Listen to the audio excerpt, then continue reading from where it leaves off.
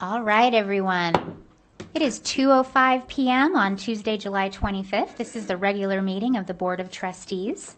I'd like to go ahead and open Section 1, our opening items, and I would like to invite Clerk Rodriguez to do our roll call. Thank you, Madam President. Trustee Westlake. Here. President Smith. Here. Vice President Nicolette. Good afternoon. Trustee Mayberry. I'm here.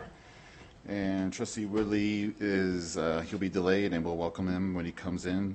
He'll be attending Zoom. And Trustee Church. I see his face. I see his lips moving, but I don't hear nothing. Trustee Church, can you hear us? Didn't hear Rodriguez. I hear you all fine, and I'm here from Vegas where I'm attending a school safety conference. So yes, I'm here. And Trustee Representative Deason. Present. Madam President, we have a quorum. Thank you very much. All right. So someone that I would like to welcome to this dais, she is a rising junior at McQueen High School. She is passionate about student leadership and student voice.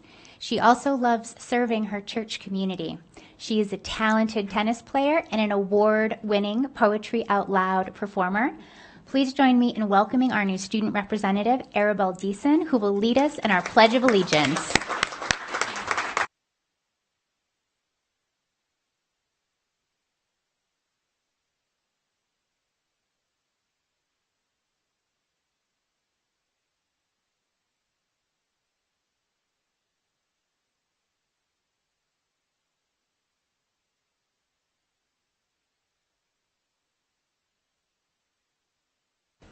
Thank you so much, Arabelle.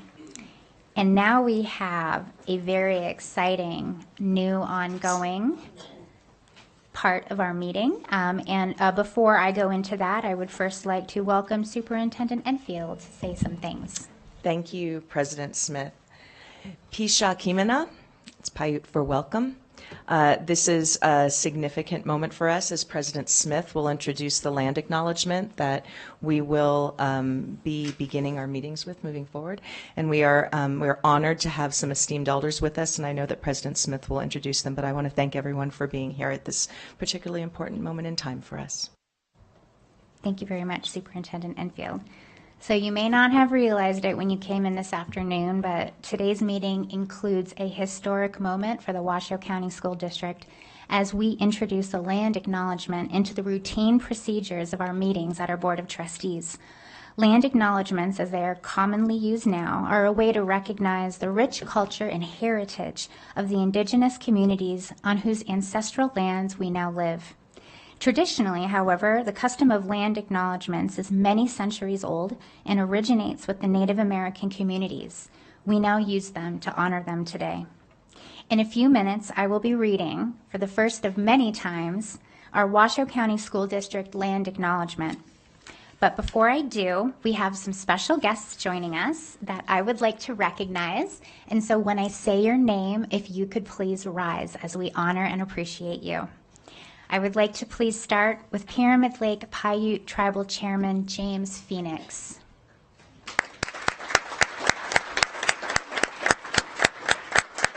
Pyramid Lake Paiute Tribal Elder Reynalda James.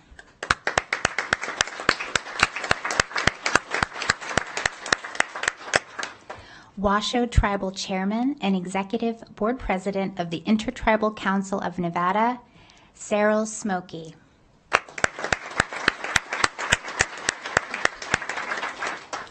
Reno Sparks Indian Colony Tribal Chairman, Arlen Melendez.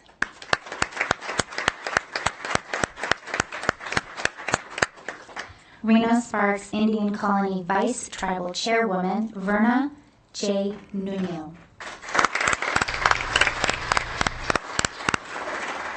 Reno Sparks Indian Colony Councilwoman, Robin Eagle.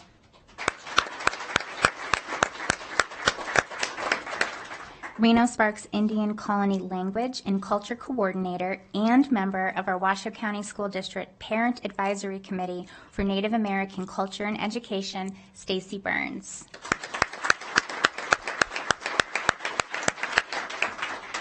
And Nevada Indian Commission Director, Stacy Montooth.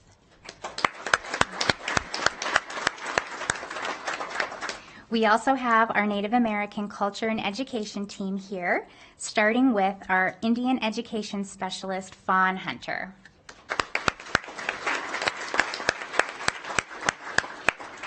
Our Paiute Language Specialist, Macario Mendoza Carrillo.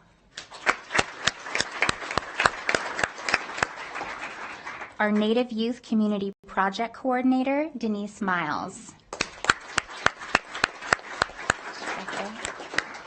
Hopefully she can hear us clapping for her.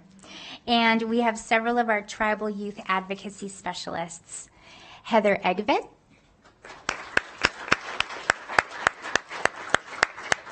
Naomi Hansrick, Monica Downard, and Lauren Wilson. Thank you so much. And now we would be very honored, so we would like to ask Pyramid Lake Paiute Tribal Elder Reynalda James to please come to the podium and lead us in a traditional Paiute prayer.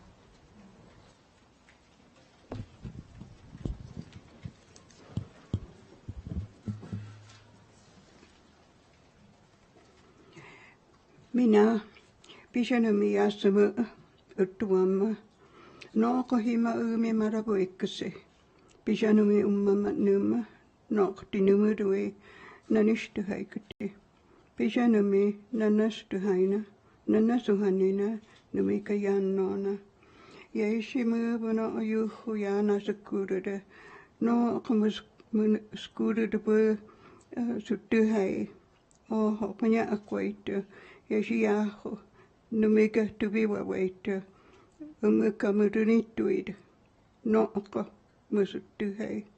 As you move an Amudwama Bikuyanon and Yanona Nanutuina, Numibuno, Umamahoso Bisha Numa, Kuyuho, Bisha Mihunu, Munitama.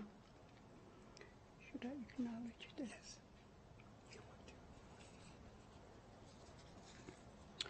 For those of you who did not understand my prayer, a prayer I wrote many years ago, Our Father, it is good we are gathered here, your children.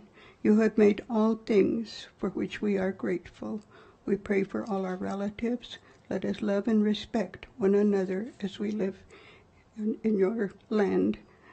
Eternal God, bless all schools, colleges, and universities, especially the schools here in our part of the country, that they may be lively centers for sound learning, new discovery, and the pursuit of wisdom, and grant that those who teach and those who learn may find you to be the source of all truth. Through Jesus Christ, our brother. Amen.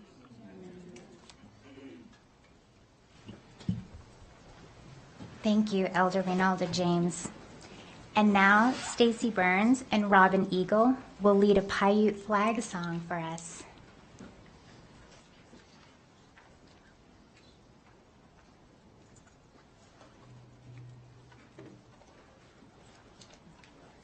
Okay, it is a Shoshone flag song, and I would like to express that this is just like you would say a Star Spangled Banner that was written by a Shoshone veteran. So if I can have everybody stand for us. Thank you.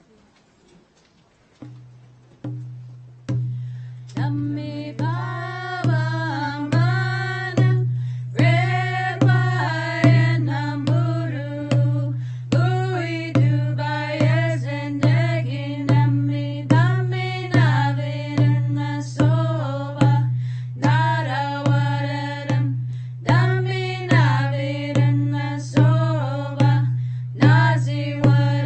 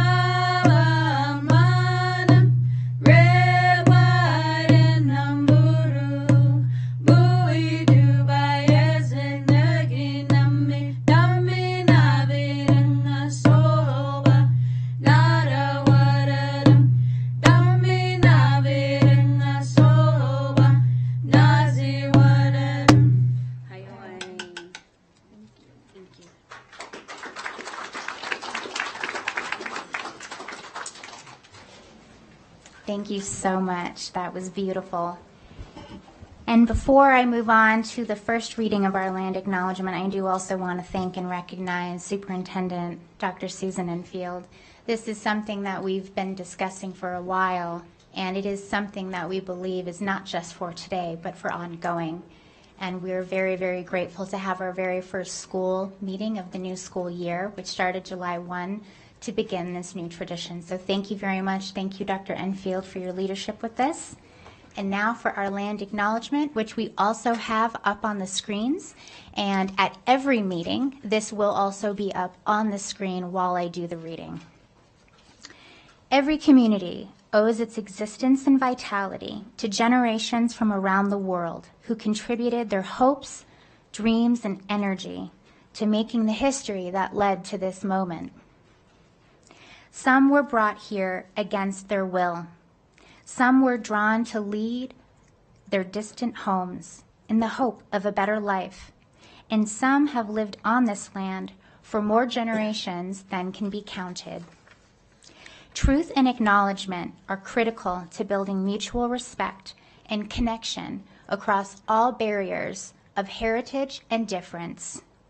We begin this effort to acknowledge what has been buried by honoring the truth.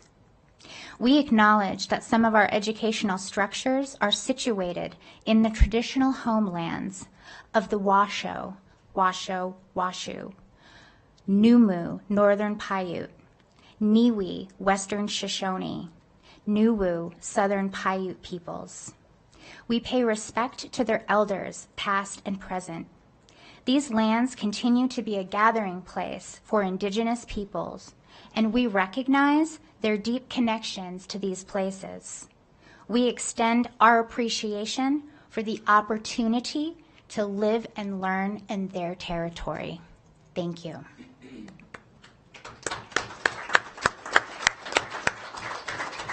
We are so grateful to have leaders from our Indigenous communities here with us today, and they have asked to share a few words. First, please join me in welcoming Washoe Tribal Chairman and Executive Board President of the Intertribal Council of Nevada, Cyril Smokey.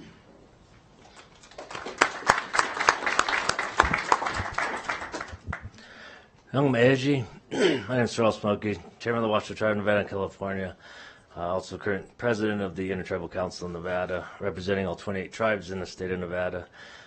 First, I want to say thank you. Thank you for inviting me and starting this land acknowledgement. I think it's long overdue, but it's more than just words on the wall. It's more than just something you say, or more than just even acknowledging the peoples of this land. We need to go beyond that. We need to work together, because this is doing land acknowledgements is not showing that our people were here and are gone, and we're currently working on ancient homelands. This is our homelands still today. We're still here right now. And I hope that this is a start in, starting this process, I guess, across the state of Nevada. We do a lot of work with our school boards within our counties of our homelands as well, within the Washoe tribe. But it's really recognizing the truth. I mean, it does state, but that's it's a good start for the fact that our peoples were forced from these lands, through genocide and colonization, and those are truths that we don't want forgotten, because we are still here. We've been here since the beginning of time, and we're still here today. And we didn't do that by standing aside and letting things take over within our own lives and losing our culture. And we did that by fighting, by persevering and prospering. And we will continue to do so. But I appreciate the invites and the land acknowledgement, as a whole. And I hope it sparks into something more than more collaborative efforts together within the tribes, within the tribal people and the membership of these lands, that we can all work together and really start incorporating more, specifically here into the school systems. Because we're called Washoe County for a reason. It's because it was the Washoe people that were here. And with the incorporation of the other tribes, Paiutes and Shoshone tribes that have come in and used these lands, we collaborated together. And that's just how our history went. But I do like the acknowledgement. I think it does bring light to things in a simple way. But we also need to go again beyond that and start really bringing out the true history, so that everybody really knows, what happened, how it happened, how we came to be here, and that all of us tribes that are here, are continuing to do work to continue to get not just recognition, but our lands within our areas that we've been removed from, do work and be stewards of the land, and really take care of not just the land, the water, the way we always have, as it has taken care of us and allowed us to survive all these years. And I hope that you all would take that into consideration in moving forward, and so that we can use those traditional cultural practices in everything that we do moving forward, because we've been here a long time, and we want to keep it that way. So, thank you. Thank you. Thank you so much. Please join me in welcoming Pyramid Lake Paiute Tribal Chairman James Phoenix.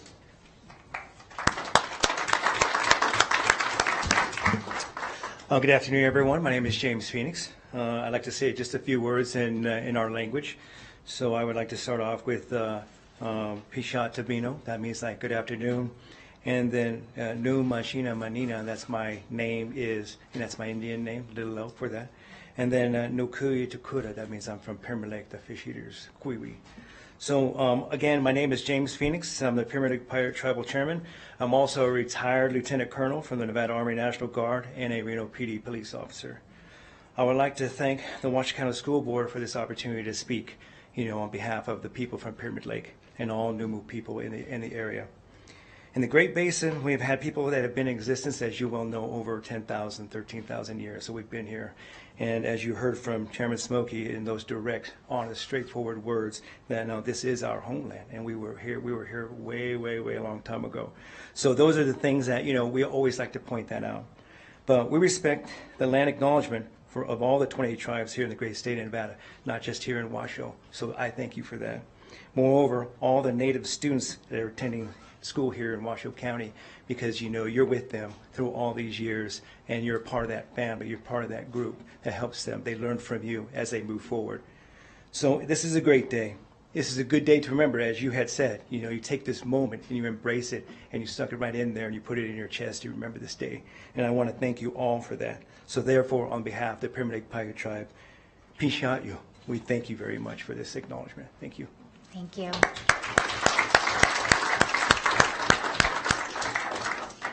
And now we have Reno Sparks Indian Colony Tribal Chairman Arlen Melendez.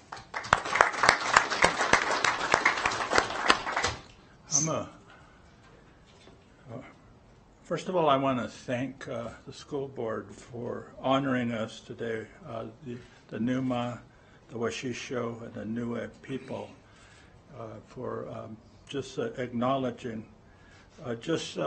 When you really think about acknowledgement, it's really, if you look at our culture, that was just one part of what we call the protocol of tribes. A long time ago, when we went to visit another tribe, or went, out of state, or not even state borders, but if we went a long distance away, we would ask permission to enter into that domain or that other people's land, even though it wasn't Paiute, for example. And then the other tribe would grant us permission to be there. That would be the proper protocol. First it's acknowledgement, then it's asking permission, then it's granting the permission to be there in other people's territory. And that was the original Native American protocol, if you might say. And so, we are on the surface of that right now, but I also want to say this isn't, and I want to ask permission, like Chairman Phoenix, to speak here in front of you today. I acknowledge that you grant me that to be able to speak today. That would be the proper protocol. This isn't about ownership of land. As you know, that was a colonial, basically, endeavor not owning land. We never felt we would ever own the land. The Creator blessed us with the land. He blessed us with the animals, for sustenance, for clothes and all those different things. He blessed us with the plants for our medicines. He blessed us, with so many things, with the water, with the air. And we are basically caretakers of the land. That's all we are, stewards of the land. And so someday we'll pass on and somebody else will. And because, this area was a crossing of Indian tribes. The Washoe were here, the Paiutes were up here. And so we want to make sure that we acknowledge all those people of the past. But what's more important than that is the people of right now. We're the ones today that have learned from our past, but we can learn from one another today. Learning from you, like you said in the acknowledgement that people came from other countries, that they came not of their own free will, but we all have been through trials in our lives. And so that's why we're here, to grow together. And above all those definitions I've stated, probably the greatest one is love. Above everything else, it translates far above anything else we could talk about here today. So if we love one another, like the Bible says, and we treat one another with respect, then we have an understanding of one another, and we can do great things together. So I just wanted to say, the land is life, but we're the stewards of that land, and so are you. So thank you. Thank you so much.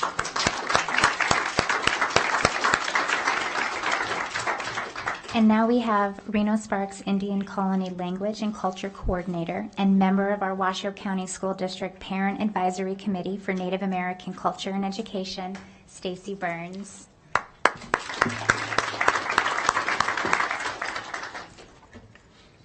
Thank you. Bishama. How na Stacy Burns pinania no onaraka na rito ko ito washu. Manigi itua mo bigayo. Na kova wetu kimara na pasya pa no bigayo. Ikuma Anthony Hernandez nanian, I Pia Brenda Burns nanian, I na Dwayne Rambo Tom nanian. I Moa Bertina Dick Burns nanian. I Kunu Willie Rambo Jr. nanian. I Hutsi Dora Rambo Tom nanian. So I'm a parent of the Washoe County School District students. I currently serve as the RSAC Culture Coordinator, and I also serve as a Parent Advisory Committee member. It's under the Native American Culture and Education Program. So I make sure to share my language, band, and lineage with you, as it is who I am, who I represent, and it is my identity. So that is very important to us. I share with you all today to remind you of the importance of our language and culture, which connects us to our land, ancestors, and to each other. It is the key to the past, present, and future. So I want to thank our beautiful elder, Miss Ronalda James. She is the keeper of our language and our culture. So our elders have endured many traumatic events that have systemically targeted their culture and identity. So our elders are very strong, as they are the backbones to our Native communities and continue to breathe life into our Native nations.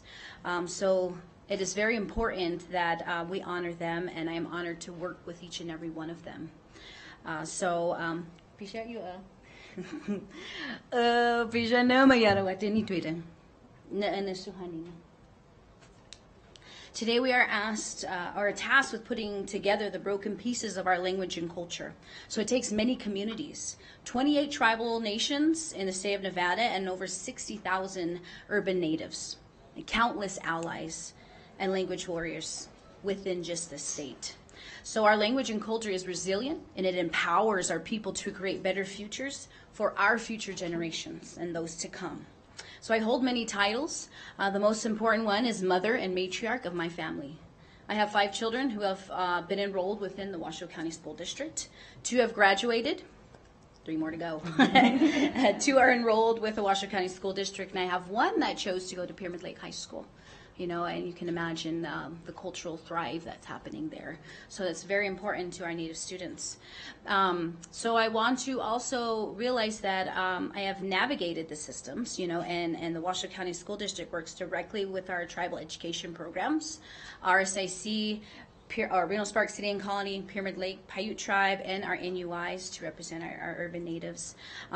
We are given true representation and advocacy for our Native children through these programs. So I personally have seen the great programming created when we all work together, when we're all given that platform, when each and every person is given this voice and the opportunity to address and speak those different events that come up.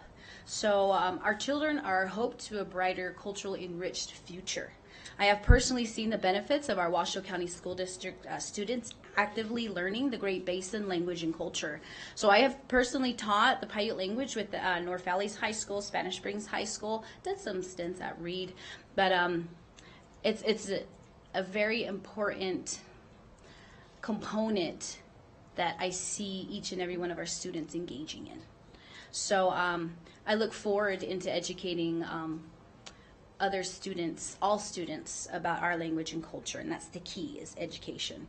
So today we have the power to bridge that gap of our elders and our younger generations, connecting them with cultural knowledge, traditional ecological knowledge, and traditional teachings. Every student is entitled to their language and culture. We would like to see Washoe County School District make that investment in our language and culture, and then also support these programmings for sustainability in future generations. I also would like to welcome 2 students from Spanish Springs High School who are enrolled in the Reno Sparks City and Colony. Many of them I consider to be outstanding students, so I would love for them to address you as well, if possible. Yes, Kima.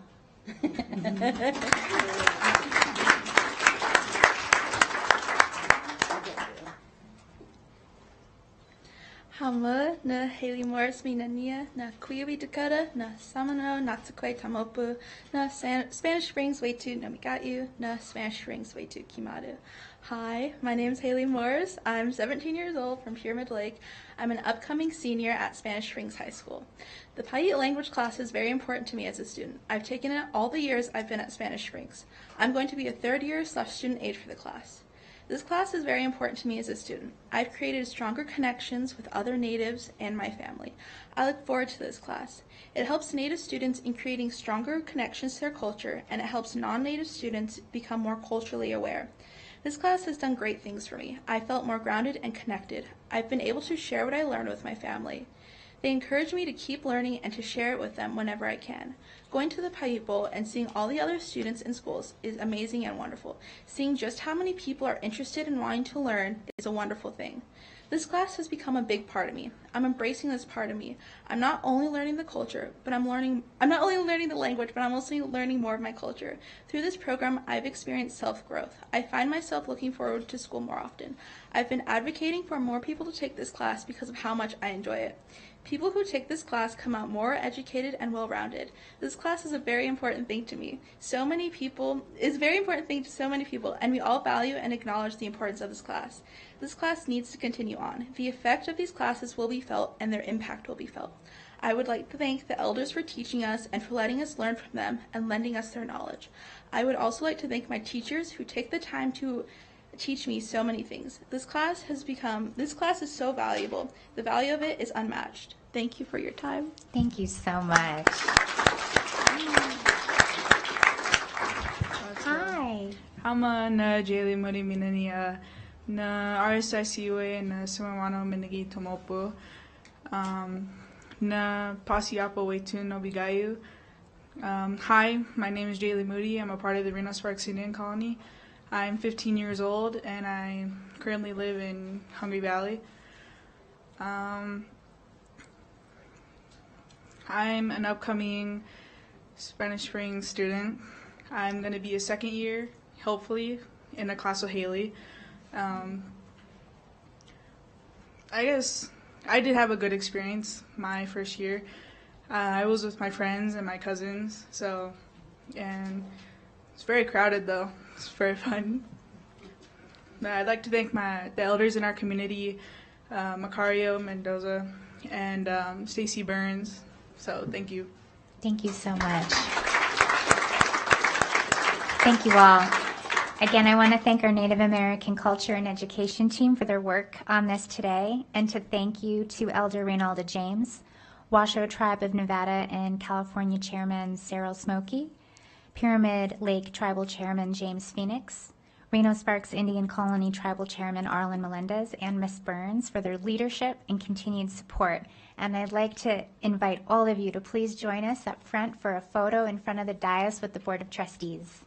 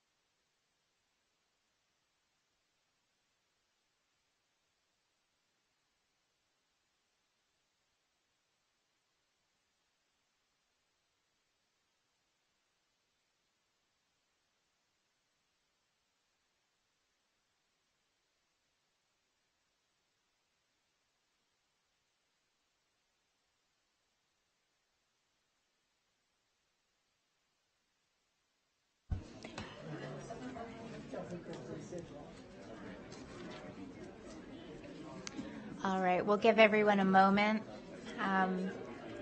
while everyone leaves, and then that'll also free up seats for anyone else who wants to join us here in the main room.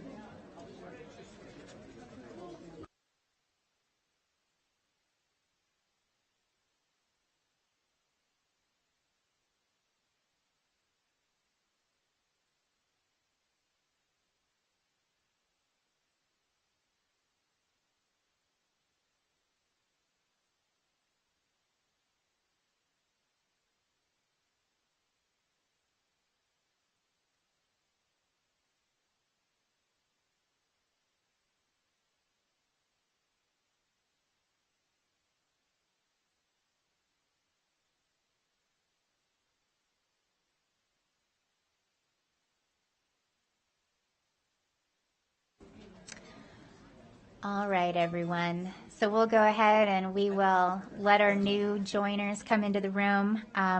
As we close out section 1, I do want to say that this was a very important and beautiful moment, and I can't think of a better way to start the rest of our meeting than by the land acknowledgement we just had. All right. We'll give it one more minute while we finish the seating of everyone, and then I'll go ahead and ask if we can let the meeting come back to order here. Okay. All right. Okay. So now we're going to go ahead and we're going to move on to our second section. These are our consent agenda items. And for today, we have consent agenda items 2.02 through 2.19. And I would like to see if any trustees have any items to pull from consent. I have not been told in advance of any preemptive requests. So I am. Church does. Oh, Trustee Church? Thank you. Yeah, I did send an email. I'm sorry if it got lost. We had a lot of emails coming in today. 2.07, 2.19. On 2.19, I'll make some statements and vote accordingly. I don't think I need to interview anybody, but if Mr. Rombardo wants to render an opinion, that's fine. But 2.07, 2.19. Okay. Really quick, just as a clarification for 2.19, if you just have a statement related to that, did you want to include that as a statement in the general discussion for all the items, or did you want to pull it and then just specifically have a moment to make your own statement? I want to pull it because it affects my vote. Okay, very good. Okay, so then that leaves us with items 2.02 to 2.06 and then 2.08 to 2.18. I don't see any lights on for questions. So JJ, do we have any public comment on those items? Kaylin Evans. Welcome, Mr. Evans. And JJ, what item is that for? 2.01.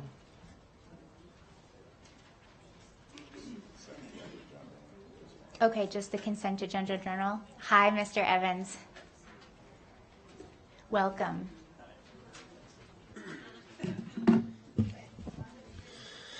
For the record, my name is Kaylin Evans. I'm the president of the Washoe Education Association.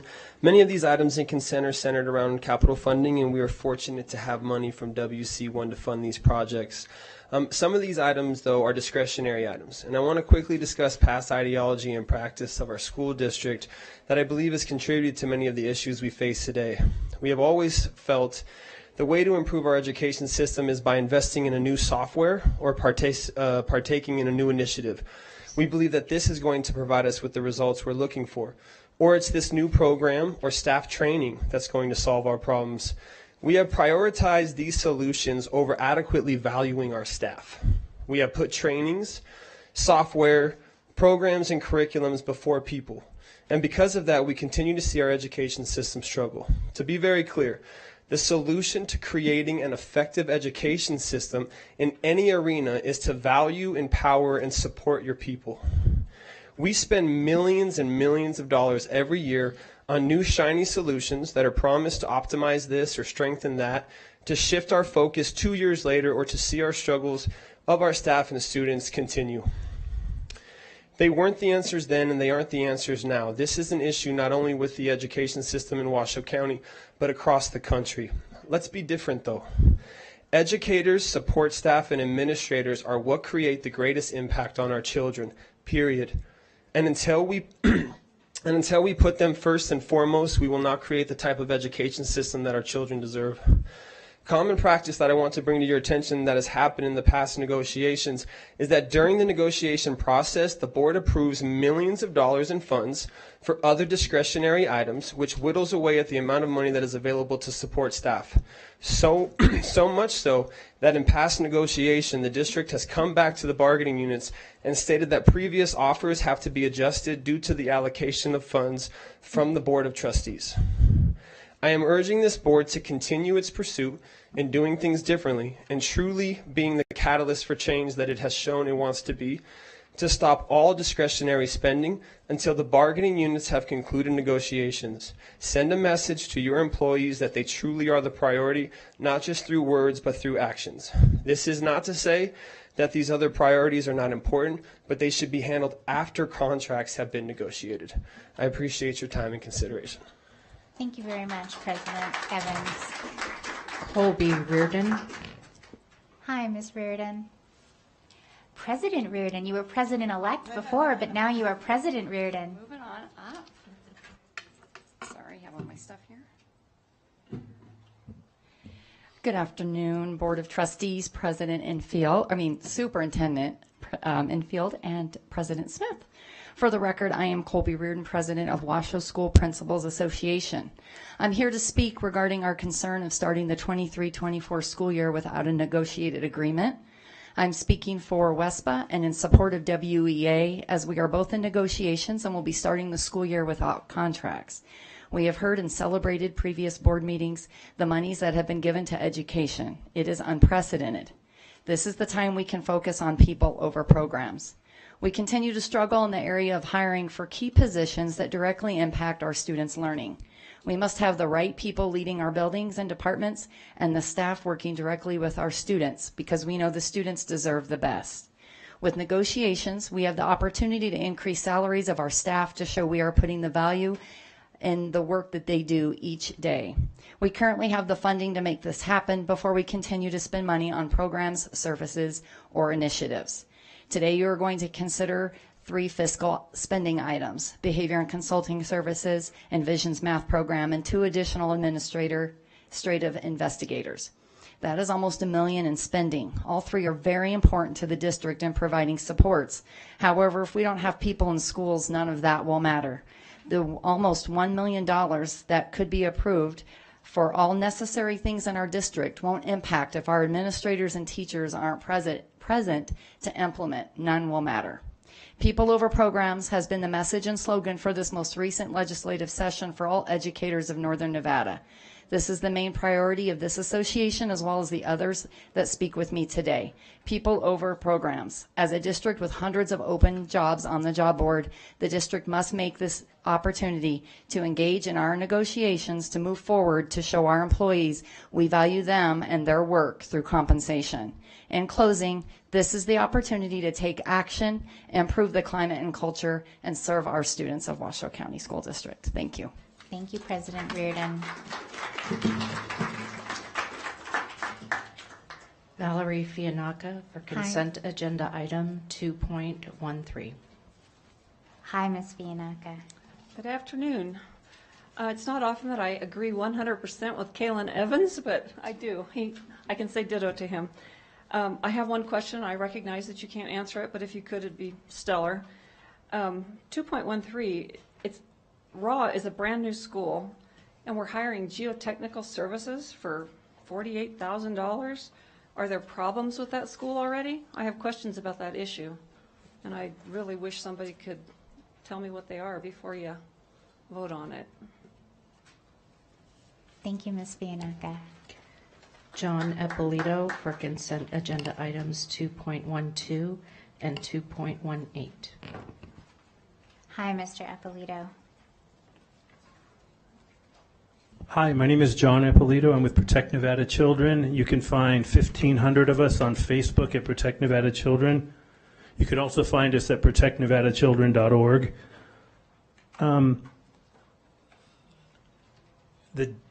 The district keeps spending lots of money on things that don't seem relevant. The teachers are, at least need a raise or something. They don't have contracts. You guys are going to vote to spend over $825,000 on software today. You're going to spend another $175,000 for administrators. What about the teachers? That's what keeps getting forgotten in all this, I think. Wasn't that long ago when you guys spent $6.5 million in one meeting on software. Since then, there's been several times where you've spent hundreds of thousands of dollars on software. We've been trying to get an accurate number for how much you guys spend on student software. We've been asking for months, and you guys have not answered. It's in the tens of millions of dollars just on software. And we all know all of us who have been teachers know that's not the way to teach kids. You guys are doing the wrong thing. Pay the teachers, forget about the software, get the kids off the screens. It's ridiculous what you're doing. All right, I definitely support enthusiasm. Could you but stop the let's time, keep the please? meeting- You're talking. I'm not talking. No, I No. can do this with the crowd, and I have no problem giving you the time, but please do not correct me like that. You will absolutely I just get your asked you due to time. stop the time. You're still talking, Beth. So the most important agenda item today is the item that all these people are here for. The overflow room's full. There's old people that are standing up. It's the last item on the agenda. That's ridiculous. You guys should be ashamed of yourselves. It's not okay. Please have order while Mr. No. Ippolito completes his Beth, 3 minutes it's not plus. okay. People are here to talk about one thing, and you guys are going to make them wait several hours to do that. And you know it's wrong. We know it's wrong. Start doing things right. Thank you, Mr. Ippolito.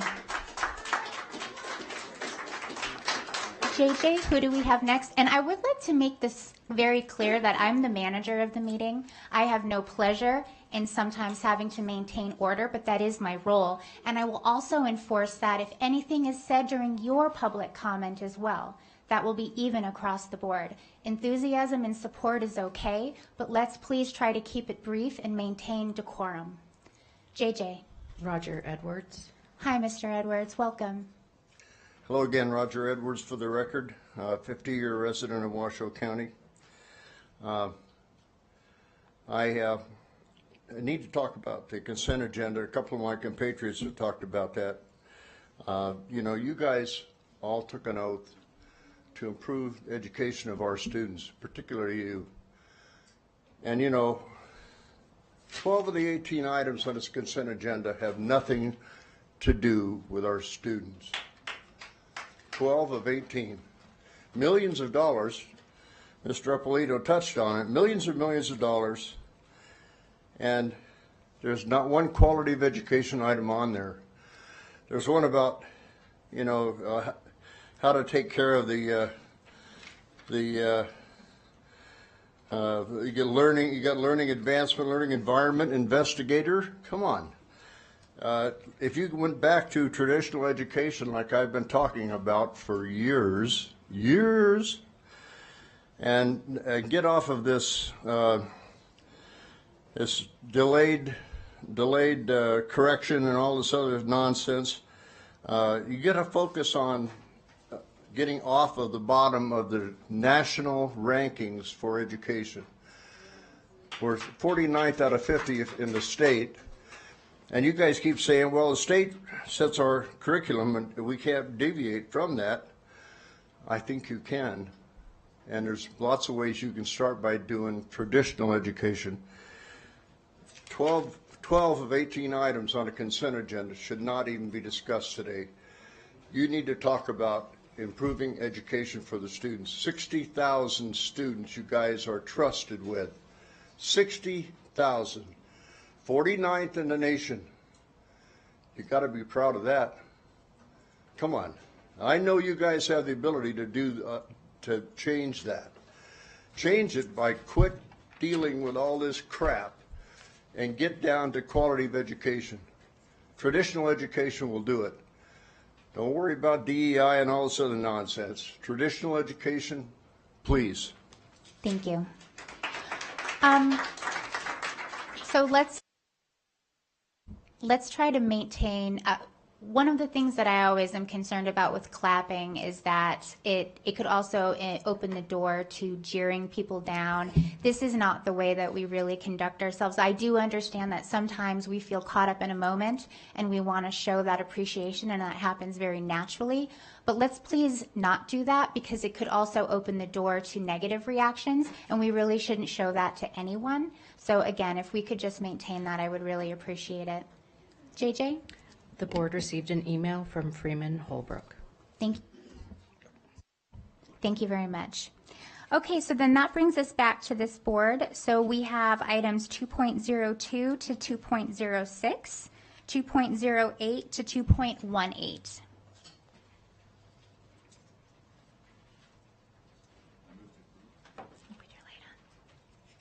I move to approve.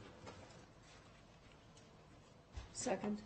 All right, so motion by Clerk Rodriguez, seconded by Vice President Nicolette. Is there any discussion on the motion? Madam President, looking at, I'll heed to you on this unless I can ask, could we get a little clarity on item 2.13? I don't, this is the item on, closer? I'm sorry. Okay, I apologize. Could we get a brief overview from staff on 2.13? I just want to make sure the public doesn't understands there's nothing wrong with J. Wood Raw. Yes, I believe, Megan, can you get the appropriate staff person from my office to come? I think Tammy Zimmerman should be here. Thank you for that. Of course. It's a new school in my district that will be opening up in the fall. Very soon, in a matter of weeks. And we welcome our Chief Facilities Officer, Tammy Zimmerman. Hi, Tammy. I'm not sure if you heard the question, so Trustee Mayberry, could you just succinctly rephrase that so Tammy can hear that? Just looking for clarity on item 2.13. This is the Black Eagle Consulting for special inspections and testing at J. Wood Raw. Can you help us understand the purpose of that? Yes, and for the record, Tammy Zimmerman, Chief Facilities Management Officer. There was additional testing required because we had additional concrete loads that they split them up into to make them workable for the concrete subcontractors. So with that, when they change loads, we have to do a sample of it and test it. And it's for flat work, sidewalk, concrete. There's nothing wrong with the building. There's nothing wrong out there. It's just to make sure that what we have out there meets the criteria and its exterior. And so as they moved along, the contractor decided to change that and put it into smaller loads. Thank you for your time. Thank you very much, Ms. Zimmerman. Thank you. All right, so the motion is to approve items 2.02 to 2.06 and then 2.08 to 2.18. We have our motion by Clerk Rodriguez, seconded by Vice President Nicolette. All those in favor, please say aye. Aye. Aye. All those opposed, nay. All right, motion carries 6-0. And now for Trustee Church, the first item that we're pulling is item 2.07. This is the possible action to approve the Safe and Healthy Schools Commission, also known as the SHSC, appointment of Annie Zucker, an at-large member for a term ending June 30th, 2025. This is an item for possible action. So we welcome Dr. Paul LaMarca. And Trustee Church, I'll yield to you to your questions. Thank you very much. First of all, I'll start by, if I might, doubling what you said. I ask everybody in the audience on this item or any item to be civil, to be respectful, and not to interrupt the meeting. That said, the problem I have here, I've been a pretty vocal critic of the procedure for selecting members to committees. I was told this one had 4 applicants. I sent out an email on the 20th asking for the applications of the other 3. If I received it, I never found it. I've searched for it, never got it. I did get a link that took me to some July meeting. It might have been a broken link. I don't know. But I'm not comfortable voting for this individual. The resume looks great. Their work with the local medical community looks great. But I want to see the other 3 to know what kind of candidates we're not selecting. And so that hasn't happened, and that's my concern. I guess the best thing to do, in my opinion, would be send it back for the next meeting. There's no big rush on this. And it's kind of ironic that I'm at a national school safety meeting here in Las Vegas with 1,400 attendees. So it delves right into exactly what we're dealing with, so the public knows what I'm doing. But that's my concern. I never got the applications. Is there a question? Well, I guess the question would be, did I get the applications or why not? Well, I think I can jump in there. So just so everyone knows, and I'll lead this with a question so that I'm not just making a statement. Dr. LaMarca, can you confirm that our board policy process was followed in the selection of this appointment? President Smith, Superintendent Enfield, for the record, Paul Lamarck, Chief Strategies Officer. Yes, we followed the policy. We received 4 applications. We interviewed all 4 candidates. They were all outstanding candidates. Ms. Zucker was unanimously selected by the 4 administrators that served on the interview committee, so that's why her name was put forward. I didn't receive any request for application, so I can't respond to that particular piece of this question. And I can help on that portion. So our board policy that actually dictates this actually says that if any trustee moves and then there's a second and a vote, then the board ourselves can actually see all the applications and then ultimately choose the person ourselves. But the process that we have in place does defer these decisions through a very full and detailed process, which is followed for all of our appointments. But it still never takes away the authority from our board to make a motion and to move, to see all the applications and then ultimately decide ourselves. So that's just the explanation of how that board policy works. And by the way, that's not a new policy. That's been in place for many years. Seeing no other lights and not seeing Trustee Church's hands, JJ, do we have public comment on this item for 2.07? I'll comment on that. Valerie Fianacca. One second, Ms. Fianacca. Jeff, would you like to make that comment first, or would you rather wait until after we have Ms. Fianacca speak? I'll go first. I'm an elected trustee. If I ask for the applications, there's nothing in the policy that says I shouldn't get them. And we follow the process, but the process policy, I'm an elected trustee. I should be able to get those because I don't know until I see them if there's cause to make a motion to review the other applications. I don't know that. That said, I'm prepared to make a motion now and then let it die, but I'm prepared to make a motion. We do need to do public comment first, so this would be a good time for Ms. Fianacca to speak, if that's okay. Okay, thank you so much. Hi, Ms. Fianacca. Thank you for your brief patience with that. Didn't mean to have you. I'm going to be very brief. Even at County Commission, Valerie Fianacca for the record, at County Commission, when there are multiple applicants for a position, they're listed on the agenda and prior to the agenda so that the public has the opportunity to vet those people themselves and to comment on them. I think that if you have a policy where that's not transparent, your policy is not transparent. The policy perhaps needs to be changed so that the public does have that opportunity, and it seems it will add a layer of transparency to the whole process. I as well am concerned that you vet this way, and I think a lot of those boards need to be opened up to the general public. You may not get people that want to serve, but you might get an overwhelming amount of people that want to serve. It might surprise you, actually. Thank you, Ms. Fianacca. I can tell you that this position actually was open for a period of multiple weeks and very, very well promoted in the community. Trustee Westlake. Thank you, President Smith. So I read the resume of the applicant that we're looking at approving today, and I was very, very impressed. However, after finding that one of our board members has asked to see those applications, I had mentioned when we were discussing this process, I said, well, why can't we see all the applications? And I understood that that process would be very laborious and bog things down, and that we do have to have trust in our committee. So I was prepared to move forward. However, knowing that another trustee would like to see those applications, I will have to vote no on this, not because of the applicant, but just in honoring another trustee and them wanting to see the other applications. I think that would be a good thing. I did like the applicant, though. I want that to be noted. But I want to honor my other trustees and their diligence. Thank you. So President Smith asked me to weigh in. I wrote the policy for this, and it was written this way to really it was written this way in order to allow the board to get their job done, to get their business done.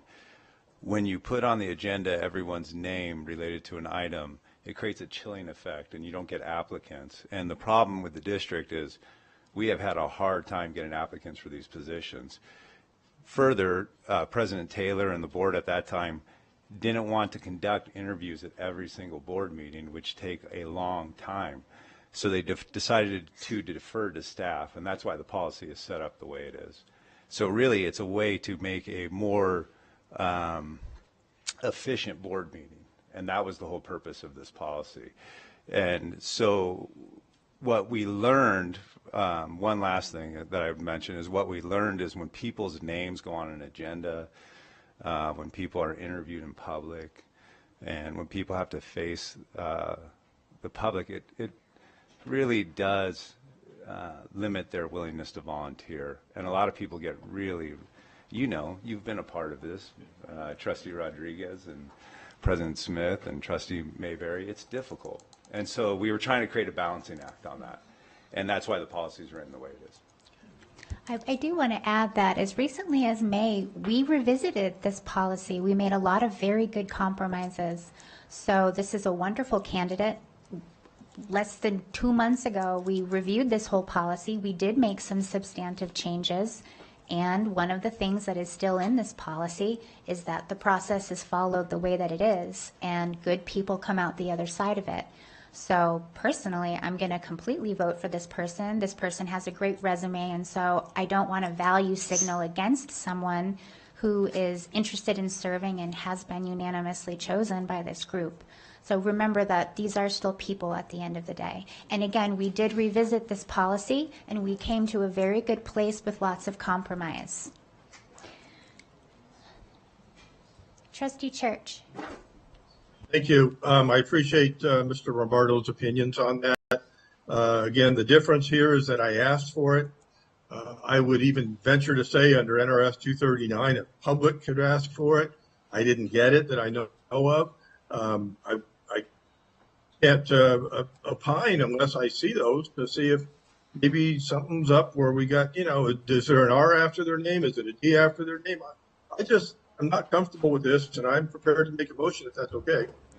So that is exactly the problem. The fact that somebody has a letter after their name is exactly why they should not be put under scrutiny. These are community members, these are family members, these are people that are willing to serve, and the letter behind their name is absolutely irrelevant. We are a non-partisan governing body in the state of Nevada. Trustee Westlake. There are members of the public that might disagree, and that's why I want to see them. But I'm prepared to make a motion. No, please, everyone. Trustee Westlake. Thank you again, President Smith.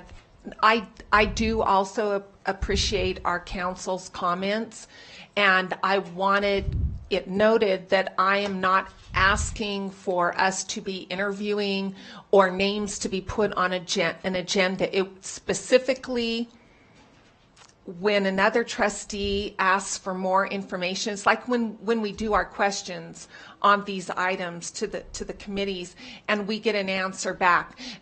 That's the only, what I'm asking for myself and for all of the other trustees, if that request is made, not for us to interview, not for us to put names on agenda. I don't care if there's a number, a letter by someone's name, if they're qualified, they're qualified.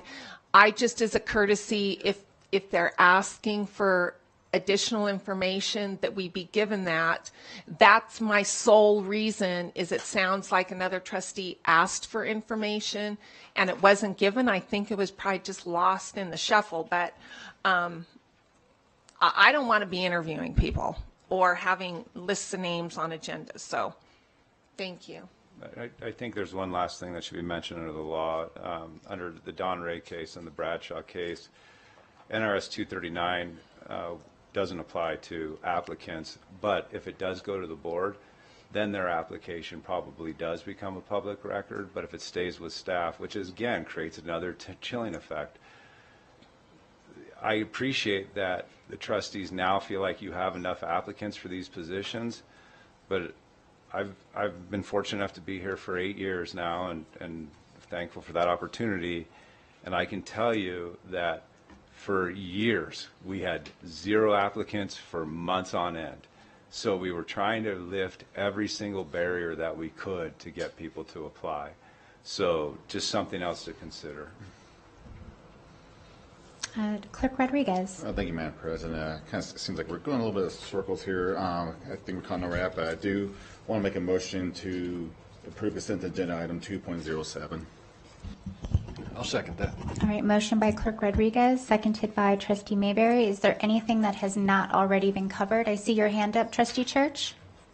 Certainly, I said I was prepared to make a motion, and apparently my opinion doesn't count, so I got No, that's superseded. not accurate. We have a motion on the floor to approve. If the motion fails, then there will absolutely be time to make another motion. My strong objection. Trustee Westlake, did you have a comment on that?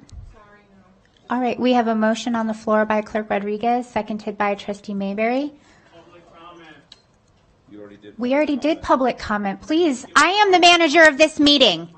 I am the meeting manager, and we did public comment. I am the leader of this meeting. Please maintain decorum. Now, we have a very long meeting to go. We did public comment. Thank you. JJ, were there any other public commenters? Not prior to you closing public comment. Thank you. All those in favor of item 2.07, please say aye. Aye. All those opposed, nay. Nay. Nay. Motion carries 4-2. All right, that closes item 2.07 and now brings us to item 2.19. And who do we have for that item? Superintendent Enfield? Yes, I'm happy to speak to that. I know that there have been questions about these investigator positions, and I want to provide some of the background on why we are bringing them forward now. In a system of nearly 8,000 employees, a lot goes on any given day. And when there is an allegation of misbehavior, misconduct in one of our schools, we have an obligation to investigate that. Past practice has been that our associate chiefs, who are our principal supervisors, often lead those investigations. That's problematic for a number of reasons. First of all, they are the principals of the supervisors in the schools in which they may be conducting the investigation, so there could be an inherent conflict of interest. Secondly, they are not trained investigators. They are instructional leaders whose primary purpose is to support our principals and staff in our schools to ensure that our learning environment is working for our kids. That's where we need their talents and their expertise. And because they are not trained investigators, I think that there's a chance that the investigations might not be as consistent, as fair, as above board as we would expect them to be. Having two trained investigators who will provide consistency, reliability in the quality and the fairness of these investigations, I believe is incredibly important, A, to do right by our staff, but B, to make sure that we are not putting the district in a position of liability. And so while I understand and acknowledge people's questions and concerns about adding two positions at the central office, these are critical as we move forward, and I believe in the long run will save our district time and money when we have these professionals on board. So I had those conversations with each of the trustees, and that's really it, unless there are any other questions. There are. Trustee Church, you pulled this item? Thank you. Yes, number one, we had an email that I was part of from the WEA that expressed concerns about this, so I want to honor them should they wish to make public comment. And I had also a phone call from a member of the community, and I share their concerns. My biggest concern, I agree with Dr. Enfield that this is probably something we need, an investigator to neutrally investigate incidents. The problem with this, and the reason I'm probably going to vote no, is that assigned it to the office of the general counsel. One thing I bring to the table here is many years of sage experience in local government, and based on that, I don't see, the quote from Dr. Enfield was conflict of interest, exactly. If the purpose of the investigator is to defend the district, we're going to look into something so that we can avoid a lawsuit or mitigate a lawsuit. Great, let's call it what it is. If the purpose of the investigator is to impartially investigate so that the citizens believe that it's been investigated in a transparent, fair manner, under no circumstances, and I've researched this, some do it right, some do it wrong, but under no circumstances should this be in the same office that has to defend those very lawsuits. I think common sense, you can kind of see the conflict here. We ought to have an inspector general, maybe the chief auditor, maybe reporting directly to the superintendent or some component thereof. But you need to bifurcate this. And if we're going to investigate in a fair and partial manner, it can't be done by the same office that's going to defend us in a lawsuit if that investigator finds problem. If that investigator finds that we messed up, how can they work for the person that potentially can fire them or recommend their firing? So I got serious problems. I'd like to hear from my fellow trustees or the community, but that's my concern. Thank you. I'm sorry, President Smith. Thank you, Trustee Church. I'm going to ask Mr. Rombardo to respond. Yeah, we already do it this way. We already have one administrative investigator in the Office of the General Counsel, and we start every investigation from a particular perspective, and that is to get to the truth, whatever the truth is. If truth doesn't change your liability, you're either liable or you're not. So our goal is to always get to the truth. If it has to do with bullying, a safe and respectful learning environment, we always take the allegations as true. We have a arduous multi-step process to ensure the safety of our students under bullying, and we have, if it has to do with employee discipline, there's a ton of law that surrounds an employee discipline and how those investigations go. And I train my team, I don't like that term. I work with my team to understand that every investigation that begins with employee discipline starts from one perspective. We are a respectful employer that is going to ensure that the due process rights of our employees are followed.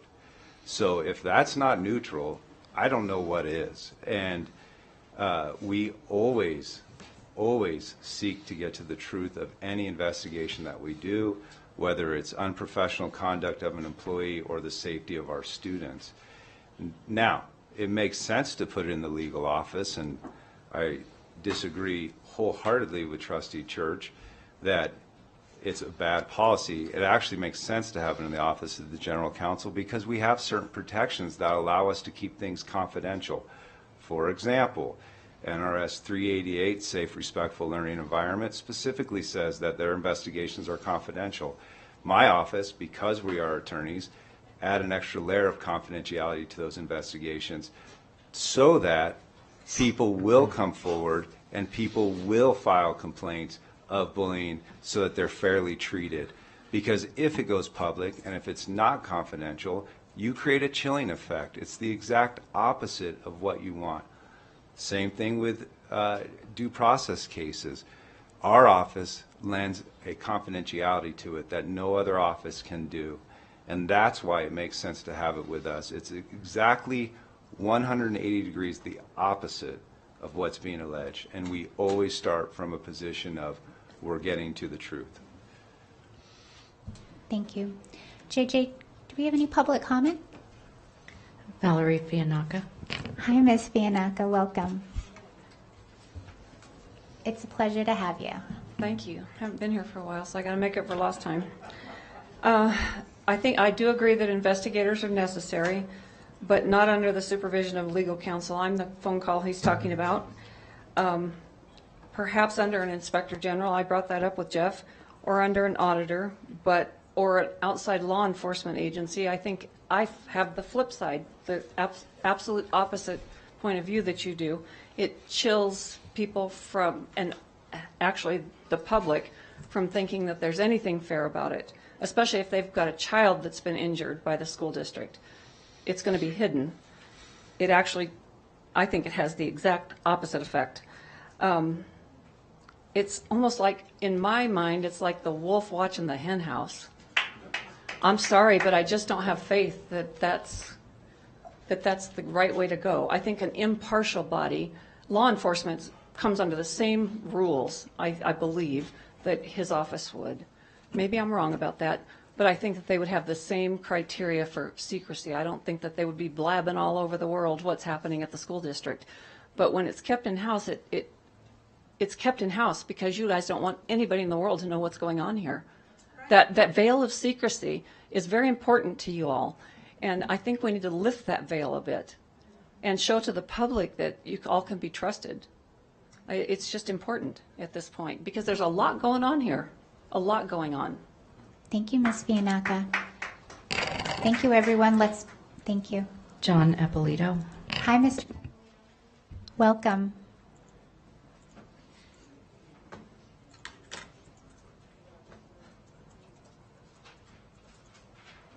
My name is John Eppolito with Protect Nevada Children. My understanding is we used to have one administrative investigator. Now we're increasing that to 3.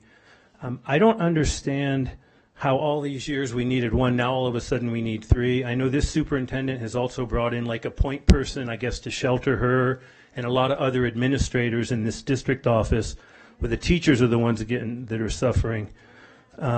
And also the part of this, these administrators that are going to investigate safe and respectful learning environment issues, I question that. I think that could backfire, especially seeing what you guys have doing, especially the president and the superintendent.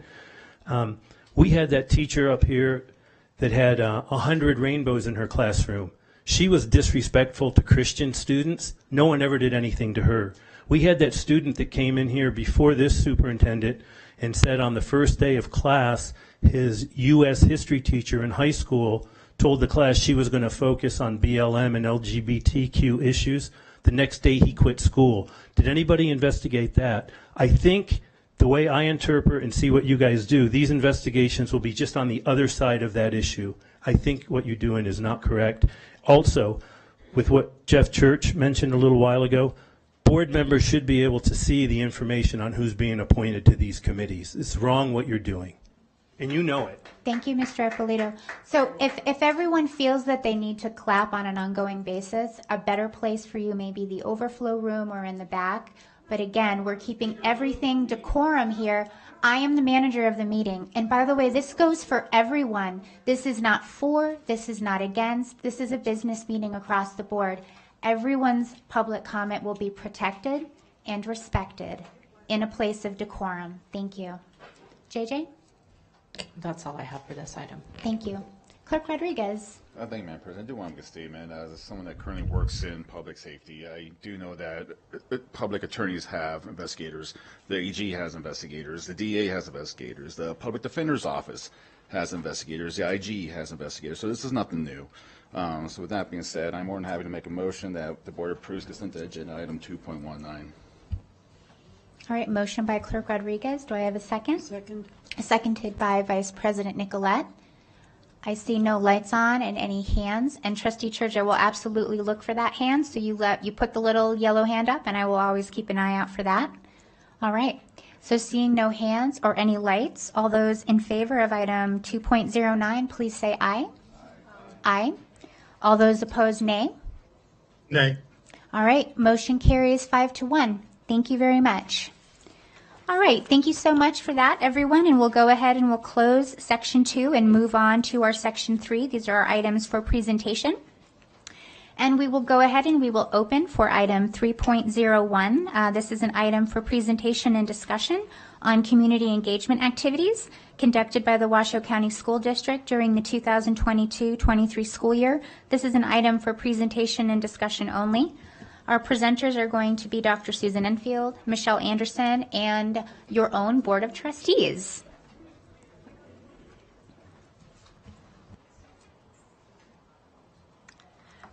Good afternoon, President Smith, trustees, Dr. Enfield, Michelle Anderson, Chief Communications and Community Engagement Officer. Up on the screen, I want to draw everyone's attention to our Washoe County School District promise. We will know every student by name, strength, and need, so they graduate prepared for the future they choose, and we will deliver on this promise in partnership with our families and community. And I draw your attention to that because in alignment with this promise is what we are going to be discussing today. We are going to review the engagement activities that occurred during the 22-23 school year, and we'll break it up into 3 sections: work done by the district, by our superintendent, and our trustees. I'm proud to say that this school year, Across all three sections, engagement has increased, and we look forward to building on this as we move forward. So the first slide is the work that the district has done with staff engagement. And I won't go through and read each of these, as I know everybody can read the screen themselves, but I want to highlight just a few things. In looking at the engagement with our district staff, our best practice is to support all departments and our colleagues with messaging district initiatives. We have also managed biweekly messages to our colleagues from our superintendent. We provide support to our board and our superintendent for any engagement activities we have with staff. We feature stories of our staff members, and of course that always is in connection with our students, on successes on our website, social media, and through our earned media coverage. And we message emergencies to our families. And then a few highlights you'll see on the right-hand side. I think all of our favorite is Teacher Appreciation Week. We worked in collaboration with Human Resources for a very successful Teacher Appreciation Week. And we implemented thought exchange surveys for staff this year to find out what they wanted to hear about from our superintendent. Next slide is we're looking at our district student and family engagement. Best practice is creating opportunities for students and families to engage and provide feedback. As we know, two-way communication is extremely important. We don't just want to be talking to our students and families, but talking with them and having those conversations. Partnering with our community agencies to provide resources and services to students and families. We publish a biweekly family newsletter. And again, one of our favorite things is highlighting our exceptional students on our webpage and social media outlets, and again, providing emergency messaging to families. Some of the highlights is hosting our very popular Back to School Expo. Last year, we had it at Old Town Mall. I know that there's Reno Town Mall. I've born and raised here, so I still call it Old Town Mall. But Reno Town Mall. And then this year, we're in collaboration with the Health District. So we're going to be having that at the Washoe County Complex. We have facilitated our annual safety forums. Our favorite campaign, Countdown to Graduation, where we highlight some of our exceptional, not all, we wish we could highlight all of our graduates, but some of our exceptional graduates, and then promoted our new online paper tutoring service this year. And Michelle, one thing I do want to point out for our community is that when we say this year, the school district years fall on July 1st to June 30th. So when we say year, we don't mean the traditional calendar year. Our school years follow the state's fiscal year. So we've actually just started the new school year. So the presentation you're seeing today is for the last school year, which would have started July 1st, 2022 to June 30th, 2023, just so everyone knows what I'm referring to in terms of year. Thank you. Thank you, President Smith, for that clarification. And then our community engagement. And like I said, this is not an exhausted list, and we know we want to build on this. But again, it was a banner year for some engagement. So we launched our Inside WCSD newsletter, which highlights the work that's being done in the district out to our community. We have our two newsletters, our capital projects newsletter and our board newsletter. Obviously, we promote and publicize district initiatives, post on social media, and event management. Some of the highlights that I would say, we launched, and I'm excited, we launched at the beginning of the school year Instagram. We have a number of followers on that, and we're continuing to build on that. We launched a thought exchange for our strategic plan to get feedback from our community. We had our very first with our she's no longer new, but superintendent for the 2023 State of Education address. And then we've had numerous ribbon cutting events, and of course our groundbreaking and topping out at Rowell Elementary School. And now I'd like to turn it over to our superintendent. Thank you very much, Michelle, and to our comms team for all of the hard work they did this past school year around engagement. While my shiny newness may have worn off a bit, my excitement and pride in leading this amazing school district remains as strong as ever. And last year I had the great fortune, and like Michelle, I'm not going to read through all of these, you can see them, but I think that, and I was very clear at the start of the year, that we wanted to create a culture of acknowledgement, recognition, and celebration. And so the Ducky Awards that we've handed out to staff, staff have been a big hit. In fact, I will just share that one of our Galena graduates handed me a Ducky Award at commencement ceremony, which I was very touched by. So clearly this is taking root. I've made it a point to have sessions with staff out in schools, with our central office staff as well, to hear their concerns, their ideas, and frankly just get to know them and build relationships. But I think the greatest investment of my time, and the one that was most well worth it, was visiting every single school. So I've made it to all of our schools at least once. And that has been a great joy. I will continue my school visits this year. It is invaluable for me to hear directly from our staff and students about their experiences in our buildings and how we as a central office can do better to support them. So with our student and family engagement, this has been particularly exciting. One of the hallmarks of this district has been family engagement. And a centerpiece of that has been our parent-teacher home visit program that we've long been a part of. And I had the great honor of participating in some parent-teacher home visits this past year and will continue to do so this year. But to see our staff build multi-year relationships with students and their families is a truly remarkable thing to see, and to see how it pays off in the success of those students in schools is remarkable. We also launched our Washoe County School District Family Action Committee and our Special Education Family Action Committee. We've had amazing turnout of parents and family members who have come together to identify priority issues that they want to work with us on. So last year was getting to know, norming, storming, now we get to perform. So we're going to kick off this year with some assignments and really dig into the work that we can do together to improve our district. And I will also continue to have coffee chats so that I can be out and listen to community members on a regular basis as well, and continue to partner with all of our local organizations that the district works with. And finally, continuing to support our student, help me get it right, it's not a group, it's a council. Thank you very much, Arabelle. Our Student Advisory Council, and find more opportunities. When I do my soups with the soup with staff out in buildings, I always make sure to do a student focus group as well, because that's why we're here. And finally, the community engagement. Since last year was my first year, we were heavy on community engagement, thanks to the support of our comms team and the trustees. We held numerous town halls, coffee chats, etc. I was able to form invaluable partnerships with our higher education leadership. President Hilgerson, President Sandoval have become real advisors to me and partners in this work, as well as our local community and business associations, EDON and others. And I look forward to strengthening community engagement this year. As of now, I sit on the boards for EDON and the Children's Cabinet, which I'm very proud and honored to do. And with that, I will cede my time to the trustees. Thank you very much. The engagement that's done with the district, we had a rough few years where distance was what was needed and less engagement. And it's incredible to see what has been done to really pull in the voices of our students, of our staff, of our families and our community. And so I know, Michelle, that there are even so many more things that we see here, because it always feels like there's something out with the community, really making sure that we're being open. So for this last portion, the trustees themselves are going to walk through.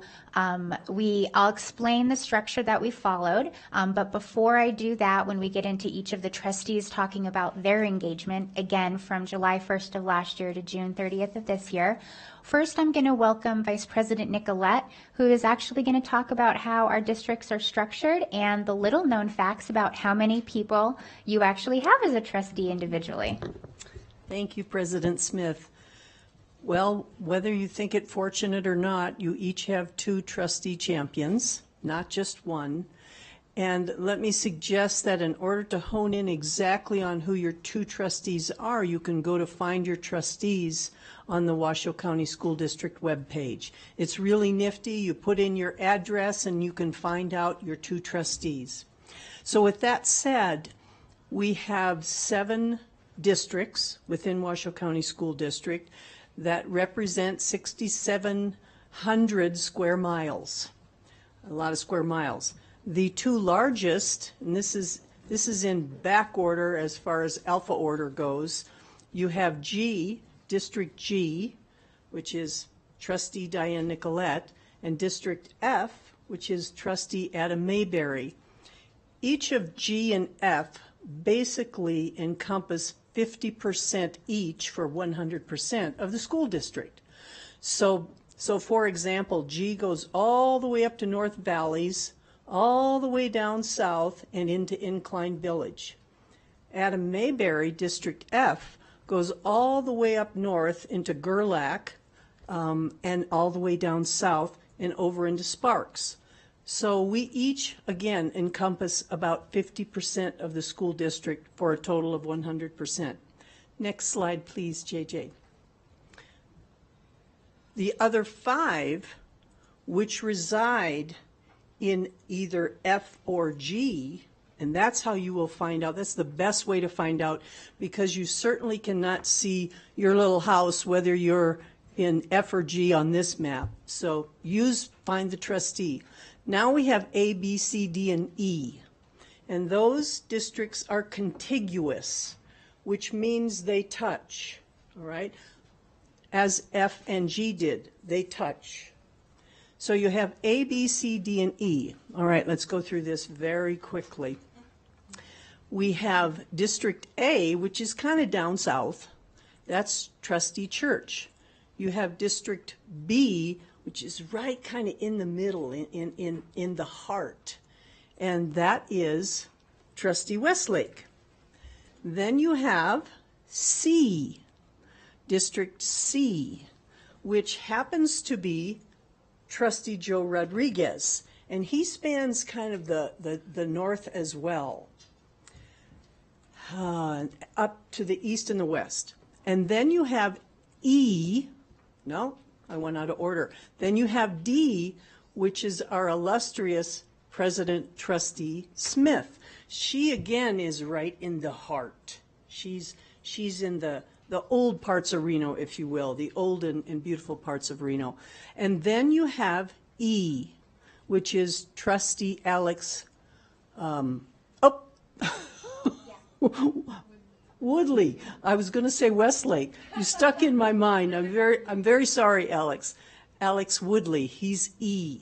So again, each one of these 5 districts are either part of the larger F or G.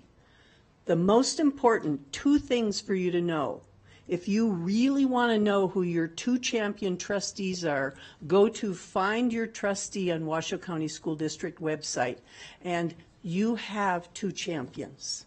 And whether you like that or not, you have 2.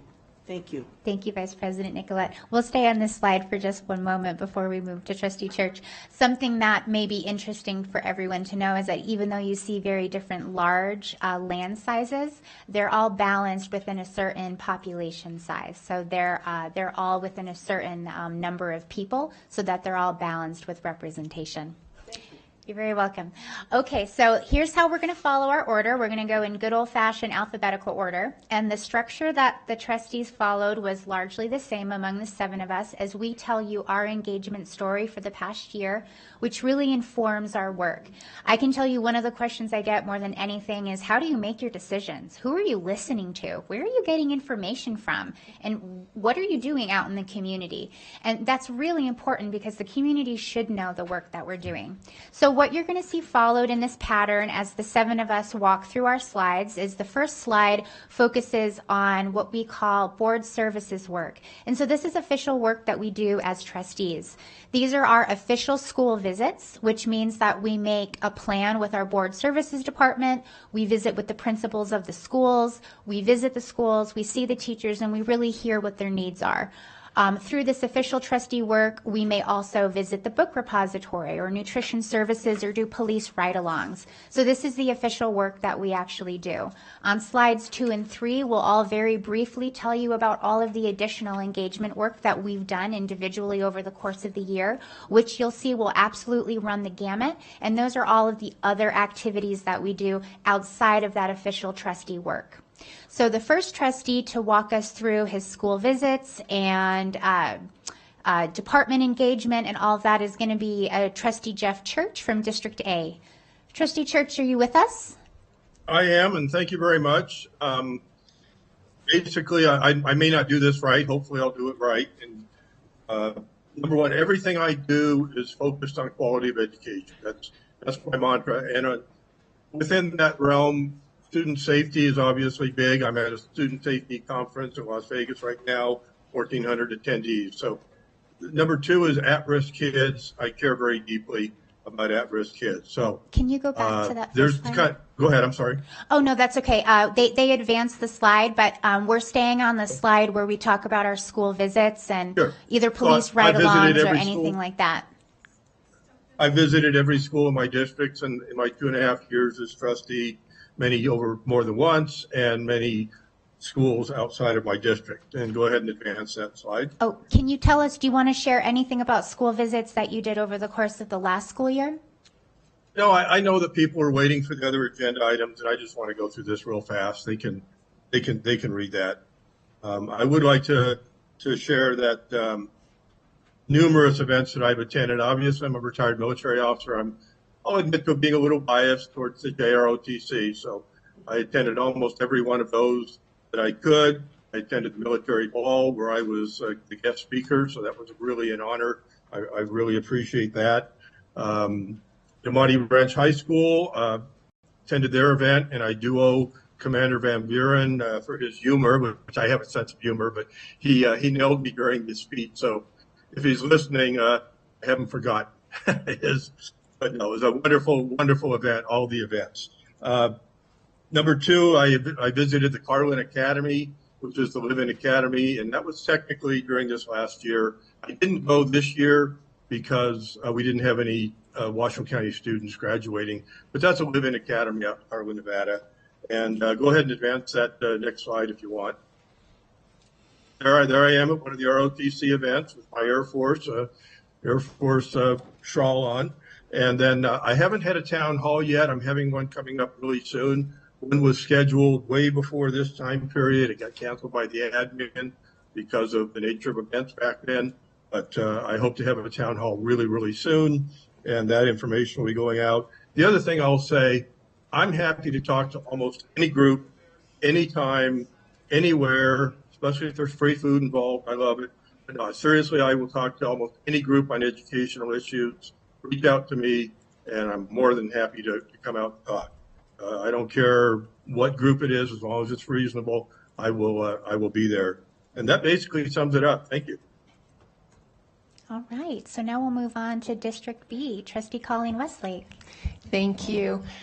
So being a new trustee, there's a huge learning curve, but I was able to visit all of my schools, 25 schools, 18 elementary, 4 middle, and 3 high schools.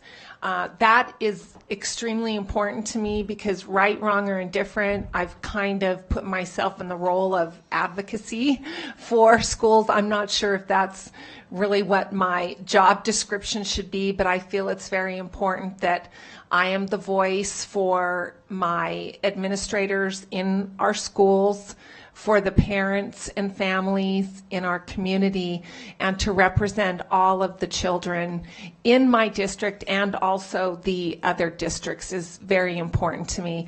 I love all of the schools in my district. I think they have amazing, amazing individuals that are working in the school for our kids. And I'm super, super humbled and proud to be a trustee. Trustee Westlake, I want to jump in because you deserve some significant recognition. For one, you actually did visit one of your schools this school year, and you managed to do all of them. Yeah. And that's great because we really want to hear about those school visits, and I'm really glad that you are on the record and stating that you have been to your schools. And doing all of your schools within that time frame is very, very impressive. Thank you. So congratulations for that work. Thank you very much. Thank you. I do want to take my hat off and applaud Jen Caldwell for making that happen for me. I had a couple of health setbacks and family issues, and she was always very gracious and accommodating. Sometimes I had to change things up at the last minute, and she got me through all of them. She really did. She made it happen, and so thank you very much, Jen. Okay. I hope I didn't miss anything here, because not to put a feather in my cap, but to really applaud all of the different components and facilities that we have. The Family Resource Center, that absolutely tugs at my heart, and I'm very proud that we have those in our schools, helping the families that are in need. I mean, is even just if someone's struggling with their power bill, they can go in and they can get help at the Family Resource Center to keep their power on. The Children's Cabinet, another amazing, very fortunate to have these two organizations. I did participate in Ride Along, enjoyed that thoroughly, and I did meet with Chief Trevino and toured our police department. I think that probably was very important to me to get that aspect of what our district is up against and what we are doing and what we're looking forward to doing to keep our kids and our teachers safe. The Inspire Academy, the PRT F facility, and the Jan Evans facility, again, having had a very privileged, being raised in a very privileged environment, I really think it's important for us to see the other side when kids are struggling and their needs. And I really enjoyed the Jan Evans so much with those young men that Trustee Nicolette and I went back and had lunch and then had just a sit down talk with these young men. And it is important to see the struggles that some of our young men, some of them brought it on themselves. It happens, but also when you have a hard upbringing, I can see where things can go off the rails, and I'm very appreciative that we have the individuals at these facilities trying to help these young people get back on track. I attended all of the graduation ceremonies except for one. And that was the Pecola graduation. I most definitely, I will drag myself to that one. I had the loss of a pet that very morning. So all of the other high schools, though, and to see these young people celebrating their achievement was extremely rewarding to me. And just an awesome feeling having to be able to attend those. Student Voice Conference, State of Education Address, the JROTC ceremonies. I wish I had joined JROTC when I was in high school, having seen the decorum and their drive and their absolute dedication to what they're doing. I've had 2 town hall meetings. I'm definitely going to have more. I think it's extremely important to connect with the community. Again, I see myself as advocating. I attended the Safe and Healthy Schools Commission. That is very important to me, that we keep everybody safe. I was able to deliver thank yous to some of our staff, and I attended the Believe in Education rally. What an uplifting event that was. And then I also was able to portray Sunny the Lion at Sun Valley Elementary School and delivered the Student of the Month awards as Sunny the Lion. So that was important. Sun Valley Elementary School, when I visited, they asked me if I would be willing to come and read to their one of the kindergarten teachers. She asked if I would come and read to her class. And since then, I'm making it a monthly, sometimes bi-monthly, to go and read to all 4 of the kindergarten classes at Sun Valley. And what I'm going to attempt to do is to follow those kids as they move up into 1st grade. Thank you so much. And I do want to acknowledge that there is a little bit of tension between Trustee Westlake and Trustee Mayberry about who the better Sonny the Lion is. So if anyone's following along, that's a real thing. I'm just going to leave that right there. Can I just add one thing? Go. So last night, I had a dream about Trustee Mayberry. It's about to get real, and everybody. He was putting on a kitty puppet hat, and he was dancing around as this kitty puppet. And in my dream, I looked over to Jen Caldwell and I said, you know what? Maybe Trustee Rodriguez is a better Sonny the Lion.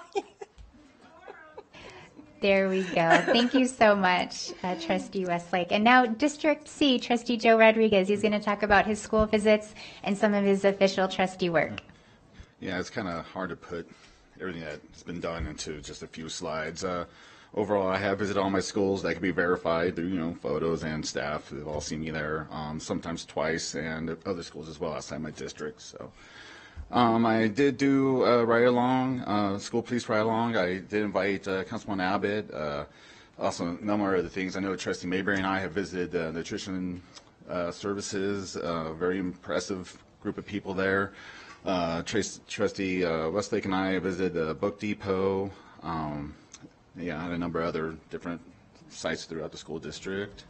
Thank you very much for visiting your schools, too. Second slide, a lot.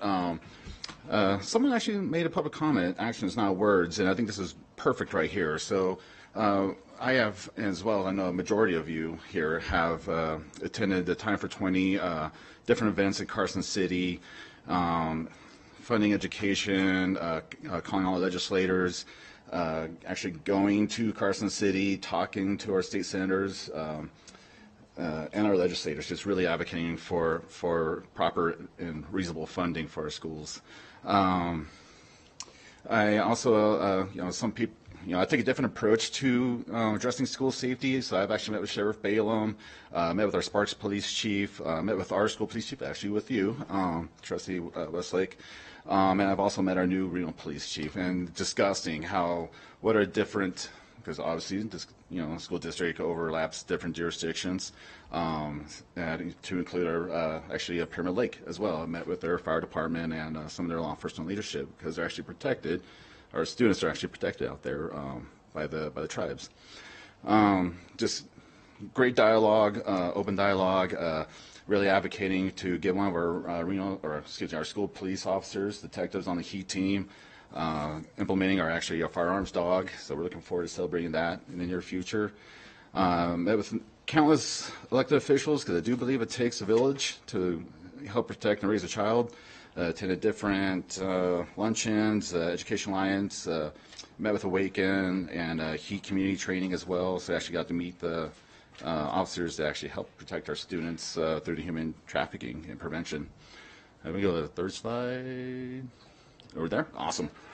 All right, moving along. I attended a radio interview that was very educational and entertaining. Attended town hall with Trustee Mayberry and Trustee Westlake. Sorry, I don't know why that says Colleen. Again, it's been a busy legislative session, so a lot of actions, not just words. Attended the State of Education. Thank you. It was very awesome. Got to do that with you. Got to meet a new governor, Joe Lombardo. What school was that? Mount Rose. So that was really awesome getting to meet him for the first time. Got to have a little bit of conversation with him. And attended ROTC award ceremonies. Actually got to give a speech at one of them, so that was really nice. And that's pretty much a snapshot of this last year. Thank you. And that's a good point. So by no means is this exhaustive. This is all just a snapshot for a majority of us. All right, so then that brings us to District D, which is me. So District D is comprised of the 22 schools that you see here, and I am proud to state for the record that I did have official visits with principals at every single District D school, in addition to district-sponsored charters as well.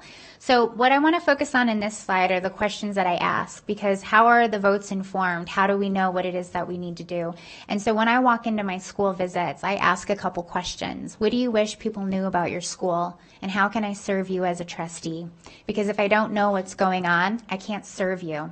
So for example, recently in the budget that we passed, one of the analyses that this board asked for and subsequently approved was one thing that I had brought up about standalone principals. But I want everyone to know that that idea did not come to me myself. It was because of the trust and the relationships that I build with the principals in my areas through these school visits and them actually sharing what it is that they need. And that really drove the action that we took ultimately as a board to eliminate standalone principals. So if we can move on to the next slide. So again, I'm not going to go through everything you see here. Some very high points for me is that I had over 130 days of scheduled events, meetings, and service in my work as a trustee, and then over 150 individual engagements. So that does not include board or staff meetings or internal district work. So those are just strict engagement opportunities with students, families, the community, and staff.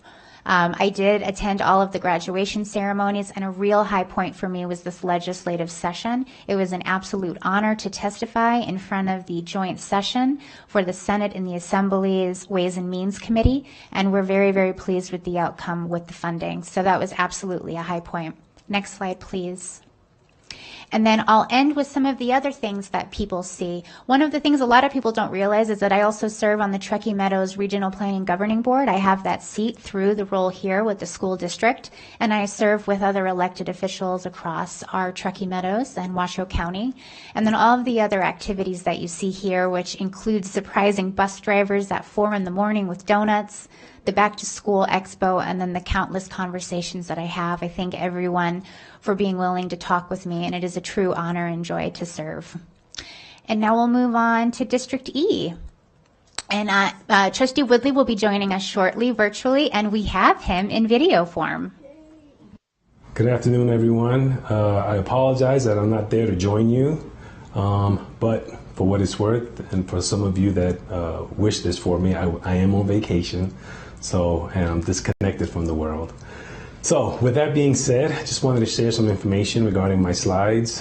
First and foremost, I want to share that I do feel blessed for being on the board. Back in December, when I was privileged enough to be appointed, the first thing I did was, actually, I didn't do it. She approached me. Miss Jen Caldwell got a hold of me and said, okay, let's get you to visit your schools. So we put a plan together for me to visit all schools within the first 2 months. So it was a very aggressive plan, but I'm very grateful to her, and we did accomplish that. So thank you, Jen. So I was able to visit all schools. Of course, Debbie Smith isn't built yet, so that's the one school that I haven't been to. But one of the things that I've learned doing this as a trustee is so much is involved with running individual schools and the school district as a whole. I'm really impressed by these dedicated staff members, professionals that are doing their best to provide educations to our students. And I really appreciate what they do and all that it entails. I mean, if you haven't done the half a day with a principal, please volunteer. I think they're having it next February. That's Education Alliance. They do that every year. It's a wonderful experience, and it gave me a big eye-opener. It was a big eye-opener for me. One of the biggest things that I've learned in my duties as a school district trustee is my duty on the NIAA board. I was not aware of how difficult it is to try to schedule all the schools in the state, throughout the state, for tournaments, for state championships, and all the consideration that's taken and given for all the teachers, the parents, the costs of staying at hotels, and the arrangements with the fields. So I've been learning a lot from that, and I'm very grateful for that opportunity. It's been a wonderful experience so far. I really love what I do, and I'm really grateful for all the assistance that I get from the staff. And I have a wonderful time every time I go out there, and it's been great, and I look forward to do it even more next year. Thank you. And I definitely want to point out one of the things that I really appreciate and that I've been grateful is for all the interaction out in the community. I've actually been invited to a lot more events now that I've been a school trustee. So I've had the privilege to attend events with the university, with other community partners, And it also provides me opportunity to share with the public detailed information on the facts of what occurs here at the school district.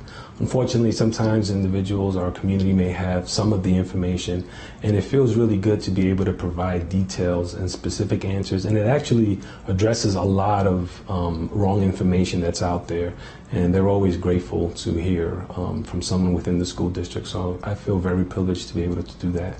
I know I also currently I serve on the Latino Stakeholders Council. I'm the co-chair for the Education Subcommittee, and what we do is we look into providing opportunities and assisting our multicultural students and acknowledging their graduations from the school district and trying to provide support for them. I feel very proud to actually be a part of that, representing the school district. So that's something that I really enjoy. Thank you. Thank you in the ether. Good Trustee afternoon, Woodley. everyone. And he will be with us shortly. All right, so that brings us to District F. So Trustee Mayberry and Vice President Nicolette, you're going to wrap us up. Perfect. Thank you, Madam President. I'll be brief. I don't want to duplicate a whole lot, but District F is one of the two at-large districts, as Trustee Nicolette pointed out. It is actually the largest district in the school district. That's why I call it the Fantastic District. Doesn't mean it's better. Yeah, it's just bigger. I have 50 schools, 55 schools rather. My district, as Trustee Nicolette pointed out, as an at-large trustee, overlaps all of the other districts. So, for instance, I share all of the city of Sparks with Trustee Westlake, the greater Spanish Springs area with Trustee Rodriguez, et cetera. So when a couple of Southern Nevada legislators, in their infinite wisdom, wanted to appoint people to serve on school boards, I was the first to submit some testimony stating that, look, the reality here in Washoe County is that everybody is represented by two trustees, not just one. And that's rare for a local government to have two representatives, as Trustee Nicolette stated. So you can see the schools I represent, the high school specifically. It's with such a large district, there is an expectation that you have to manage your time a little bit better. I've visited all of my schools, in some cases multiple times. Next slide, please. The first slide talked a little bit about authenticity, and what's really important to me is when I visit schools that I have an authentic experience, that I oftentimes ask the principals, hey, is there a student that I could meet? Is there somebody that you can highlight? And that will speak to in the next slide. But I have been busy, whether it be testifying at the legislature or meeting with our tribal leaders. I too have joined all of our trustees in a variety of events, lifting up our district, promoting our educators. Next slide, please. And finally, these are some opportunities that I take when I walk the halls with our principals during our school visits, interact with the teachers, ask them how they're doing, what their needs may be. The second slide is a student from Reed High School. His name is Scott. He was one of the champions of the We the People competition. In the third slide to the right is Raffaello. He's a student at Hug High School. He was on the Voice. That's that ABC program, competition among singers. The slide on the far right is Abby. She's a student at Double Diamond. And the areas that I really focus on that, Trustee Nicolette talked a little bit about being the champions. And all of us have our own issues that we sort of champion. For me, we talked a lot about district finals, and I'm grateful that the superintendent was able to address that issue, rehash that. But I'm also working closely with a local aviator and attorney who is administrator of a local foundation, and we're looking at starting an aviation curriculum that would be in addition to some of our CTE programs in the next year or two. Very exciting. Aviation is something important to me. There's a pilot shortage, so there's opportunities for our students to learn how to fly. School safety and security is important to all of us. It's important to me as a dad that has 2 students in our school district. You know, I drop them off at school, and there's not a day that goes by that I hope and pray that they're safe. And so that's important to me. Special education, as somebody that grew up with a significant hearing impairment, speech impediment, for me is a close bond to our special education needs. And I always, when I'm at my school visits, ask if I could see and learn more about their special education programs and where their needs are, because many times, just given our workforce challenges, those needs are unfilled, and we have a lot of work to do in that area. And lacrosse is a growing athletic sport that I'd really like to see sanctioned here at the Washoe County School District, and working with some local folks to hopefully see that come to fruition. There's over 600 student athletes that are in our lacrosse programs. We have 11 girl programs, 10 boy programs at various high schools throughout our district. And then, of course, you can learn more and follow me on Facebook, Instagram, and I think it's called the X now, not Twitter. But that's a quick overview of my engagement outreach, and I appreciate the opportunity. I also want to give a shout out to Michelle Anderson and her staff and all the work you do. So thank you. Thank you, Trustee Mayberry. All right, Vice President Nicolette, take us home. Wrap it up.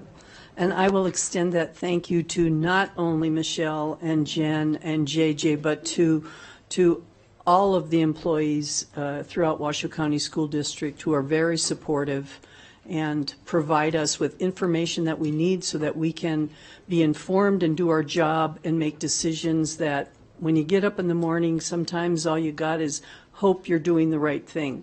So, Trustee Diane Nicolette, there's 47 schools. I have visited all my schools, some more than once, and I've also visited other schools within the district. It's just a wonderful opportunity to mix and mingle, if you will.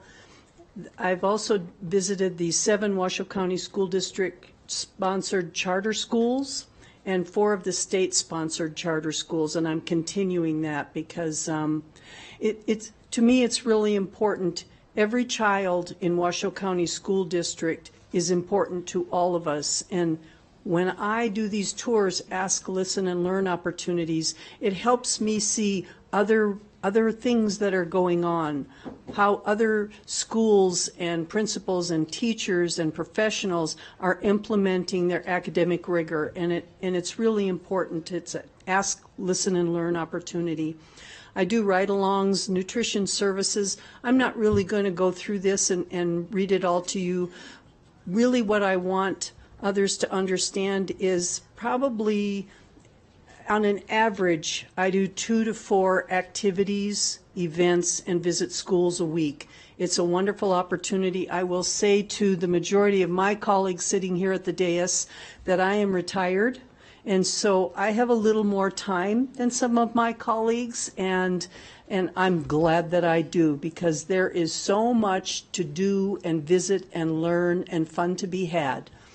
And so I take that as a blessing. I will move on, please.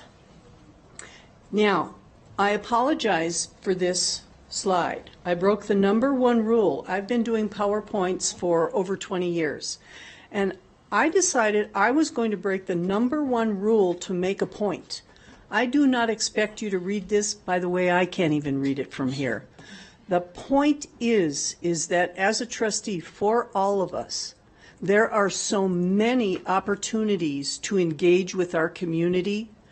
They are endless.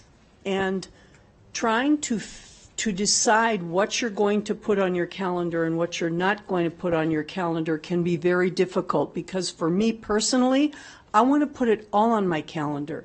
Again, it goes back to ask, listen, and learn. Every event, every school, every opportunity that I have to talk to the public, to look into an infant eyes, to visit a nursing home, whatever it is, I learn something every single time. And to try and assimilate that to make, again, informed decisions is extremely important. Trustees generally hang out at the 30,000 foot view because we're making very important decisions as we discussed about consent agenda items. Having said that, in order for you to understand, for me to understand the nuances of those decisions that we make, I need to get into the weeds, but I can't stay there too long. But I need to be there so that I can understand what's going on. Again, ask, listen, and learn. Everyone educates. And then I have the honor of serving as a Washoe Foundation, on the Washoe CASA Foundation. It is for we support court-appointed special advocates. And as a former CASA, I understand the importance of being a voice for children in court. We have children in Washoe County School District who are in foster care, and the foundation represents CASA so that we can support the work. I serve on the Early Childhood Advisory Council. It's a governor-appointed position, and also the Systems Alignment Subcommittee.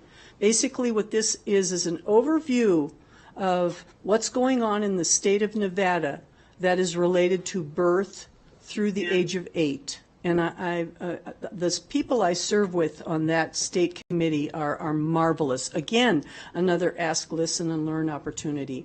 I served for a short time on the Debt Management Commission until I was asked to serve on the Nevada Association of School Boards. I serve on their executive committee, attended their 2022 state conference. Again, ask, listen, and learn opportunity. I serve on the Nevada preschool through third grade leadership team and attended the Regional Leadership Summit. And then I am also an accreditation approver, if you will, for the Association of Early Learning Leaders. It's a national council that has accreditation for preschools and early learning, birth through the age of 3, through the grade of 3. And I serve on their Accreditation Policy Council. Having said all that and attending all 17 graduations, it is truly an honor to represent our students, our families, our employees, and our community. And I feel very blessed to do it. And thank you. Thank you very much, and thank you all to my colleagues and Superintendent Enfield and Ms. Anderson and our entire comms team. Thank you.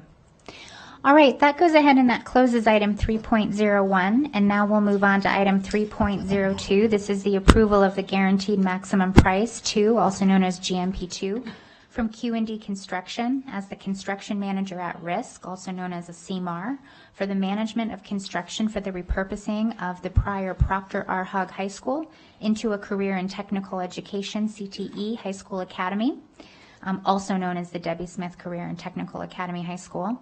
CMAR 20-100-C-05MS in the amount of $97,606,379, and the approval of owner's contingency in the amount of $5,987,402 for a total of $103,593,781. This is an item for possible action. And we welcome Tammy Zimmerman, our Chief Facilities Management Officer.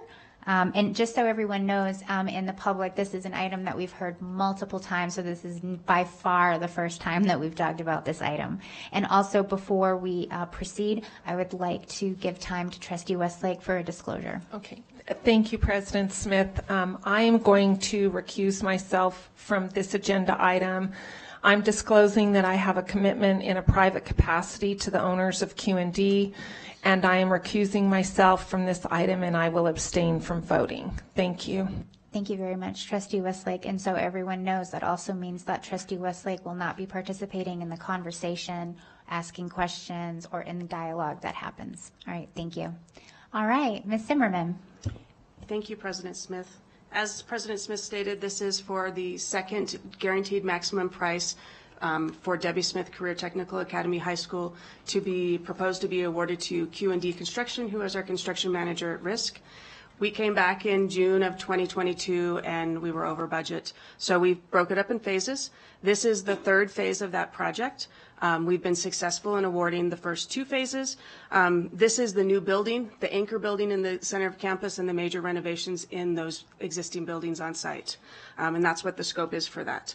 But based off of these first three phases and the estimate we have for our landscaping phases, the total construction cost is $145.8 million. If we had taken our GMP from last year, with the scope being leveled, the actual price would have been $148.6 million. So we actually saved, by going an extra year and breaking it up, $2.8 million. We were able to do that by taking the risk out of the project for everybody involved, taking it for the subcontractors as well as our general contractor, Q&D Construction. So we feel very, very good about this project. We worked with Q&D to bid this. All the scopes were competitively bid. Q&D Construction put this out on the street in April of 2023. They opened bids in May of 2023. Washoe County School District Purchasing and Facilities was on site when they opened the bids per NRS to make sure that everything was above board. We received better participation this go around with our bids, which was very exciting. 91% of these trades are local trades that will be awarded these contracts. So we're excited to put that money back into our own economy here. You'll notice that the owner's contingency is a little bit larger than normal, but that's because we're renovating existing buildings and we want to make sure we have enough for the unknowns. So it is a little bit higher, but that's to be expected in this instance in an existing campus. With this, we're recommending the recommended GMP, guaranteed maximum price, is under the allocated budget that was approved. So we feel really good about that. We also have groundbreaking that is scheduled for September 12th that we're super excited to have everybody there for this. I know invitations have been out to Board of Trustees, and we're excited to kick this project into high gear and really complete it and have a showcase piece for our Career and Technical Academy. So we're asking you to approve this guaranteed maximum price number 2 in the amount of $97,606,379 and approve an owner's contingency in the amount of $5,987,402 for a total of $103,593,781. All right, thank you very much. Are there any questions before we go to public comment? Vice President Nicolette. Yes, thank you. This is very exciting. Help me understand how you take the risk out. So when we took the risk out because we phased it, so it makes those contracts for subcontractors shorter duration. So there's less unknown about the economy, material escalation, and that. So when you do that, they're bidding a specific amount of time instead of a 24-month or 36-month time frame, which, if I had a crystal ball, I'd be rich if I knew what was going to happen. So they're trying to work within that and think of things that could happen, and they may add cost to that because of the time frame. Thank you. JJ, do we have any public comment on this item? I have no cards. Okay. All right, everyone. This is an item that we have heard multiple times for more than a year, and previous boards as well have also heard this item. I see no lights on, so if anyone is so inclined, we can move forward with a motion. Oh, Trustee Mayberry. Thank you, Madam President. Yeah, I will make a motion, if I may. I can't get any better with Q&D, so delighted that they're with us. Board of Trustees approved the guaranteed maximum price from Q&D Construction as a construction manager at risk for the management of construction for the repurposing of the prior Proctor R. Hug High School into High School Career and Technical Education Academy, also known as W. Smith Career Technical Academy High School, CMR, number 20-100-C-05-MS, in the amount of $97,606,379. Approve an owner's contingency in the amount of $5,987,402 for a total of $103,593,781. I'll second. All right, motion by Trustee Mayberry, seconded by Clerk Rodriguez. I see no lights or hands. All those in favor, please say aye. Aye. Aye. All those opposed, nay. All right, motion carries 5-0. Thank you very much. Thank you very much, Tammy. All right, so now we're going to go ahead and move on to item 3.03. This is the presentation, discussion, and possible action to consider, approve, and/or amend the draft student behavior manual for the 2023-24 school year. This is an item for possible action, and we welcome Dr. Paul LaMarca, our Chief Strategies Officer. This is also something that we have talked about at length for many meetings now since November of last year. Thanks, Dr. LaMarca. President Smith, Superintendent Enfield, members of the board, thank you for the opportunity. For the record, Paul LaMarca, Chief Strategies Officer. I will be very brief. So on June 27th, you took some action. We learned from your action. We met with WEA. We met with WSPA. Actually, let me back up. I'm sorry. Our objective is to give you an update since June 27th and to ask you to allow us to disseminate the draft manual to principals on August 1st. Since June 27th, we've met with both associations regularly, have multiple administrators review the manual.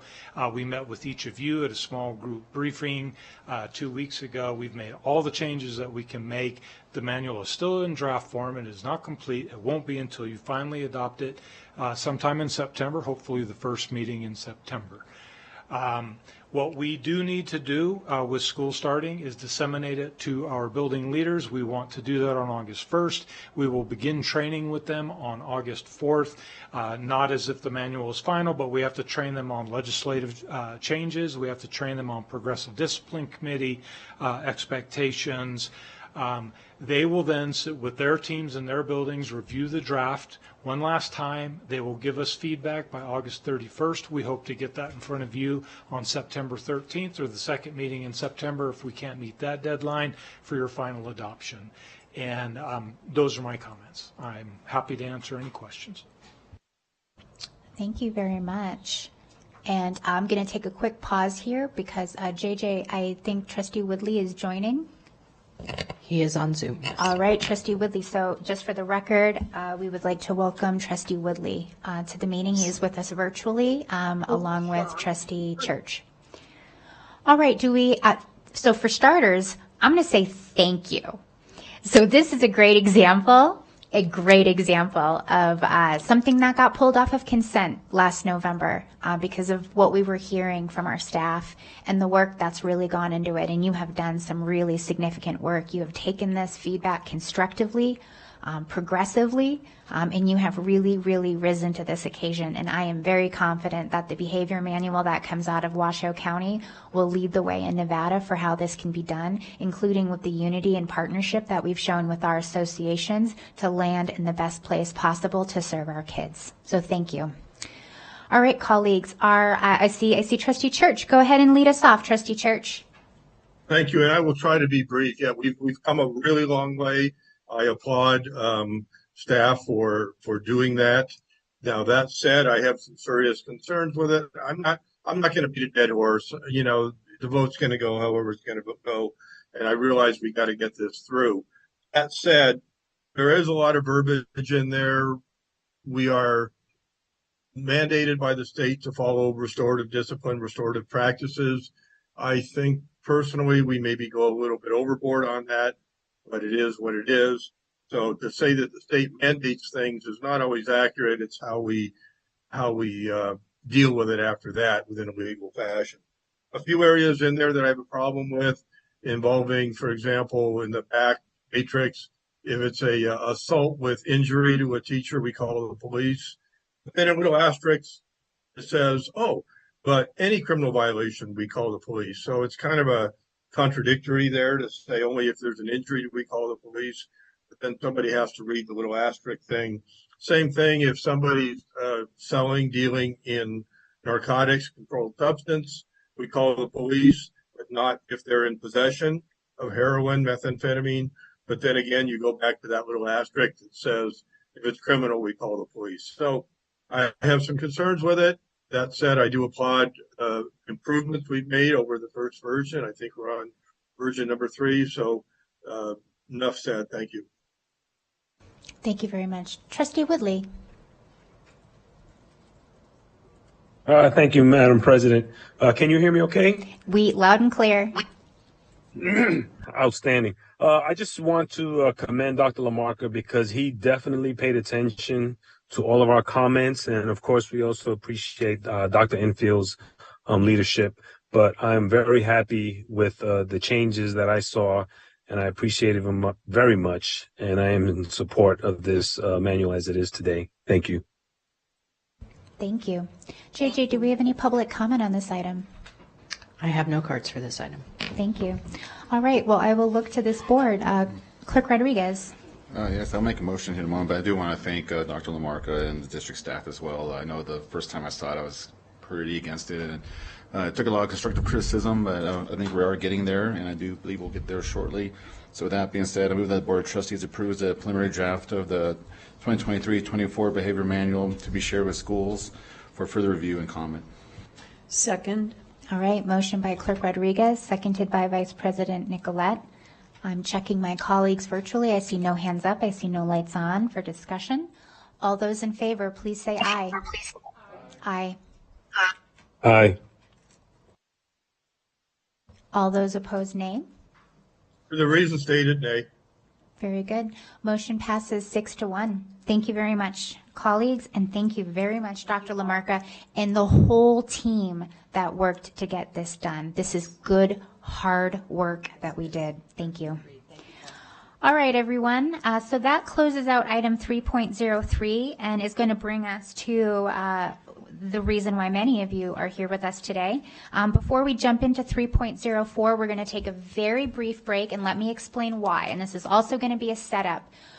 While we're meeting, and anyone who is listening, you can still email our board to publiccomments@washoschools.net. We are going to take this pause to read through the dozens and dozens of messages that have come through from our community just while we've been meeting, because the public comment we will hear soon in person is just as important as the comments that we're getting. So we're going to take a moment to read those, 10-minute break, and then we will come back and we will go ahead and open that item. So thank you so much.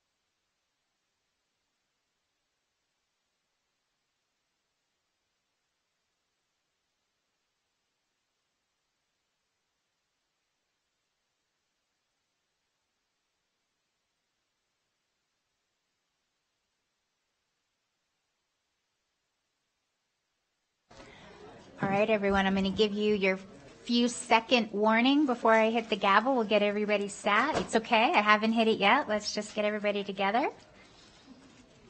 All right. Before we proceed, before I hit the gavel to take us out of the recess, I see Trustee Woodley and I also see Trustee Church. Okay, very good. Thank you so much. And Trustee Woodley, before we hit the gavel, can you confirm that you're there? Excellent. I see that. All right, we're good. Yes, ma'am. Excellent. I see that. All right, we're good. Oh, gosh. Is that what I really sound like? Okay. All right. It's 4:45, so I'm going to take us out of our recess and re-adjourn this meeting of the Washoe County School District Board of Trustees.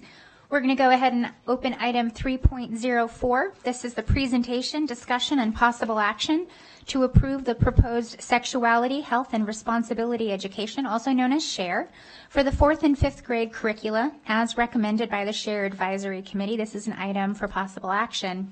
We welcome before us today Dr. Joy Parks, our Chief Academic Officer, Kendra Fox, our Director of Secondary Curriculum and Instruction, and Rochelle Proctor, our SHARE Coordinator. Now, before we get started, just a couple things that I do want for everyone following at home and people that are here is that there is absolutely still time to weigh in with your thoughts. We welcome everyone to email us at publiccomments@washoeschools.net. After we complete the presentation portion and the public comment in-person portion, we'll also take another brief pause to read every single email that has come in during that time. And that will allow as many members of our community to be heard through this process.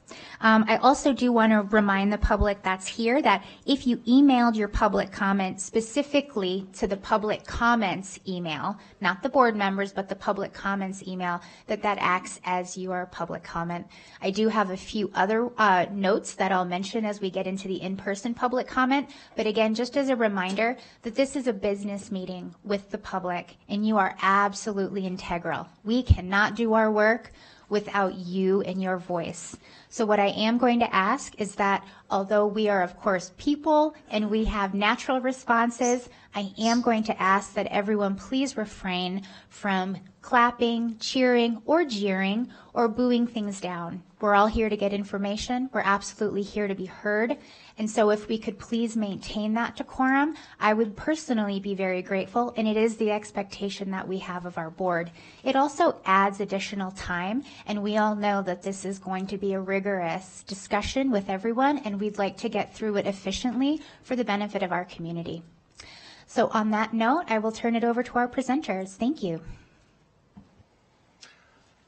Good afternoon, President Smith, Superintendent Enfield, and Board of Trustees.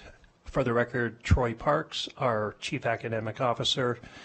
It is my privilege to bring forward today our proposed 4th and 5th grade updates for our SHARE curriculum, and I'm going to turn it quickly over to our very capable hands of Director Kendra Fox for Curriculum and Instruction, that is at the secondary level, and Rochelle Proctor, our SHARE Coordinator. Thank you, Dr. Parks. For the Superintendent Enfield, President Smith, Board of Trustees, for the record, my name is Kendra Fox. I've been with the Washoe County School District for 27 years and have served as the Director of Curriculum Instruction for the past 12. I am a proud parent of 2 Washoe County School District graduates, and I'm a Washoe County graduate myself. I want to open with a brief reminder about what SHARE stands for. SHARE, the acronym SHARE, is Sexuality, Health, and Responsibility Education, and it is our age and developmentally appropriate program designed to assist students in making informed choices and avoiding behaviors that put them at risk. Our SHARE curriculum is grounded in the Nevada Academic Content Standards. You'll find those standards in Attachment M in your board packet. Just as our standards-aligned SHARE curriculum is designed to help students make informed choices, the implementation of SHARE is grounded in Washoe County School District's commitment to supporting every parent to make informed choices about their own child. This curriculum is opt-in only, so unless parents have given permission for their child to participate in SHARE, students will not receive these lessons. The opt-in process for SHARE is part of our student registration process. But parents may also opt in by completing a form that's available on the district website or in person at their child's school. You'll find an example of that form in attachment N in your board packet. Schools also communicate directly with families in the weeks before SHARE begins. In that communication, parents receive information about when SHARE will be taught, where to find the SHARE curriculum, and how to opt in or make changes to their child's registration. We are putting parents in the driver's seat, and it is up to each parent or guardian to decide whether their child receives these lessons. At the elementary grades, the vast majority, nearly 90% of our families opt in to the SHARE curriculum. As I mentioned, our age and developmentally appropriate SHARE curriculum is grounded in the Nevada Academic Content Standards for Health. The curriculum also complies with NRS 389-036 statutory requirement and Board Policy 6140. The recommended updates that the Board of Trustees is considering today were developed by the SHARE Advisory Committee. The committee is made up of 9 members of our community appointed by the Board of Trustees. Anytime the advisory committee considers updates to the SHARE curriculum, we prioritize alignment with the Nevada Academic Content Standards. Similar to the Nevada Department of Education's process in development of the Nevada Academic Content Standards, we also consider multiple expert resources. The updates to the SHARE Advisory Committee are proposed based on feedback from our community and designed to ensure that students are engaging in content that meets their needs. At this time, I would turn it over to Rochelle Proctor, the SHARE coordinator, to explain more about the 4th and 5th grade lessons. Good afternoon, President Smith, Board of Trustees, Dr. Enfield. I have also been in the district for over 25 years as an educator in various capacities. The past 6, I have been the SHARE coordinator. I too have 2 graduates from Washoe County School District. So Kendra provided some background on SHARE, and I am going to talk a little bit about the proposed curriculum and the timeline that we worked under. So the reason for the proposed 4th and 5th grade curriculum was that the current curriculum is more than 20 years old and does not adequately cover the topics of healthy relationships, consent, setting boundaries, and sexual assault. We also listened to the community. We heard the community and their concerns with the originally proposed language of body with a penis and body with a vulva used in the proposed 4th and 5th grade curriculum. So the SHARE Advisory Committee reconvened and met, had rigorous conversations, and recommended revisions to that language to specify boys and people with a penis and girls and people with a vulva. The committee is also proposing that boys and girls be taught SHARE together rather than in separate classrooms. I'm going to briefly go over the proposed 4th and 5th grade SHARE lessons. I'm going to talk about the topics and how they correlate to our Nevada Academic Content Standards for Health. Again, remember this is an opt-in program. So the proposed 4th grade curriculum has 3 different lessons. Understanding our body. It's tied to human reproductive systems, standards 4.1 and 4.3. The next lesson covers puberty. It is tied to human reproductive systems 4.1 and 4.3 and self-management 4.1. The last lesson in 4th grade is friendships and consent. It's tied to standards personal safety 4.1 and 4.6 and analyzing influence 4.1. The proposed 5th grade is also tied and grounded in our Nevada Academic Content Standards. It has 4 lessons. Puberty, first topic, tied to human reproductive systems 5.1 and 5.3. Communication and boundaries is tied to our interpersonal communication standard 5.1 and 5.2, and personal safety 5.1 and 5.2. We have a lesson on reproductive systems. Again, ties into human reproductive standard 5.1 and 5.2. And lastly, a lesson on liking and loving, which ties into the standards of personal, community, and environmental health 5.1 and 5.3. I want to share a little bit about the timeline of this process so the Board of Trustees understands the opportunities available for parents and community members to engage with the proposed curriculum updates. The proposed 4th and 5th grade curriculum were available for public review from the end of February for the survey, I should say, for the community survey, ran from the end of February to mid-March. The curriculum remained on our SHARE website until the beginning of this year, so the beginning of January 2023 for public preview. Again, all of our SHARE advisory meetings follow open meeting law and are open to the public, and materials are always available on our website. On July 6, 2023, the curriculum was again posted on the district's web page, along with our SHARE webpage. As a reminder, no student will participate in SHARE unless their parent has completed an opt-in form for them to do so. Parents can find information about SHARE on our website directly from the home page, and schools will send out information about SHARE before the program begins each school year. SHARE takes place at different times depending on school schedules. This concludes our presentation. We welcome questions and hope to have your support for these proposed updates to our age-appropriate, standards-aligned curriculum. Thank you. So for the community and for my colleagues, in this first section, we're going to ask some clarifying questions. And the reason why we do that, it's not a hard and fast rule, but it's an approach that our board takes, because if we have a question, a bunch of you have that question too. And it may affect the public comment that you give us. And that's very, very important to us that we get that information out there. So again, it's not a hard and fast rule, but it is something that we follow in order to enhance and optimize the public comment that we'll hear from you shortly. So I will open it up to my colleagues, and let's ask some clarifying questions before we go to public comment. Trustee Westlake. Thank you, President Smith. First of all, you guys have put in a lot of work.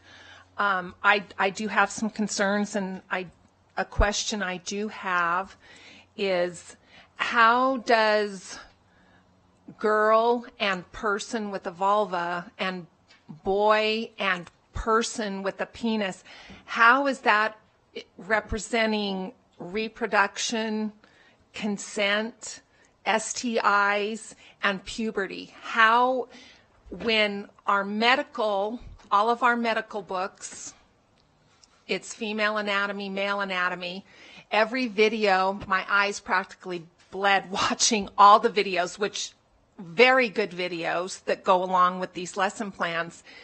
And for continuation purposes, in every one of those videos, it's female, it's male, it's female anatomy, it's female body, it's male body.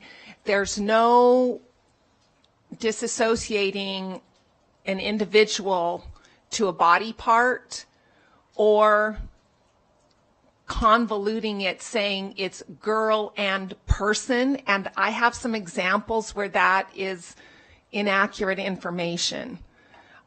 So how is it related that we have to ignore all medical manuals, ignore all of the videos that we're attaching to these lesson plans that say female and male, and now we're choosing, which is not in the Nevada statute, does it say anywhere in there, nor in the content does it say that we're to be doing this. Thank you. Oh, no. Thank you, but no, thank you. Okay. Oh, yes to you. Okay. I recognize that could be confusing. Yeah. Rochelle Proctor for the record. So all of our lessons are aligned and grounded in our Nevada Academic Content Standards for Health.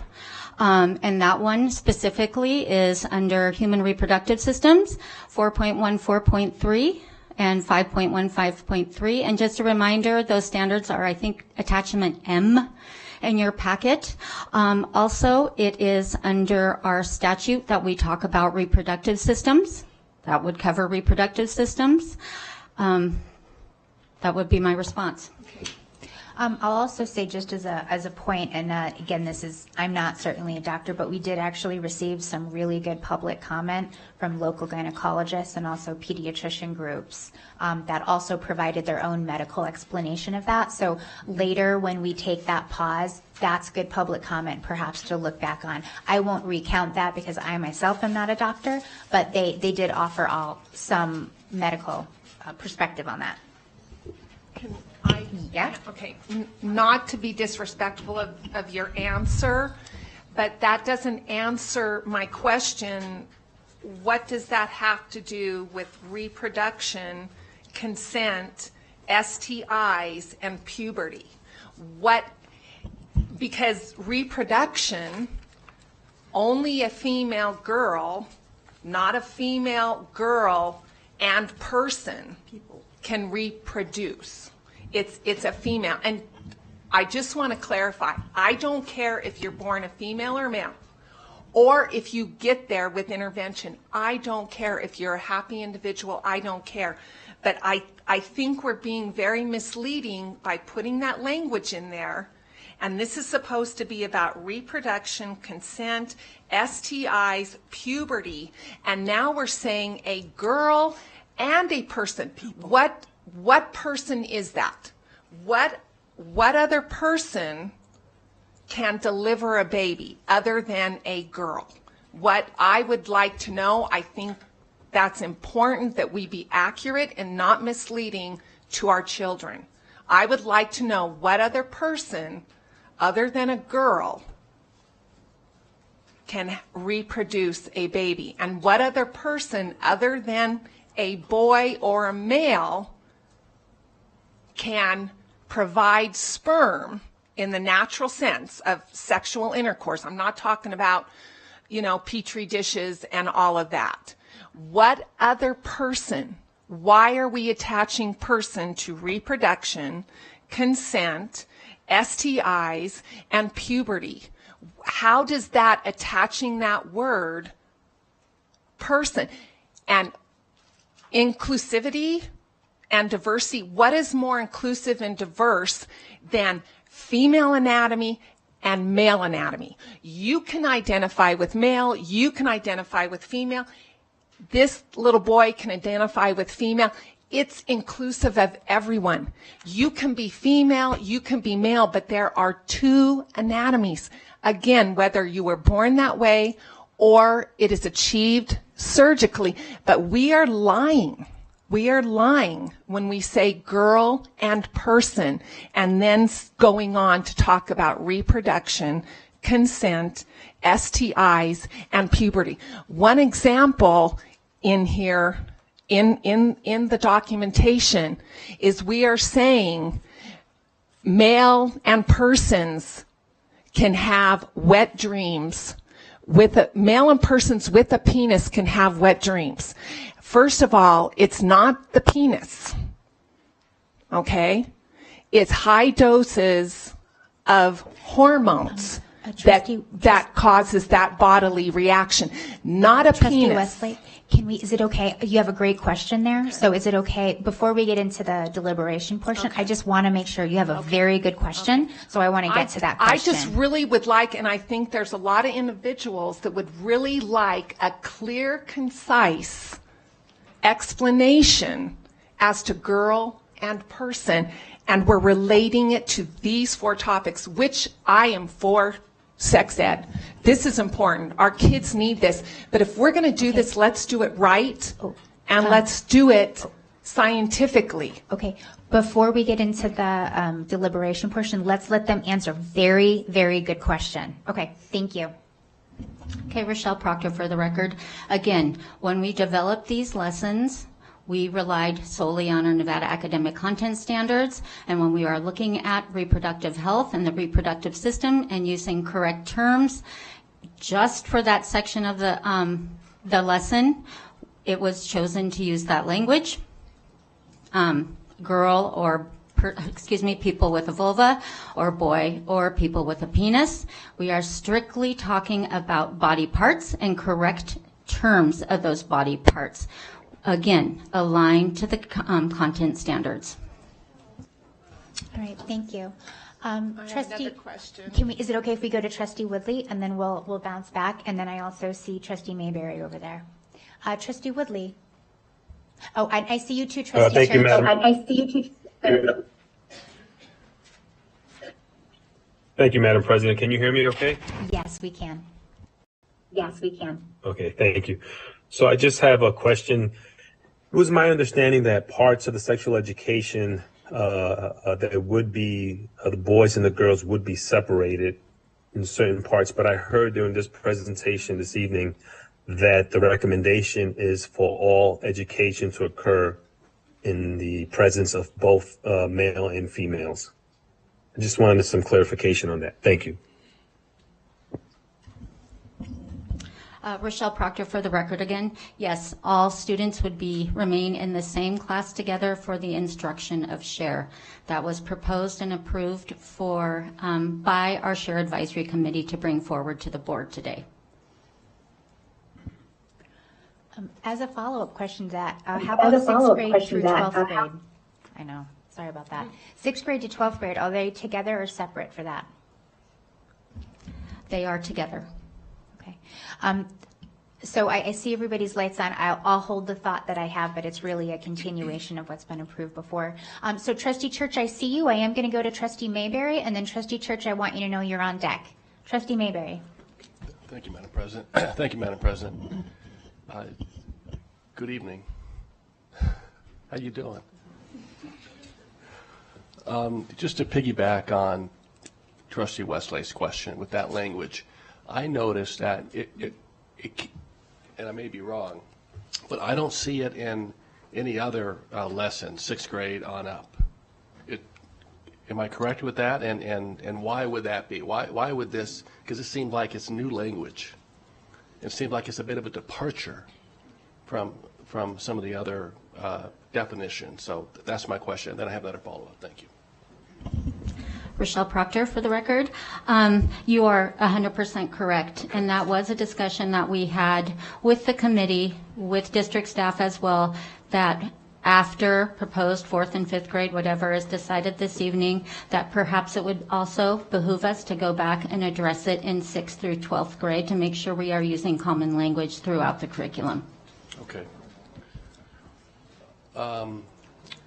Going back to Trustee Woodley's question, and you answered, and I appreciate that, Ms. Proctor, that the boys and girls will be together, and the SHARE Committee made that decision. I'd like to know why. Why do they make that decision? Is there a reason? They were all, even in the current curriculum, they're learning the same things. I'm Rochelle Proctor again for the record. And I'm speaking from my experience of going and guest teaching SHARE very often.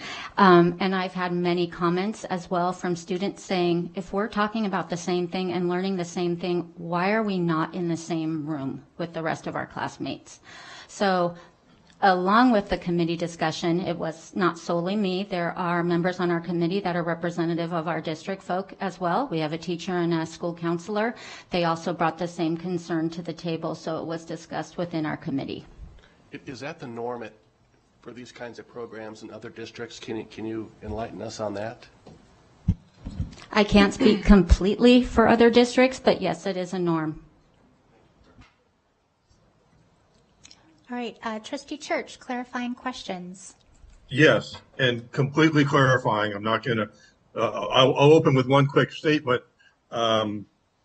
16 counties do it differently and apparently don't violate Nevada academic standards. And I really don't want to hear Nevada academic standards because I just don't agree. But I'm going to ask very specific 4 questions. Number one, if we didn't approve this, if we stayed with male and female boys and girls, are we still compliant with NAC and board policy?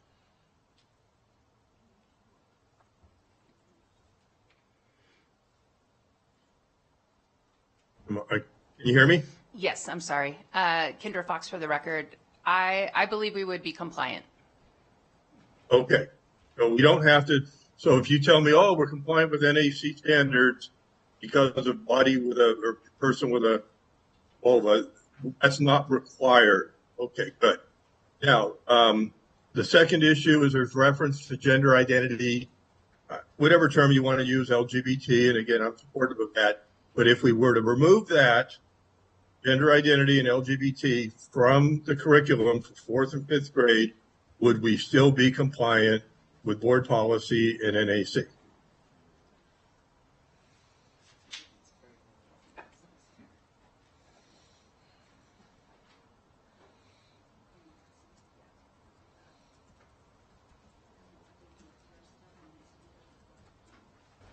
If we remove, Kendra Fox for the record, if we remove that content, I believe we would be missing part of a standard, but that's what we were talking about, which one. So, or you think so, you're not sure? I'm not trying to put you on the spot, but it's a very important question. I just need a, oh, Michelle knows, go ahead. It's addressed in Personal Community Environmental Health Standards 5.1 and 5.3. Can we hear what that says? Those standards are in attachment M in your packet.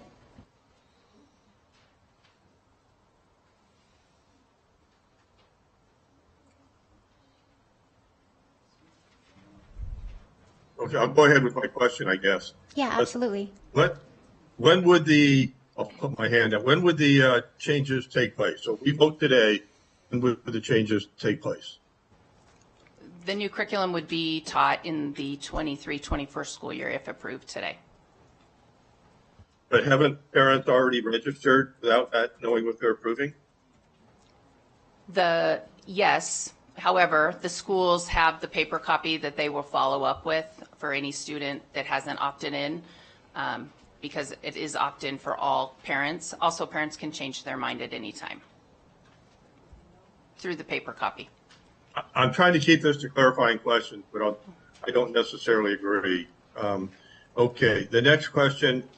Trustee Church, if it helps, I don't mean to interrupt, but if it helps with your question, as a parent with students that attend share, the schools also send a notice in advance so that there are no surprises about when this is coming, and parents are given the opportunity at that point to double check what they have opted into, to review the materials again, and either rescind or opt in from that point. So I do just want to share that from a parent perspective factually. Okay, just two more. I don't necessarily agree, but I'm just trying to ask clarifying questions. Well, I do want everybody to know that that is factually correct. So I just want to make that clear for the record that that is actually factually correct, that that's the process. Okay. Thank you. Notice to the parents jointly, when I can't find that the parents were notified that it was going to be taught together.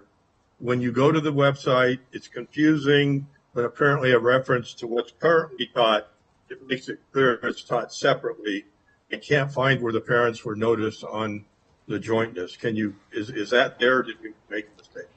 The attachment N that shows the opt-in paper that we provided in your board packet was an example of the current one. If approved, we will update that paperwork so that parents know, that parents are very clear to know that the boys and girls will be together.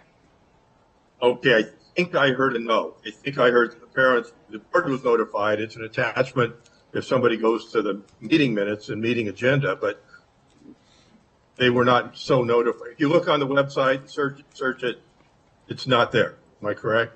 Trustee Church, the form that we provided you in your board packet is on the district website. However, it is the form for the current curriculum. With the proposed curriculum, if approved tonight, we will update that and create a new form for parents to be notified of.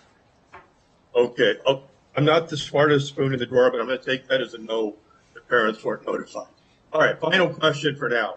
The reference in those handouts. I just want to pause right there, Trustee Church. The parents can't be notified because we haven't approved anything. We have a current curriculum right now, just for the sake of everyone, yourself and also the public. It's a great question. The families are noticed in accordance to the curriculum we have in force today. And if there was a change, then that would also change, but we can't preemptively change it before there's a new adoption. So again, just making it very, very clear factually. But great question. Thank you, Trustee Church. I think I may have phrased it wrong, but when you go under proposed, when you go to the website, there's two different links, proposed. There's nowhere the parents are told proposed that it will be held jointly. That's why, and again, I understand it to be a no, but I'll move on. The final question is there's reference in the handout to national standards. Now, you've answered this to us, but I want to put it on the record. Confirm, please, there are no national standards. That's a private organization. The board, the superintendent, NAC, nobody has ever approved those national standards. Am I correct? Kendra Fox, for the record, that's correct. As I said in my presentation, that the Nevada Academic Content Standards, when the Nevada Department of Education developed those, they used those standards as a reference or a resource, as they did the American Cancer Society and things like that. And so we also used those as a resource when we were planning. Oh, you're telling me, I just want to make sure, I'm not trying to play Perry Mason, the NAC did look at those national standards. I'm incredulous, but you're telling me that the NAC, the state, looked at the non-binding private group national standards for sex ed as part of their criteria, or what they looked at. That's correct. That notation can be found on page 31 of the Nevada Academic Content Standards for Health. Okay, thank you, and thank you for your time, Madam President. I think that's my clarifying questions. I have about a 5-minute statement I'll make at some point, if that's okay, during deliberation, but thank you very much. Absolutely, and great questions, because again, Trustee Church and everyone, if we have the question, you have the question, and your public comment may be affected by what it is you learn through these questions, so that's excellent. All right, other clarifying questions. Before you go again, Trustee Westlake, so everyone knows in the community, one of the things that the Board of Trustees gets to do, and this information is also public, is we get to submit questions in advance to staff. And those information sheets are also published on the agenda pages, which any of us may find really helpful. One of the questions that I asked is that the 4th and 5th grade curriculum is the end of the overview of all the curriculum. Could you please just take a moment and explain or answer the question about when we started this overhaul from 12th all the way to 4th, and then also confirm that this is the last portion for the school district to review? Thank you, President Smith. The high school curriculum was approved by the Board of Trustees on June 4th of 2019, and then the Board of Trustees made a couple revisions, so we brought it back on September 10th of 2019. After that, we worked on the 8th grade curriculum, and the Board of Trustees approved that on June 9th of 2020. The 7th grade curriculum was approved by the Board of Trustees on December 8th of 2020. And then the 6th grade curriculum was approved by the Board of Trustees on May 25th of 2021. So yes, you're correct in that the 4th and 5th grade is the last of the major updates to our curriculum. Thank you. Trustee Westlake, do you have any other clarifying questions before we go to public comment? I do. Thank you. So I'm still getting back to the female anatomy and the male anatomy. And we're saying that we've had to change the verbiage to cover everything, yet we're using videos that say female anatomy and male anatomy, and we're using artistic drawings of the female body parts. So my clarifying question is we're saying we want to be scientific, and we're saying we want to be accurate. And yet we've already opened the door by saying girl and person, and then we're showing an artistic drawing of the female anatomy, not just with a vulva, not just with a vagina, but a uterus and ovaries. I would like to know what other person other than a female has ovaries and a uterus.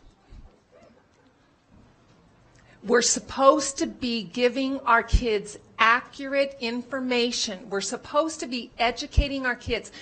I don't want to just see us educating our kids. I want to see us being able to send our kids out and being able to apply the education that they gave them.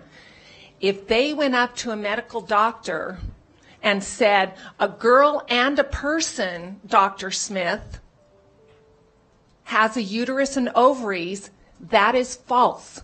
We are putting out false information. And why, if we're using all these videos with female anatomy and male anatomy, it's not consistent. And female anatomy and male anatomy covers everything. Again, you can pick and choose what you want, but it's there. Female anatomy, male anatomy. Done. So, Trustee Besley, before we get into the deliberations, I hear that your question may be, why weren't supporting materials and videos chosen that align with this? Is that an accurate? No, you're not. Okay, no, stop. I'm trying to get down to the question so she's not making a statement and we get the answer, I understand. Please. I just feel like I'm getting all this dancing around, so I'm feeling like I'm really having to try and laser in on the problem here. Why do we have illustrations with a uterus and an ovary, and now we've opened the door, girl and person, and having these illustrations when we all know only a girl has a uterus and ovaries, period. So very, very good question. Can you, let me make sure that I've perhaps heard this right. The question is, can you explain medically for us why the decision was made? Can you explain the situations through which other people may not align exactly to the term boy and girl? So the introduction of, let's say, an additional category of gender and why that was chosen for this material. Is that a little bit more accurate? Because you're wanting to know why. So I understand you're weighing in on that, but right now we're asking the questions, and so I hear that you. I want to know scientifically. Fair enough. How we can stand behind that scientifically. Very good, and that is a great question. So scientifically and medically, and again, we did get some good public comment on this. Can you please answer that question? And thank you very much for clarifying. Rochelle Proctor for the record. Again, we're aligned to our standards. I know I've said that over and over, but it's the truth. But we also have a committee that is made up of experts, and one of those experts is also from the medical field. And we have folks from Human Development, Family Sciences, from UNR that also brought in their input to make sure we are addressing all of our students when we are talking about their reproductive anatomy only. Okay. Thank you. Again, a person cannot reproduce with what you're showing in the female illustration. We're talking reproduction. It is not going to happen. When it does, then we put it out there. As of now, only a girl can have a baby. I think if you look at some of the public comment that we got into, you'll see that there are people that do not medically fit necessarily into either of those categories. One of those examples are people who are intersex, which is a medical designation among people. Thank you. All right, I don't see any other lights on for right now. So before we go to public comment, we do have our student representative, Arabelle Deason, and she is going to have to leave us in a bit. So before we go to public comment, which we are going to do next, I wanted to give Arabelle an opportunity to weigh in on the student voice perspective, since she will be leaving in a little bit. Thank you, President Smith. Good evening, everyone. I think one thing as a student perspective, I know me going into share, and I was not here for like 4th and 5th and 6th grade. I was in Indiana, so it was very different. We were separated, all that. But I would say that the biggest thing is definitely consistency. I think that as a student, being taught this, it's very awkward. It's very we try to make it as comfortable and easy as we can, but it's just it's a hard topic for a student to learn about. And so I would say that the biggest thing that we need is consistency. And so how you guys were saying that the students are together, all throughout like 6th through 12th.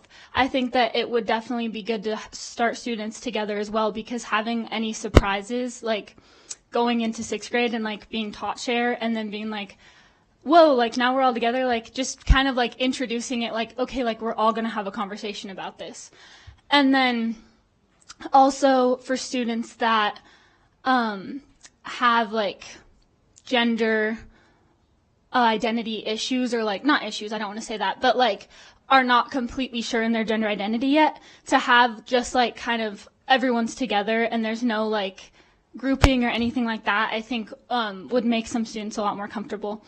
And then also just with the person with the vulva and person with the penis, again with the consistency, if we don't have that in place yet for 6th and up, I would just say that we would want to think about implementing it maybe like, I don't want to say backwards, but like starting older and then coming down with it, or like implementing it all at once where everyone gets it all at the same time, just so that students can have that consistency of like seeing that in every single curriculum, rather than like having it one year and then the next year it's gone and they're like that would, I feel that would add to the confusion for students. But that's all I have to say. Thank you guys.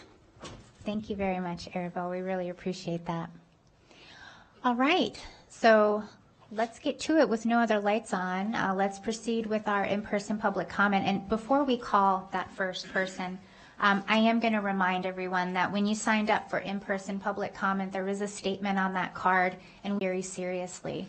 So let's please keep it on the agenda. Let's please bring our passion, bring your opinion. We absolutely want to hear from you. But let's also please ask for decorum in the crowd, so that we just get through this. We give everyone their time. It's very important for you to be heard. Please no outbursts, and let's get through this portion so that everyone has the opportunity for their public comment to be heard. So again, we take that statement on the card that you signed very seriously, and I do not want to have to recess this meeting. So let's just please get through this for the sake of our community and this meeting. Joni Hammond. Hi, Ms. Hammond. You get to go first. Thank you and welcome. President, Superintendent, and Trustees, good evening. It has gone into the evening. I'm Joni Hammond. Please vote no on the share curriculum. Males cannot be females. Females cannot be males. There are two sexes, XX and XY chromosomes.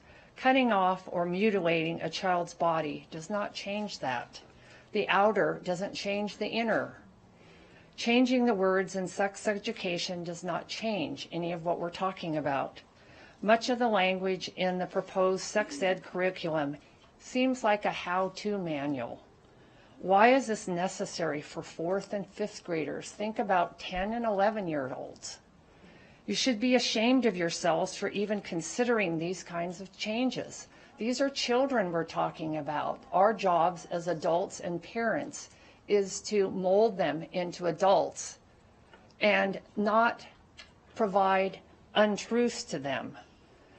Return to the risk-adverse model explaining biology, puberty, and pregnancy STI avoidance. Again, vote no on the share curriculum. Remember, Nevada is 49th out of 50. Why don't we spend our time on educating our students so they can compete in the world with science, math, and reading? Why are we spending millions of dollars on changing the sex curriculum, and I don't see the education system working here? Please vote no. Thank you very much, Ms. Hammond. Linda Duncan. Hi, Ms. Duncan. Welcome. Thank you. I'm a little shaky, a little weak. I've been sitting for 4 hours waiting. I'm good, thank you. I had a whole spew ready, and then and then I heard that their parents can do the opt-out. So I really like that part. But I have to tell you, I used this language on the neighborhood app last night. I live in Cold Springs. and I got red flagged. And then I got flagged again today that said, come back in 3 days and we'll let you back on. So the language that you're using for children is not okay on my neighborhood app for the parents and the adults. I don't understand how you can do that. And then a few weeks ago, I had a couple of teenagers come and help me with my yard. Waiting for the mom to show up and pick them up when we were done, we were sitting outside, and I asked the 13-year-old, a boy, if he liked school. And he said no. I said, why not? He says, I just don't like it. I said, can you read? He says, not very good. I said, can you do mathematics? And he said, what's that? He's 13 years old and he doesn't know what mathematics is. You guys really need to change your agenda and make these kids good for adult life. This is just not okay. And with Nevada ranking 49, I have to tell you, I am so glad my children are raised and not in the state of Nevada. Your school system is terrible. And I'm a grandmother, but I'm also a taxpayer.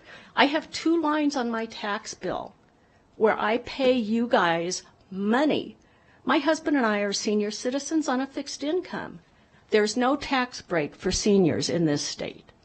So how dare you take my money and waste it on this stuff on children?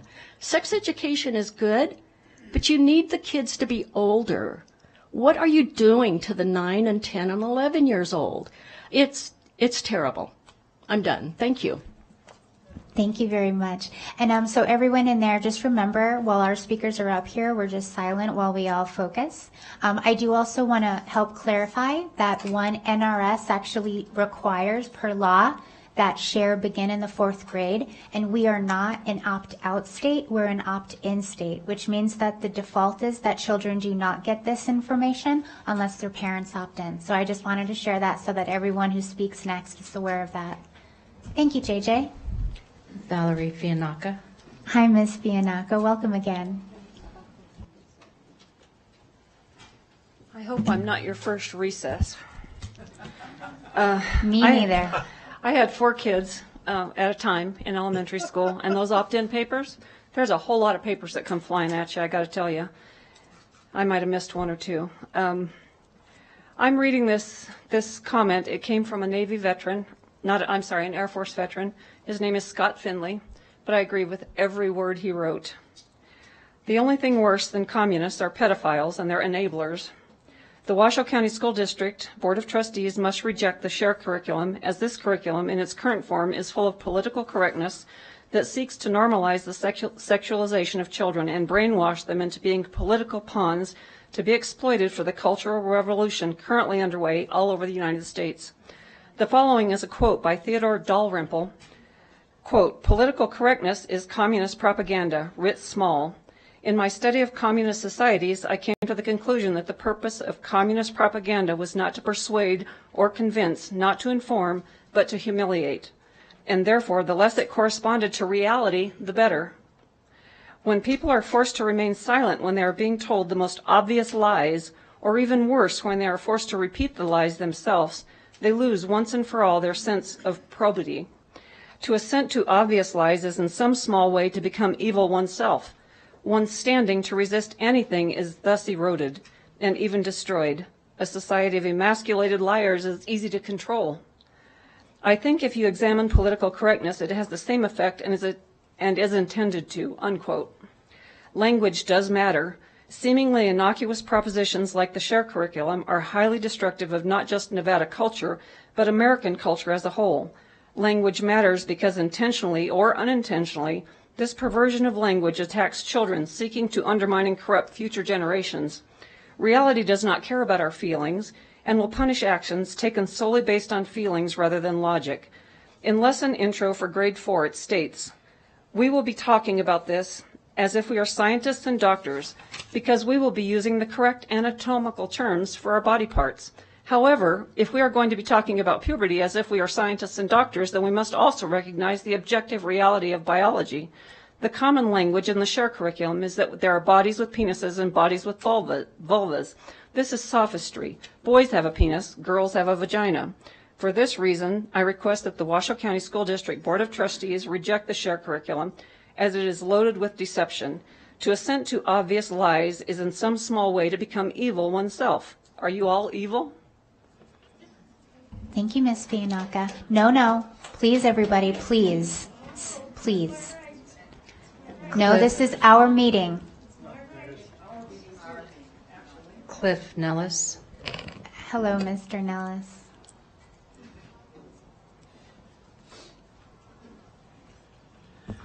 My name is Cliff Nellis. Greetings, board and trustees. Thank you for the opportunity to speak. I'm a 48-year resident of Washoe County with 4 daughters that graduated through the system. And I want to point out to you guys that we are no longer a homogenous society. We used to be a homogenous society based on Christian principles. Our country was built on Christian principles. Even people who weren't Christians, even atheists, believed in Christian principles. One of those principles is God created us, male and female. You see that in the book of Genesis. Now, there's a lot of people here, I believe, behind me, that don't believe in this anymore. The word transgender was an invented word before there was transvestite, which all that means is someone who changes their clothing.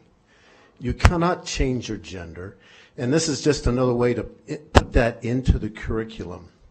The other point I'd like to point out is that when you put boys and girls together, you destroy their natural inhibitions. Boys are embarrassed to talk about this stuff with girls around, and vice versa. This is socially destructive.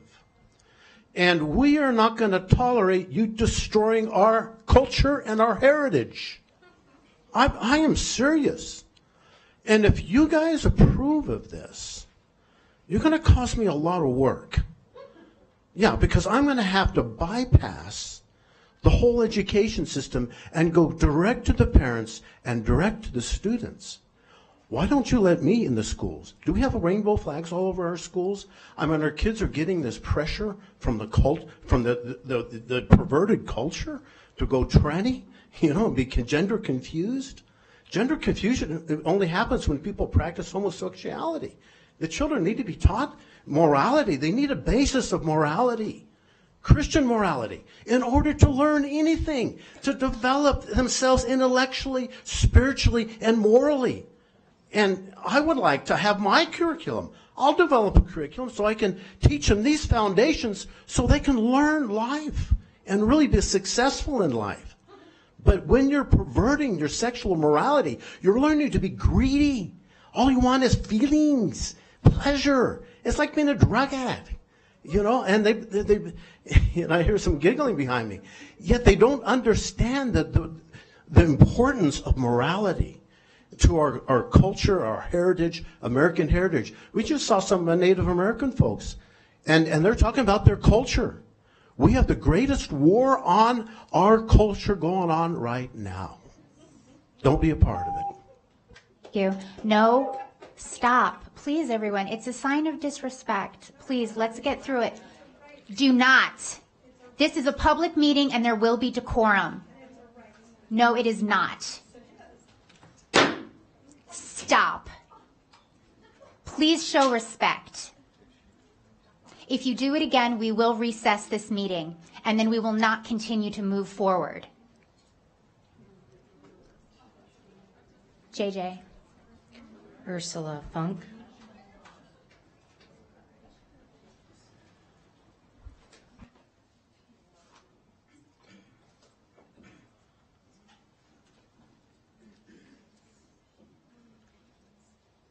Thank you for letting me address the board. First of all, my name is Ursula Funk. I was a nurse in the emergency room. I worked as a nurse and an office manager for an OBGYN in Anchorage for over 20 years.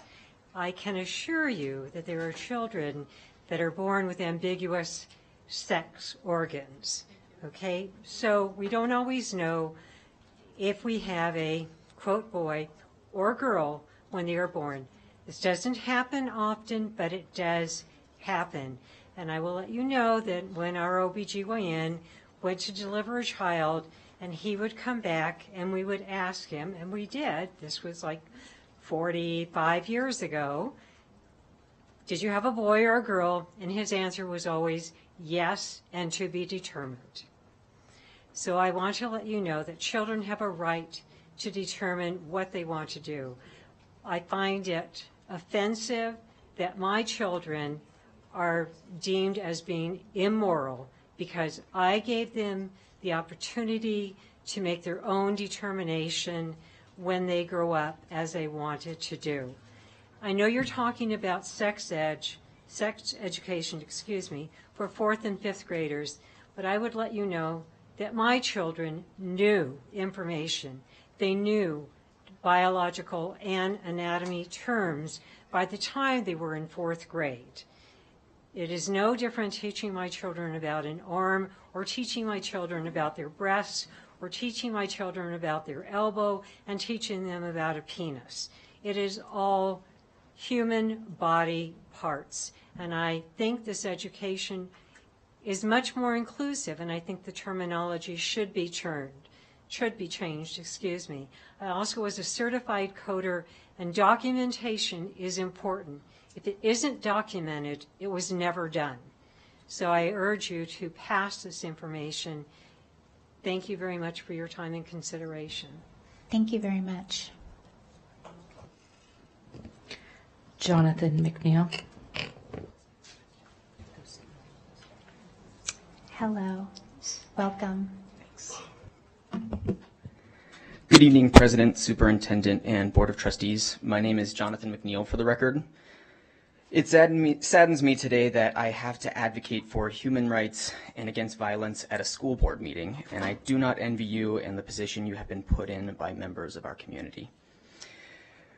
I am speaking today as a 30-year lifelong Reno resident and an alumni of the Washoe County Public School System in support of the curriculum proposals for the SHARE program. Growing up, I had several friends and partners who later came out as members of the LGBTQ+ community, and I feel the Washoe County SHARE curriculum at the time failed to educate me and my peers scientific aspects about sexuality and gender that contributed to the alienation of my friends and classmates for years to come. The SHARE program did not adequately prepare me for the reality of our complex world. The intentional lack of language and acknowledgement of LGBTQ+ topics deliberately excludes members of our community and instills stigma and bias in our children. The stigma that persists against our LGBTQ+ community members perpetuates a system of oppression and violence, and today you have an important role in fighting that. Additionally, the lessons about boundaries and consent will contribute to a safer school system and community. You can help create a more quality education today, and I implore you to put your trust in the experts and scientists and embrace tolerance and equality by approving the SHARE curriculum as recommended by the SHARE Advisory Committee. Inclusivity saves lives. Thank you. Thank you very much.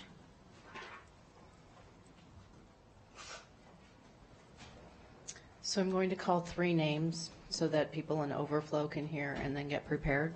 So the first name I'll call will come first, then the next person will be on deck, and so on.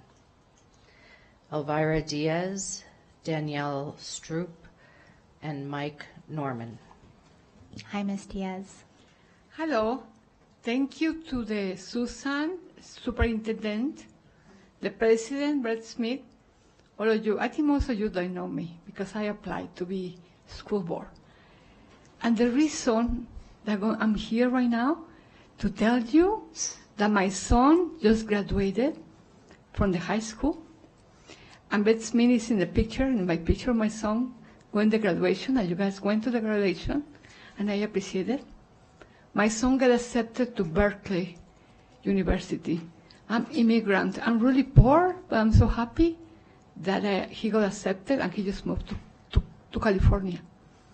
My son, at the age of 4.5, he born with a vulva, but he asked me to have a penis. So my son is somebody who has a vulva people. I don't see nothing wrong with the word people person. Let me tell you, my son, he won for the Boys and Girls Club in this area, like the biggest award. Also, he was the queen for the homecoming in the Sparks High School. And the middle school, they support him, principals. And the elementary school, they support him. So I'm calling just because I don't want just one person who has a vulva, who can be reproductive. My son can have babies inside him if he wants to. I don't want just him to be, because he has a mom like me that support him. I want other kids too. So if you guys change the chair, and then when they're together, then you don't have a problem, because actually when you teach together, they're going to be respect each other's, and they will understand more. When you teach real things, my father was a doctor. When I learned about my son was a transgender, he born a female, but he now is a male. I talked to my mom, was 87. Went to Mexico to tell my mom, and his mom said, doesn't matter. Tell your son that I love him.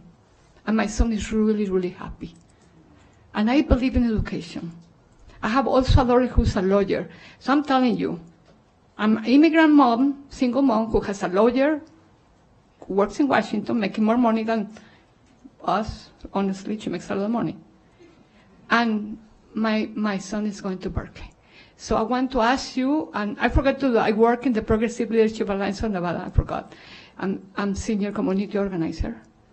And I really appreciate, and I know it's education.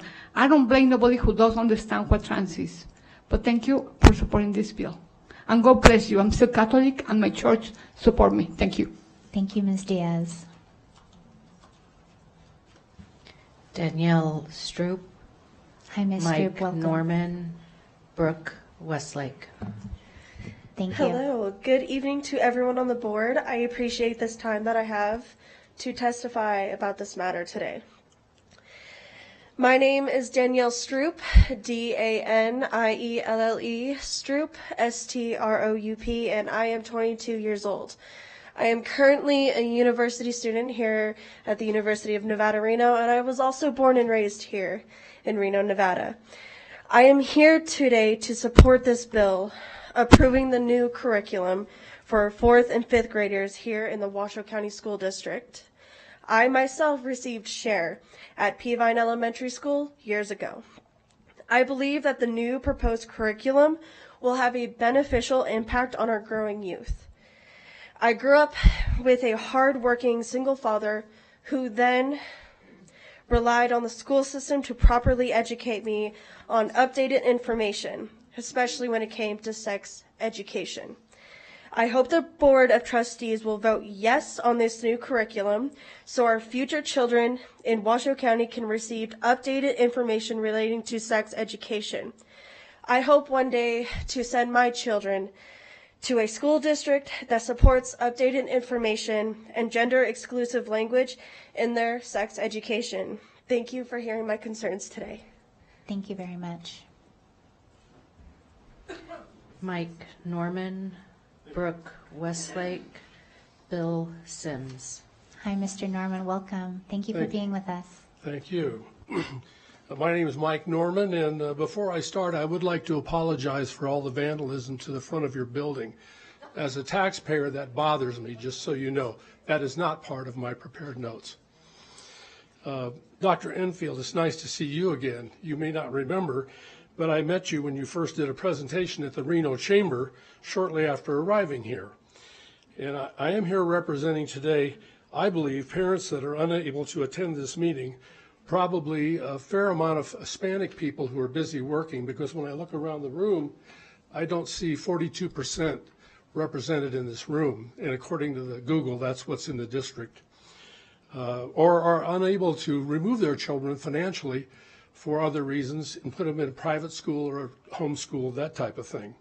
When you spoke to the chamber, you indicated your business cards do not show your pronouns. For me, this was the most important thing you said, because every other card I see at UNR or in the district have pronouns for the individual. It was an indicator to me that you are not a groupthink person in a groupthink environment that we live in. I advised you in a subsequent email to be cautious with those around you and provided some details regarding experiences of past superintendents. This brings me to the matter at hand.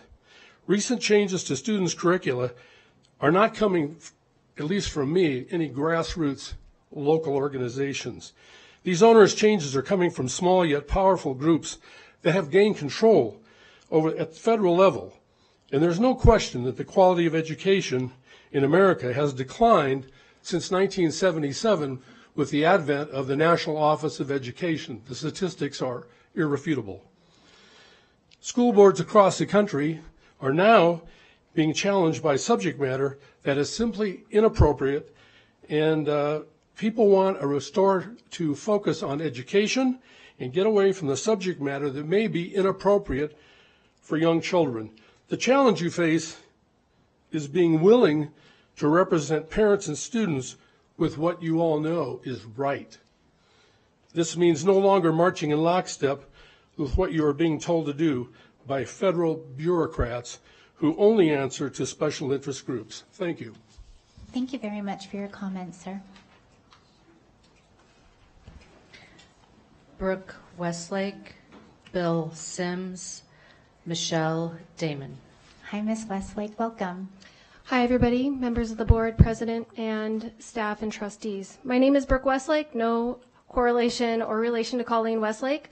I do want to say I commend you for blatantly asking them the question that they could not answer, which is the only person that has a vulva, a uterus, is a girl, and the only person that has a penis is a boy.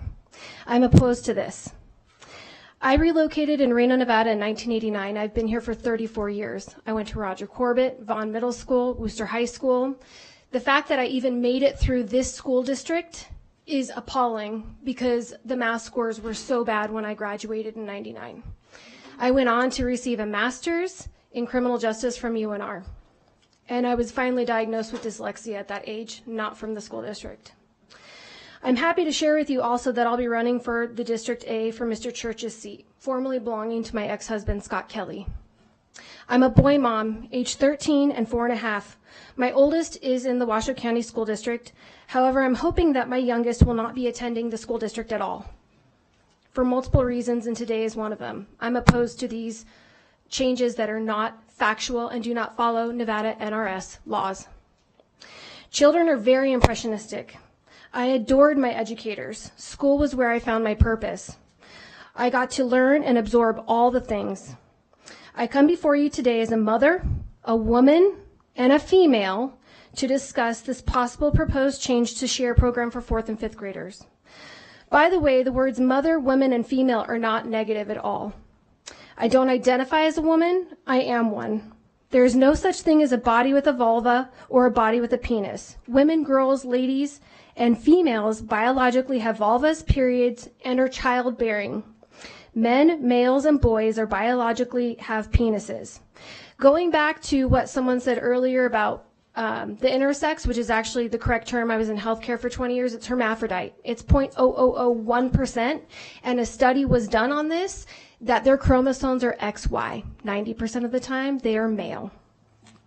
The NRS states that everything with share should be factual and scientific. Introducing a person with a vulva is not factual and scientific. Parenting, as elected officials, it is your job to listen to the parents of the community. Placing a political agenda in front of our 4th and 5th graders is inappropriate. Our children need to be more well-versed in math, reading, and science. We are here today because we were all given birth to by a woman. A biological woman gave birth to each of us. If this change is passed, I encourage parents to opt out of sex ed and lawyer up. Thank you for your comments. Bill Sims, Michelle Damon, Jessica Munger. Hi, Mr. Sims. Welcome.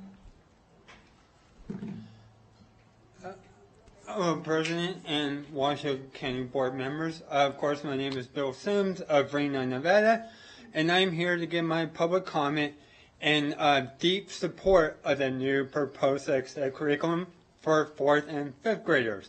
As the current curriculum hasn't been updated in about 20 years since I graduated, I think it's time to update it for students of today to have more medically accurate information, as well as making sure to be inclusive of all genders by simply changing the terms boys and girls on charts and textbooks to the term person.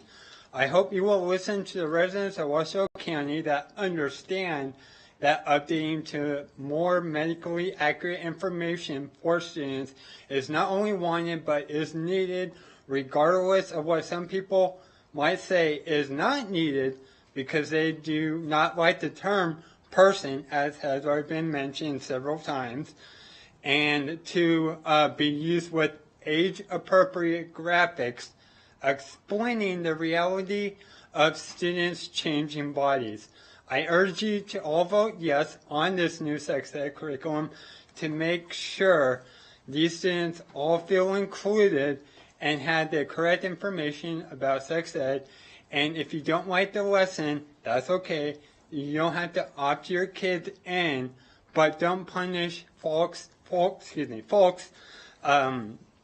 for wanting to have their children get that good medically accurate and gender inclusive sex ed information because you are small-minded. And I just want to go ahead and end my my comment with just letting everyone know individually we're all a person. It doesn't change the fact that whether you like that term or not, individually we are all a person, and that's okay. So yes, a person can have a baby. Just throwing that there. Thank you. Thank you very much. Michelle Damon, Jessica Munger, Julie Morrison. Hi, Ms. Damon. Welcome, and thank you for being with us. Hi, my name is Michelle Damon, Micheledamon. I've been a nurse for 37 years, a parent for 35 years, in the Washoe County School District for 30 years. I have one biological son, 35. We have 4 adopted children. 4 of our children are heterosexual. 1 of them is transgender. All of my kids asked me to come here today and speak for this to be passed. They all agree with the terminology.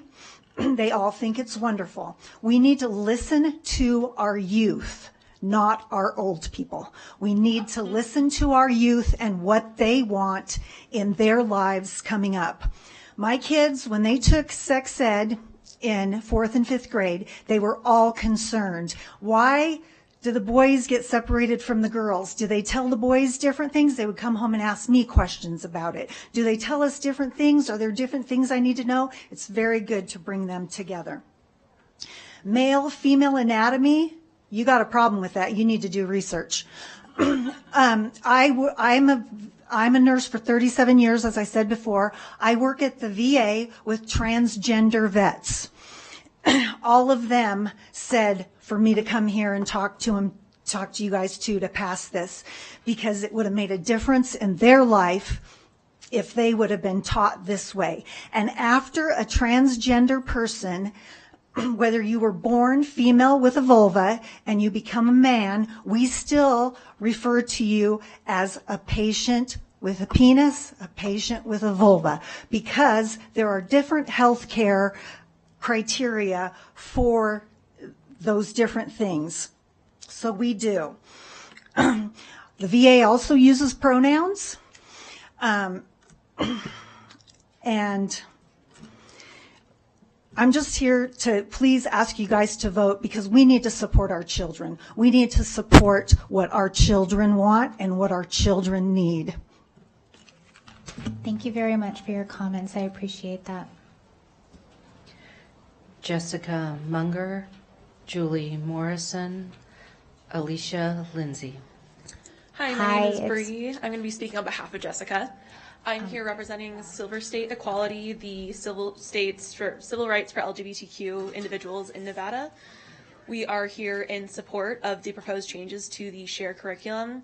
It is very important for all students to have access to medically accurate and gender inclusive information, and it helps reduce harm for all students regardless of their gender orientation. So we implore you guys, please vote yes on the proposed SHARE curriculum. Thank you. Thank you for your comments. I appreciate that. Julie Morrison, Alicia Lindsay, Liz O'Brien. Hi, Ms. Morrison. I'm very glad to have you here. Thank you. Ladies and gentlemen, I'm Julie Morrison. I'm a 33-year resident of Nevada, a tax professional and mother of sons who went to Nevada public schools K-12. They got a good education at our public schools, which also included in elementary, middle school, high school, sex education at age-appropriate levels. I was fully aware of the content of my son's sex education at different grade levels, and I approved it.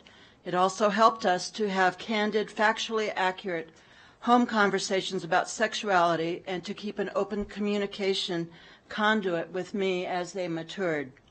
I support your approving the new SHARE opt-in curricula for 4th and 5th graders. It is age appropriate and uses medically accurate illustrations and language. It is fact-based and it's a component of health education. Please keep this curricula as an opt-in program in elementary school. Parents who do not wish their children to attend simply do not have them attend. Do not be influenced by their desire to have 0 children presented with a medically fact-based health and sex education. Thank you for your time.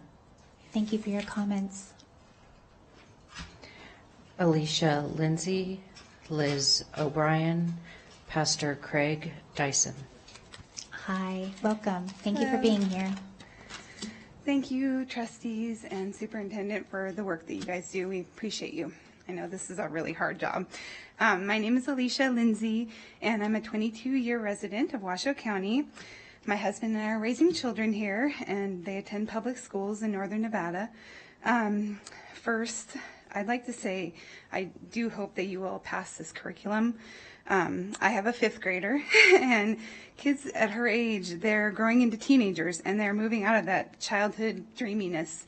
And as a mom, I support her learning about the world with honest communication, and I believe that this updated curriculum is honest, medically accurate, and age appropriate. The pictures of illustrated body parts are in no way close to pornography and are really helpful for kids to be familiar with their bodies and all their parts. I firmly believe that talking more, not less, about these things that make us uncomfortable leads to healthier, happier, honest kids who actually will talk to trusted adults when they are struggling to navigate the world so that we can help them make better choices. I mean, I think we've proven time and time again in our society that when we don't teach kids how to navigate the world and communicate with trusted adults, that it's a disaster. I mean, ask the Catholic Church, right? They didn't teach kids about their bodies back then, and how many kids were abused because they just don't know any better or know who to ask for help. And this is not just my opinion. The Centers for Disease Control and Prevention says that evidence-based, medically accurate, age-appropriate, culturally sensitive, and comprehensive sexual education programs have been proven to help youth delay onset of sexual activity, yay, decrease the frequency of sexual activity, reduce the number of sexual partners, and increase condom and contraceptive use, which all sound like winning strategies to me. Abstinence-only programs in schools do not delay the initiation of teen sex. Ask any kid from the 1950s. And it surprises me to see old people talking about how we shouldn't talk about sex. But anyway, finally, I just want to again say, don't opt in if you don't want to participate in this program. The rest of Washoe County wants this. 90%. That's a pretty big number. So thank you so much. Please support this curriculum. Thank you for your comments. Liz O'Brien, Pastor Craig Dyson, Vicki Schnabel. Hi, Ms. O'Brien. I Hi. appreciate you being here. Okay, thank you to the board for entertaining comment on this. As a Washoe County resident and taxpayer, I urge you to oppose the SHARE curriculum's language that refers to people with a vulva and people with a penis. The purpose of your job is to provide education, not indoctrination. The curriculum's attempt to introduce language with no basis in biology is antithetical to education. Academic literature supports that it is not uncommon for young children to want to be the opposite sex. This almost always resolves. I have some experience with this. I have a gay son. As a child, he had the same interests as little girls. This did not cause me to wonder if he should be born in a female body. Had he been exposed to Cher, I fear it could have caused him tremendous anxiety and a feeling that there was something wrong with him. Today, he is 35. He's a successful lawyer and very successful personally. The SHARE program's language is so obviously a way to backdoor transgenderism ideology. Historically, gender dysphoria affected 0.01% of males, and prior to 2012, there was no scientific literature on girls who suffered from gender dysphoria. Why are we pushing transgenderism when such a small percentage of people suffer from it? How did we come to a point where more and more adolescents, especially girls, suddenly discover they were born in the wrong body? It is not scientific. It is a social contagion fueled by mental health care professionals who fear losing their licenses if they fail to affirm the patient's self-diagnosis. In fact, it is the only psychological illness in which a patient is allowed to diagnose him or herself. By adopting the above-mentioned language in SHARE, you're promoting a social contagion that has dire consequences to our children's physical and mental health. Surely you must know that females who undergo phalloplasty and males who undergo orchiectomies and vaginoplasties cannot achieve sexual climax, and that young girls who undergo top surgery will never be able to breastfeed should they choose to detransition. There have been social contagions over the last 50 years, such as anorexia, bulimia, and cutting. We recognize these contagions are dangerous to mental and physical health, so why would we encourage behavior that allows children to alter their natural hormones and mutilate their genitals? Pushing gender ideology is just as bad as conversion therapy for gay and lesbians because it sends a message to children that something is wrong with them and maybe they would just be normal if they switch sex. I would recommend you read Irreversible Damage by Abigail Schreier. Lastly, I'm a litigator. I had the occasion to defend a transgender doctor who volunteered at a women's health center. After my client's 20-year-old patient treated with cross-sex hormones for almost 2 years, he asked my client doctor to provide a letter of fitness to undergo procedure. We appreciate you. Thank you. I'll let you know that that person revealed that he intended to commit suicide because he changed his mind. Thank you very much for your comments. And we appreciate it. Okay.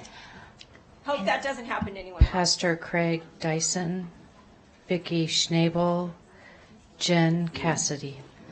Hello and welcome. Thank you for being here. Hi, Board. Thank you for your time. My name is Pastor Craig Dyson, Washoe County resident. I'm the lead pastor of Convo Church here in Reno, a community leader that is standing for the protection and revival of Christian Judeo values and standards that founded this great nation.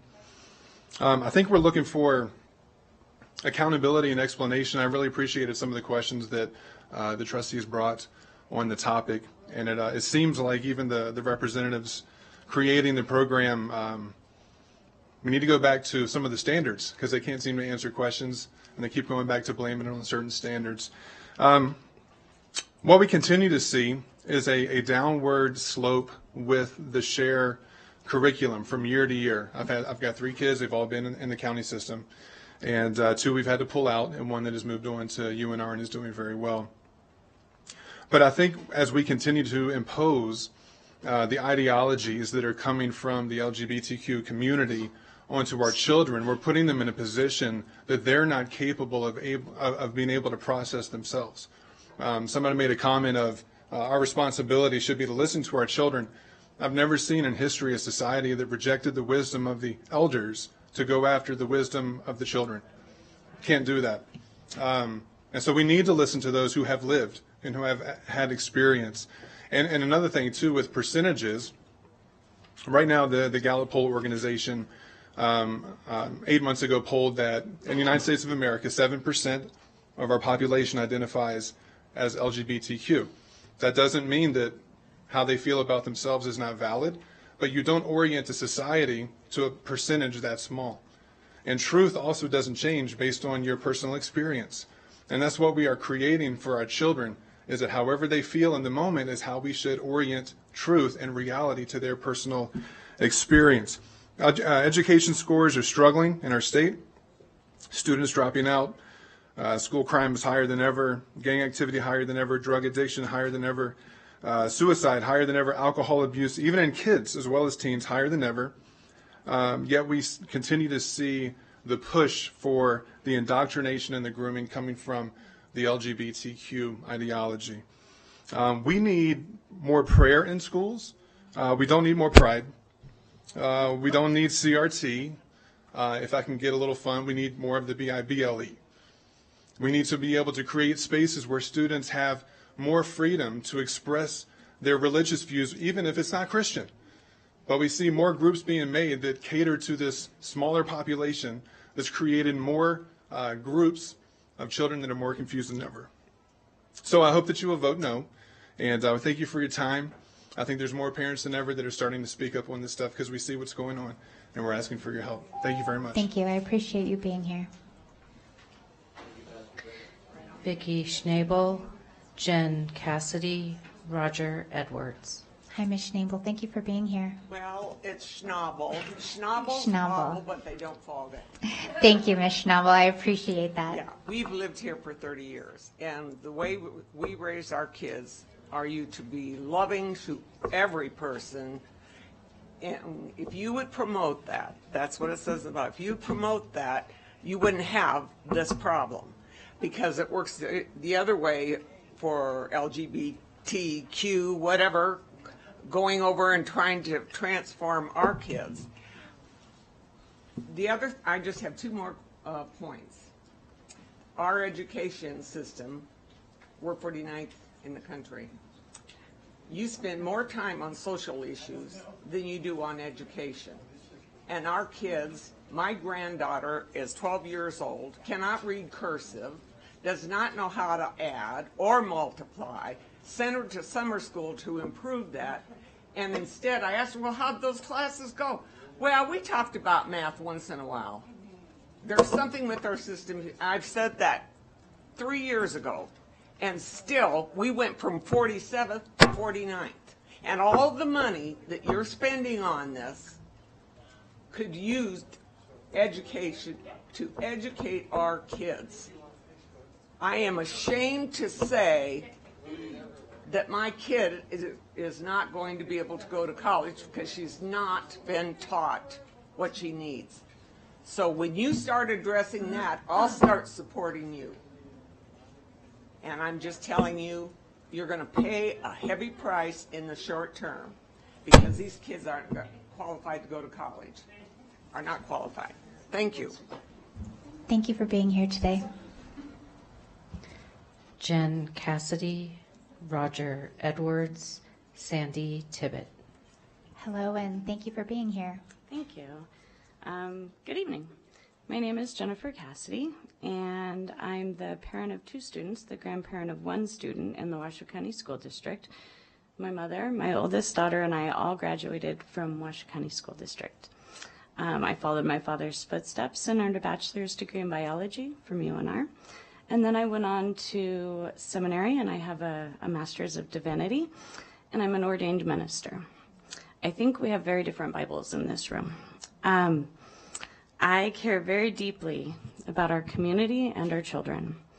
I'm here today in support of approving the new curriculum for 4th and 5th grade students.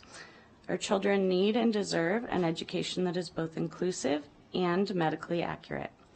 As a biologist, I can say with confidence that sex is far more complicated than male-female, and gender is a spectrum. Trans children exist. They attend our schools, and excluding them is harmful. If we only offer education for those girls who have vulvas and those boys who have penises, where will all of the children who this leaves out learn what they need to know to keep themselves and their peers safe and healthy? How can they be kept safe and healthy by their peers if they are made invisible? By the way, trans and intersex children make up more of our population than redhead children, just as everybody keeps talking about how this percentage is small. They are a large part of our community, and even if there was only one, it's a child and we protect them. Research shows that far too many trans children don't make it to adulthood. And those that do, don't make it to old age. Research is also clear that we can do something about this. When trans children have an affirming and supportive environment where they are included and loved and not made invisible, they stay alive and they thrive. SHARE is an opt-in program. If the form is missed, your child won't be opted in. If you disagree with the information, you don't need to opt in. We need to provide our children with an education that is inclusive and accurate. Those who don't want children to have science-based, medically accurate information can opt out, rather than keeping important information from children that will save their lives. Thank you very much for being with us. Roger Edwards, Sandy Tibbet, Nathan Noble. Good evening, Mr. Board. Benton. How are Roger you? again. Like I said, 50-year resident, father of 3, grandfather of 5. Good job. Got to ask the important questions. And if they can't give you the answers, you got to vote no. It's this can't get any more sad than the transgenders in our community. But you know what? Graduating kids that can't do the job in life is worse. And we don't have time for this stuff. We don't have class time for this. We got to teach our kids how to read. Teach our kids how to do basic math. I'm a college graduate, and I did math. Math was fun because I had the right teacher. If you want to, concentrate on something important, concentrate on these great teachers you have and cut them loose. Quit saddling them with LGBT nonsense and, emotional this and emotional that.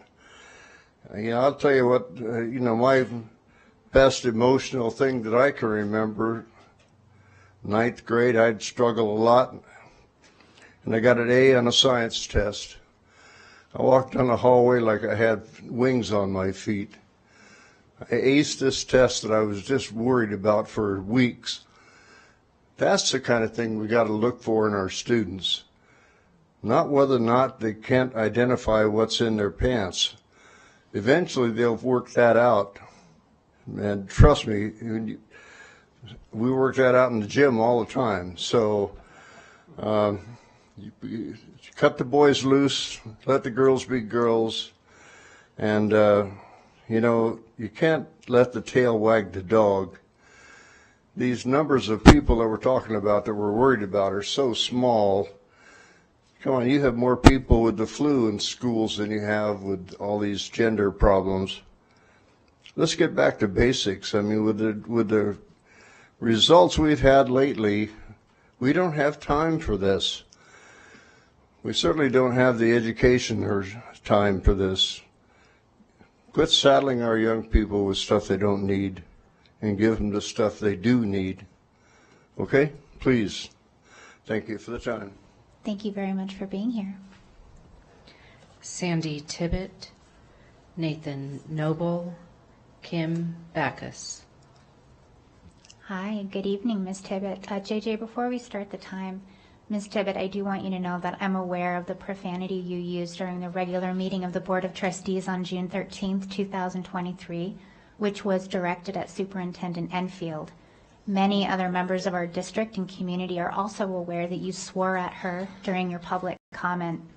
I'm putting you on notice right now that we're not going to tolerate any personal attacks, swearing, or any other willful disruptions at the meeting. This is a school district in service to children and their families, and we conduct ourselves professionally. Thank you. And we appreciate you being here. Sandy Tibbet for the record. I applaud you, Trustee Westlake, for being a voice of reason, of speaking with common sense and standing up for what's morally right. And for standing up for real science. Thank you. I'm grateful these sex ed classes are an opt-in choice, and I hope parents are paying attention, reviewing the proposed changes before allowing their kids to attend these hypersexualized orientation classes. I can't help but wonder if the people who sent in their emails in support of these changes reviewed the material themselves. Many of them didn't even take the time to give a reason for why they are supporting the changes, only stating that they support it. The proposed material is completely inappropriate for 4th and 5th graders. 9 to 11-year-olds should not be thinking about breast size, erect penises, or be concerned about wet dreams. They do not need to know a penis must enter a vagina to make a baby. At this age, they are neither intellectually, physically, nor emotionally equipped to handle this sensitive subject matter. All that kids need to know is how to say no, and why saying no is in their best interest for them physically, emotionally, and spiritually. Person or bodies with a vulva, penis, is dehumanizing language and does not belong in a classroom. Boys are male, girls are female, and nobody or anybody who subscribes to calling them anything other than that cannot be trusted to teach the subject objectively. The learning material loses its credibility as well. It becomes propaganda and it cannot be taken seriously. Sexually charged and perverse terminology causes confusion, anxiety, depression, and fear, which increases the risk of suicide in all students of all ages. The proposed curriculum is a loose outline of a lesson plan with discretion left to the teacher on how to interpret it. The parent really doesn't know what is being taught to their child. They would have to attend the class to really know what is being said. Forcing boys and girls to listen to, view, and discuss material in front of the opposite sex is embarrassing and contributes to the breakdown of modesty, which is the point, right? Break down modesty, so they think about sex all the time. Introducing gay relationships in the 5th grade is a tactic to normalize same-sex couples over traditional family relationships, which creates a social pressure within the school environment to be in a same-sex relationship. Is this the government's new form of birth control? Please protect childhood innocence by voting no to the proposed changes to SHARE. Thank you for your time. Thank you very much. I appreciate you being here. Nathan Noble, Kim Backus, Nichelle Hull. Hi, Mr. Noble, and welcome. Is he possibly in the overflow room? Oh, he had to leave? Okay. Kim Backus, Nichelle Hull, J.S. McElhaney. Hi, Ms. Backus, welcome. Allowing me to speak before you. I don't particularly have an objection to SHARE program. I am one of those old people earlier referenced who in the 50s was given a very straightforward description of our anatomy and set free to do whatever we wanted with it. Somehow we've gone from 0 to Mach 10. We're a little farther along than I think is necessary for our children. But I'm not here actually to talk about that. I'm here to reference, and everybody's saying it's person with a vulva. What it says actually is people with vulvas and people with penises. I think that when you're trying to teach children something, you should teach them use the words that they can look up in a dictionary. I think you might want to consider using Webster's dictionary or a medical definition for male and female, just as a baseline. Give 4th and 5th graders a baseline. I think that might even help transgender kids to understand their confusion. What is the baseline? What is the biological baseline? I don't see a problem with what Trustee Westlake is saying. I think that it's very reasonable to say boy, girl, man, woman. I think that the confusion is going to be with the children who have a penis and feel like they should have a vulva regardless of the SHARE program. So let it be just factual information when you're talking. Secondly, I have a concern that I agree with my friend who has a concern with the 5th grade curriculum regarding sexual assault. The topic may be triggering to some students. When moving to the topic of illegal sexual contact, allow those students to dismiss themselves from the room. How many 10-year-olds who've been sexually assaulted are going to stand up in front of their peers and leave? That needs to be revised. You need to have a proactive, not a retroactive approach for those children. I think that what you want to do is front load to the students prior to the lesson that they're with a counselor, that things can happen, and if you have had something bad happen to you, the counselor is available at all times. Don't put that child on the spot in the middle of the lesson and expect that kid to get up and walk out. Thank you very much. Appreciate you listening and hope you will consider boys, girls, men, women, male, female. Thank you, Ms. Bacchus. I appreciate you being here. Nichelle Hull, J.S. McElhaney, Alex Milham. Hi, Ms. Hall. Welcome. Thank you for being here today. Thank you.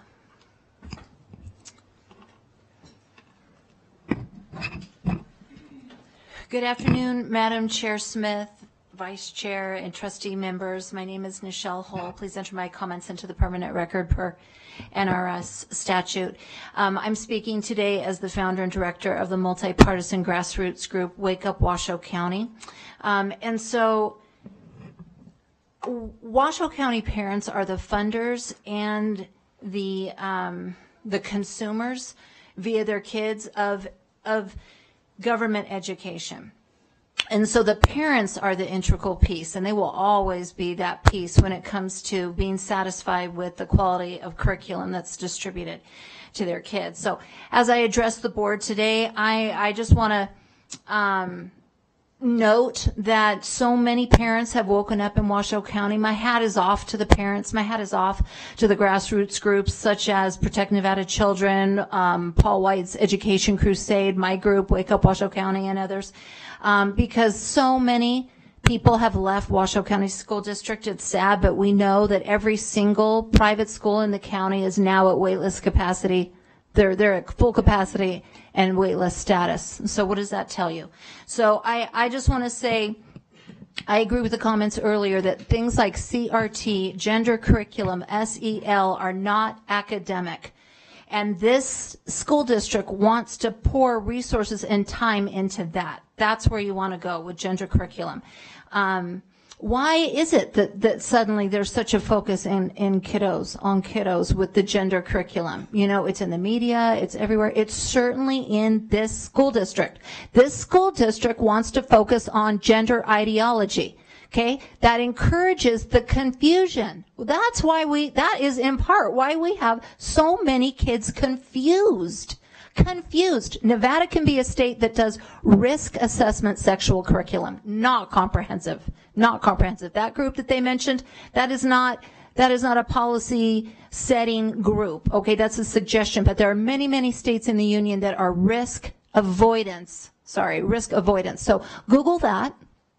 Risk avoidance, sexual education curriculum, okay? So that's going to teach all the basics that I was raised on, that most of us in this age group were raised on, okay? And we were not thrown into mass confusion on what gender we are, okay, under that type of curriculum. So I think that's it, man. I'm done early. Well, that's crazy.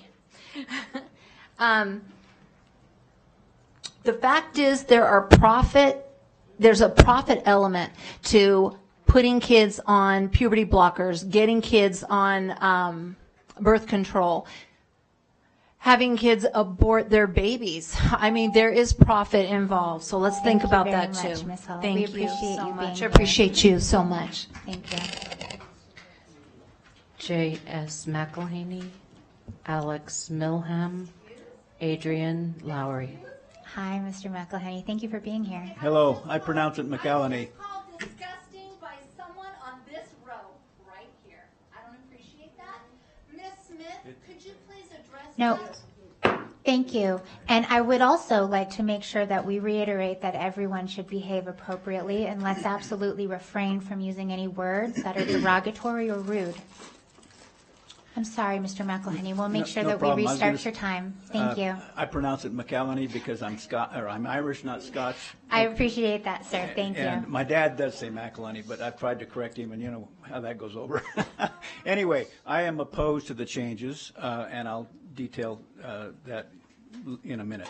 I was a healthcare professional here in Washoe County, and Reno specifically, for 40 years.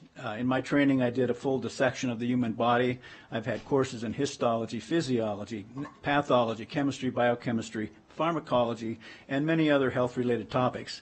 In my study of genetics, I learned about XX and XY chromosomes for females and males.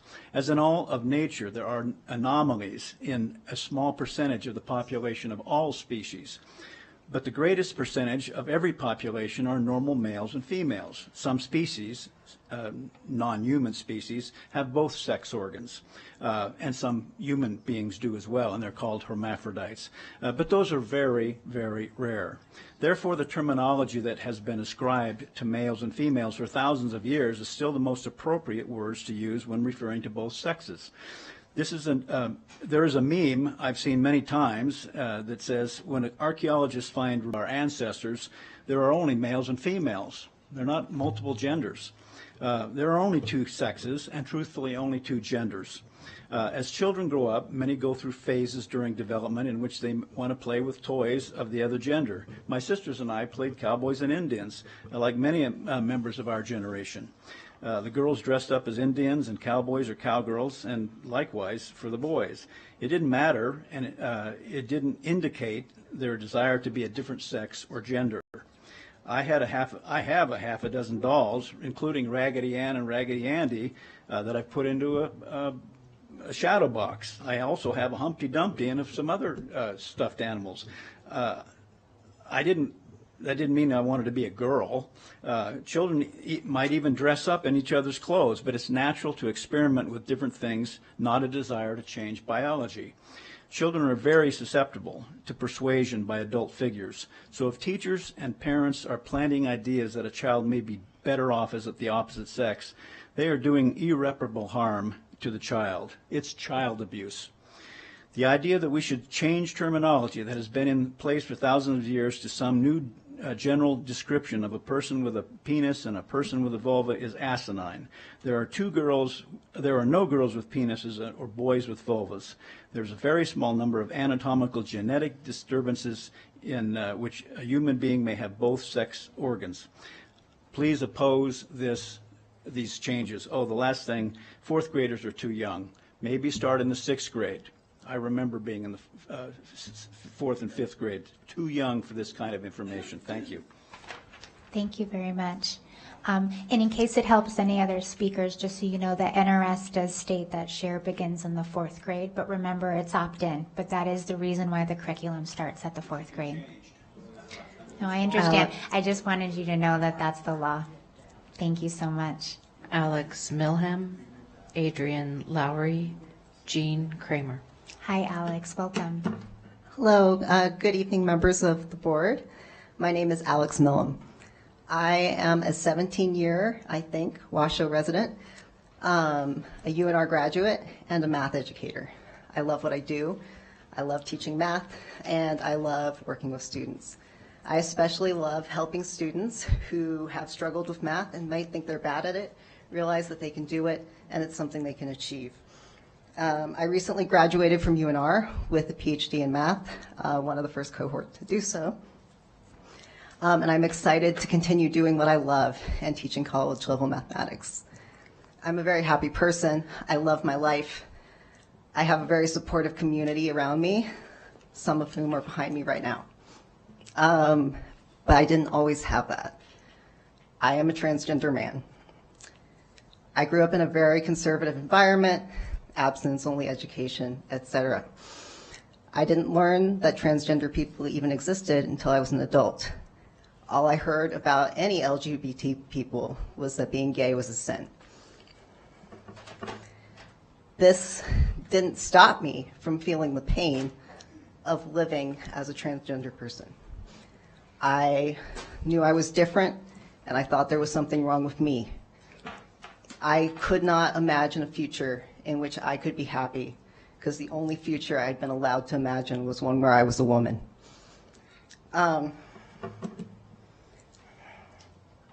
here today because I want better for transgender kids in Washoe County.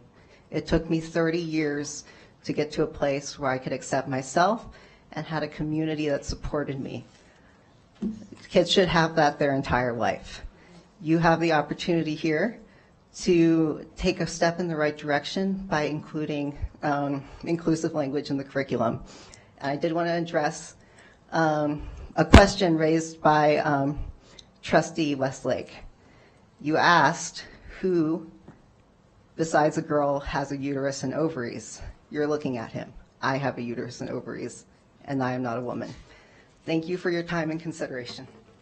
Thank you very much for being with us. Adrian Lowry, Jean Kramer, Lilith Barron. Hi, Adrian. Hi. Welcome and thank you for being here. Thank you for having me. I wanted to address a question by Trustee Westlake of why, when you were growing up, the medical texts didn't have any transgender language or that sort of thing. No. Trustee Westlake, maybe that's what he misunderstood, but let's finish. Okay. All Thank right. you. That you're not familiar with medical texts that have transgender language. There's a very dark history to that. In the European tradition, there has not been a whole lot of study of it. It was most studied in the 20s and 30s in Germany. And at that time, in the 30s, there was a big social upheaval where all of the research, or most of the research on transgenderism, was burned. If you look up, book burning Germany, you'll find the pictures of them burning those materials. And then the people who were transgender would be arrested and then executed by the German government. So that is a big part of why our medical texts that we're most familiar with are missing a lot of that information. I just wanted to make that clear that there's a very, factual, historical reason that these things are left out of medical texts over the past century. I hope that gives some background on that. I looked over the SHARE curriculum and I thought it did a very good job of explaining these concepts about reproductive organs and that sort of stuff. I think the SHARE committee did a wonderful job on that, and I would ask you to pass that. I think, there's a lot of people with hate in their heart for transgender people. They want to remove them from society. There's someone who said that they're a social contagion, which is very eliminationist rhetoric. And I think this is really something that the school board, you need to say loudly that yes, we do have transgender boys and girls, and we're not going to erase them. We're going to accept them, protect them, Thank you. Thank you very much for being with us. Jean Kramer, Lilith Barron, Kelly Roper. Hi. Hi. It's very nice to have you with us tonight. Thank you. It's nice to be here. I'm Jean Kramer, for the record.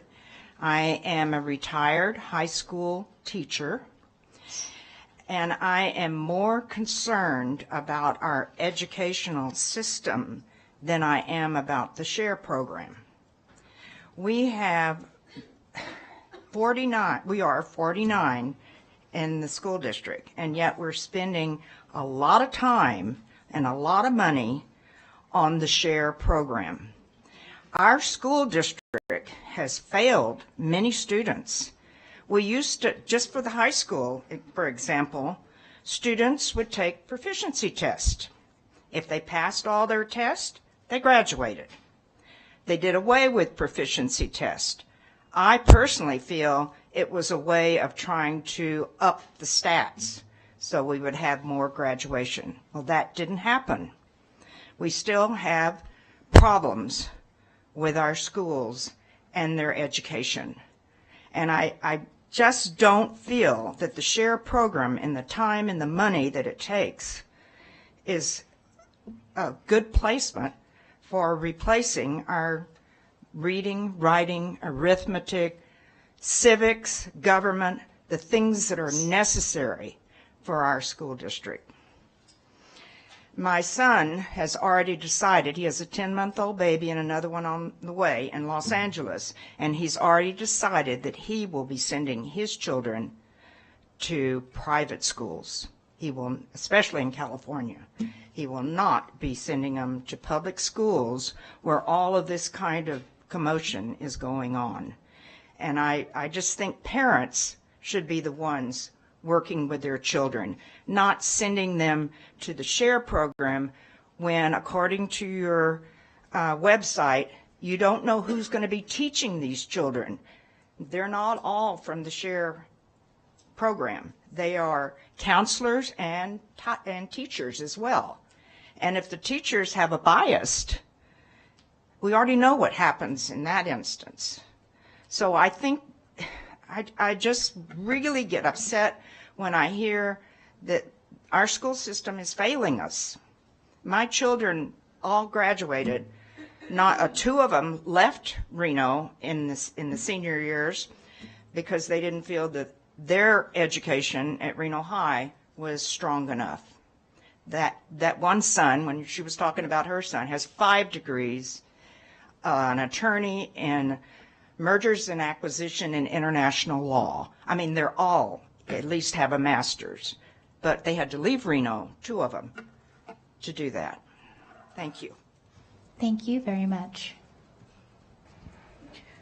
Lilith Barron, Kelly Roper, Val White.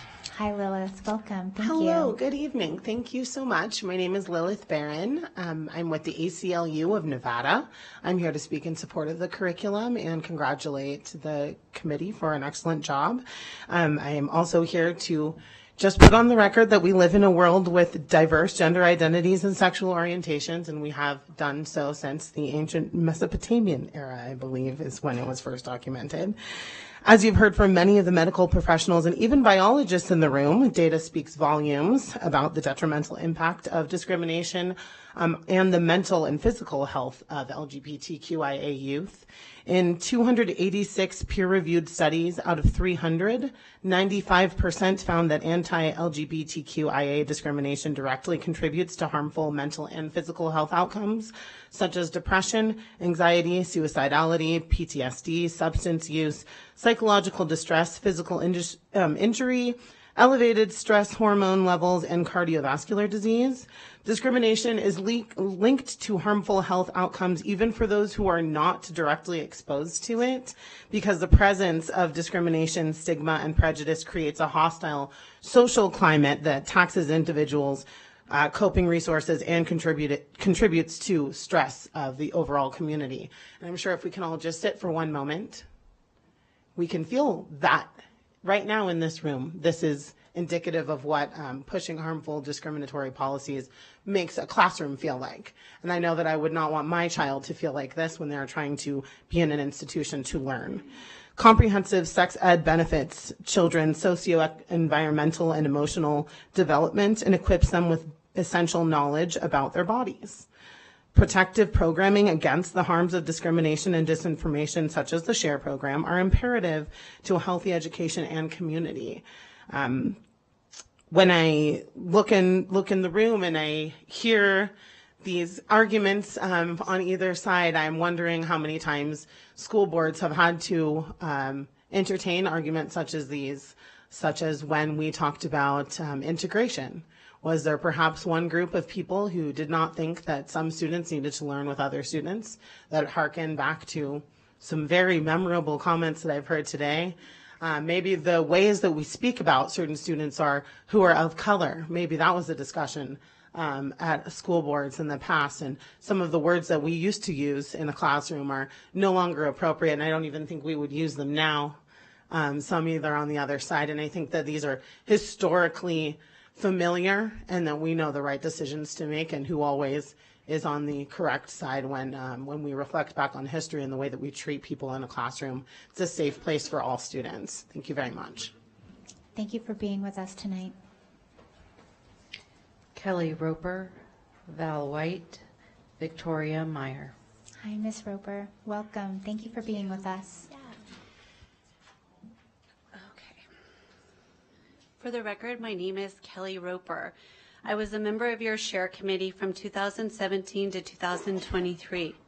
I joined the committee after the curriculum was beginning to get updated by a former staff member.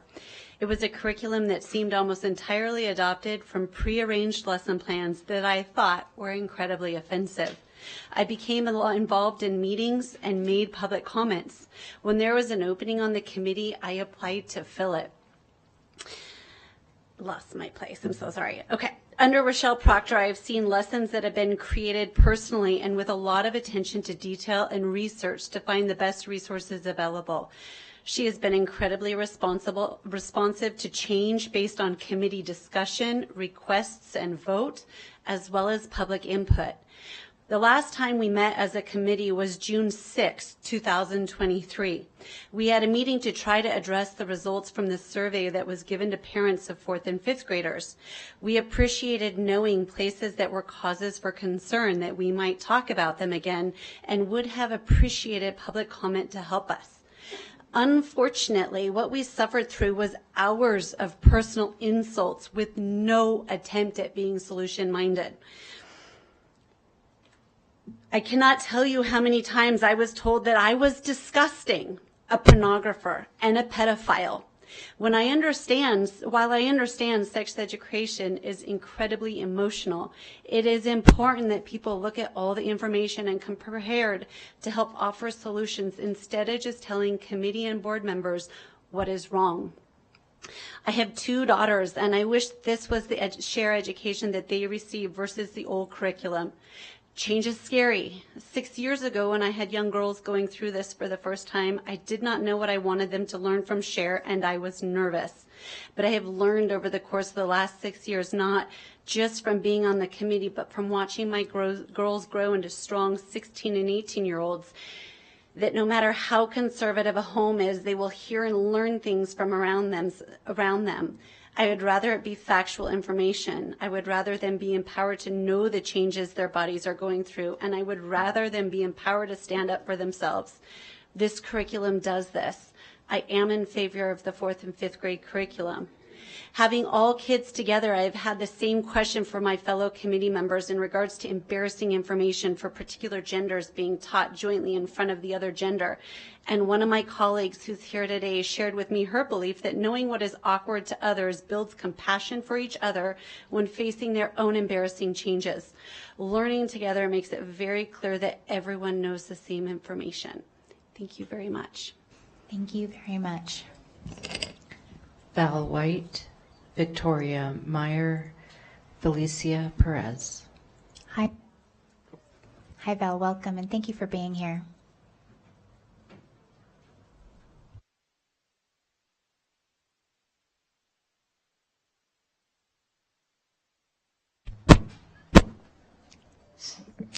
In 1964, the Supreme Court decision said, "Debate on public issues shall be uninhibited, robust, and wide open, and it may well include vehement, caustic, and sometimes unpleasantly sharp attacks on government and public officials. Little WCSD can't supersede the Constitution. I oppose the entire comprehensive sex ed curriculum for all grades. A short history lesson. CSE has its roots in the occult through Helen Blavatsky and Alice Bailey. Margaret Sanger and Hitler agreed with these occult teachings and supported both the infanticide and the removal of low-quality bodies. That would be blacks, Latinos, and other people of color. Sanger said birth control is calculated to undermine the authority of the Christian churches. I look forward to seeing humanity free someday of the tyranny of Christianity, no less than capitalism. Sanger went about accomplishing this with her Planned Parenthood. The occultist agenda is still being pushed today. There's a company headquartered inside the United Nations building called the Lucis Trust.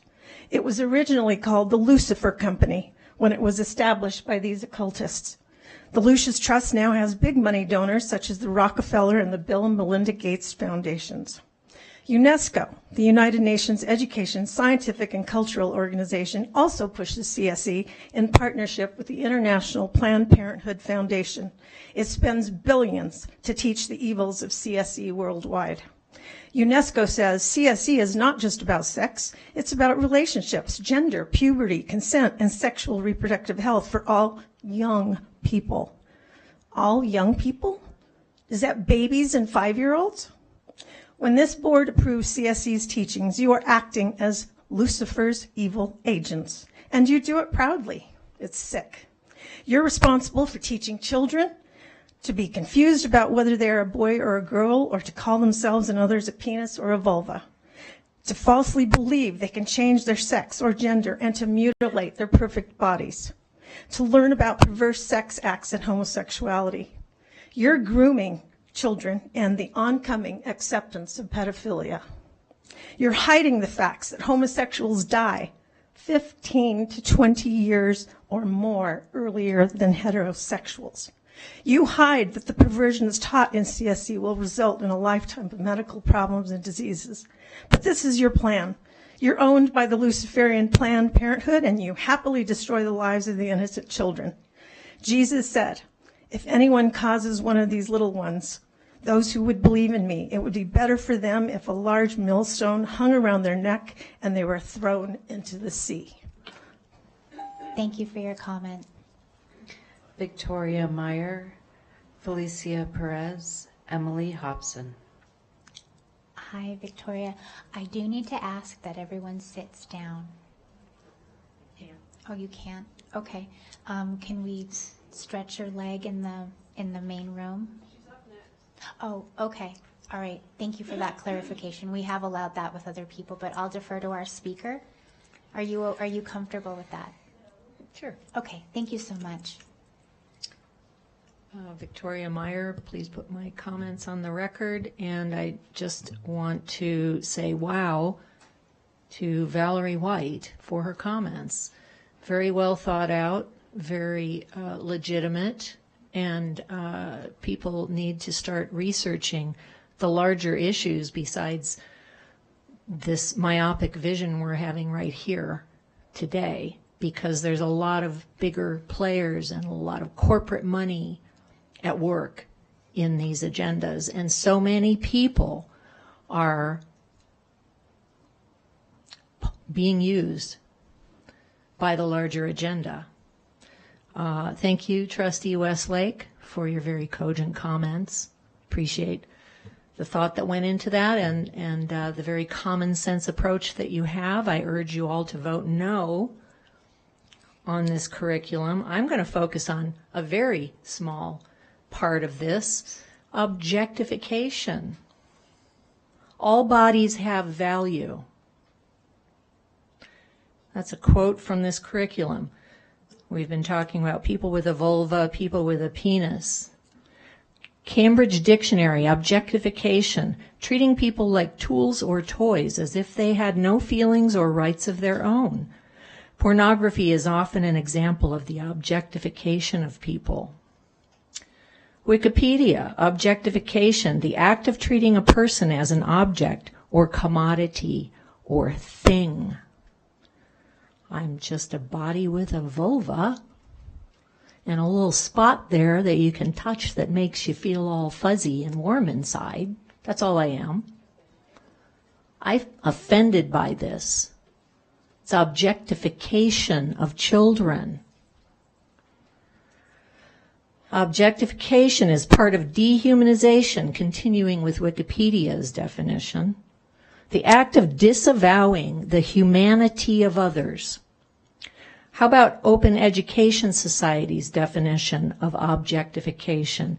Viewing an individual or group solely as a depersonalized thing or object existing for the sole purpose of the viewer's wants and needs without regard for the individual's agency or their personality or dignity.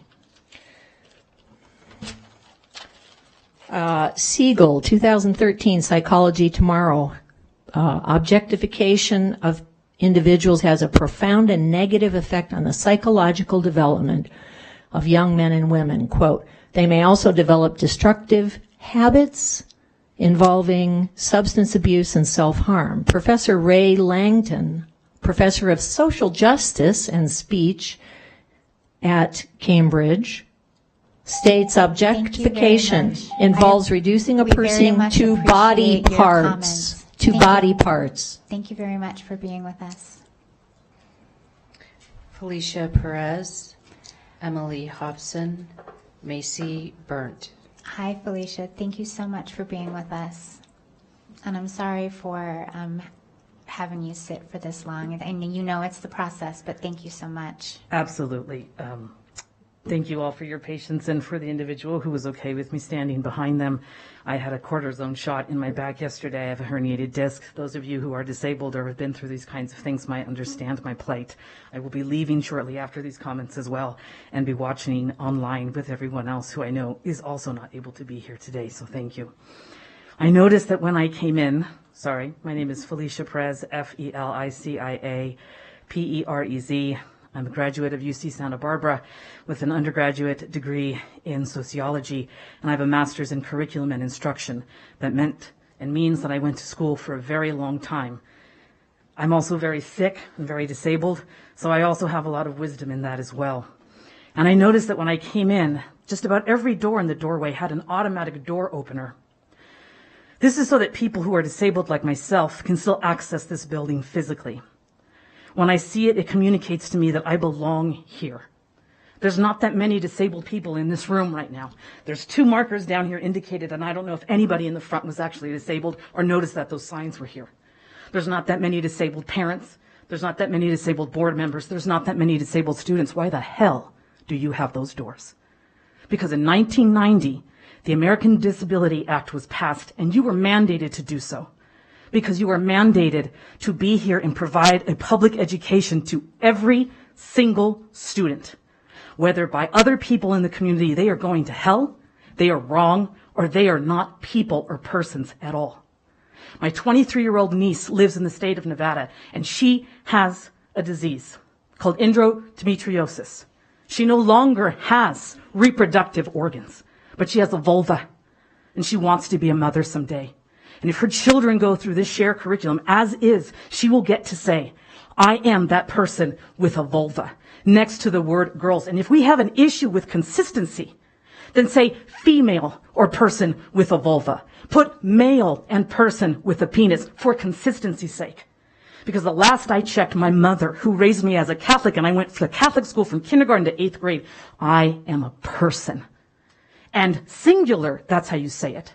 But plural, you say people, just like girl, singular, girls, more than one, just so that we're clear on why any of those things were maybe said differently.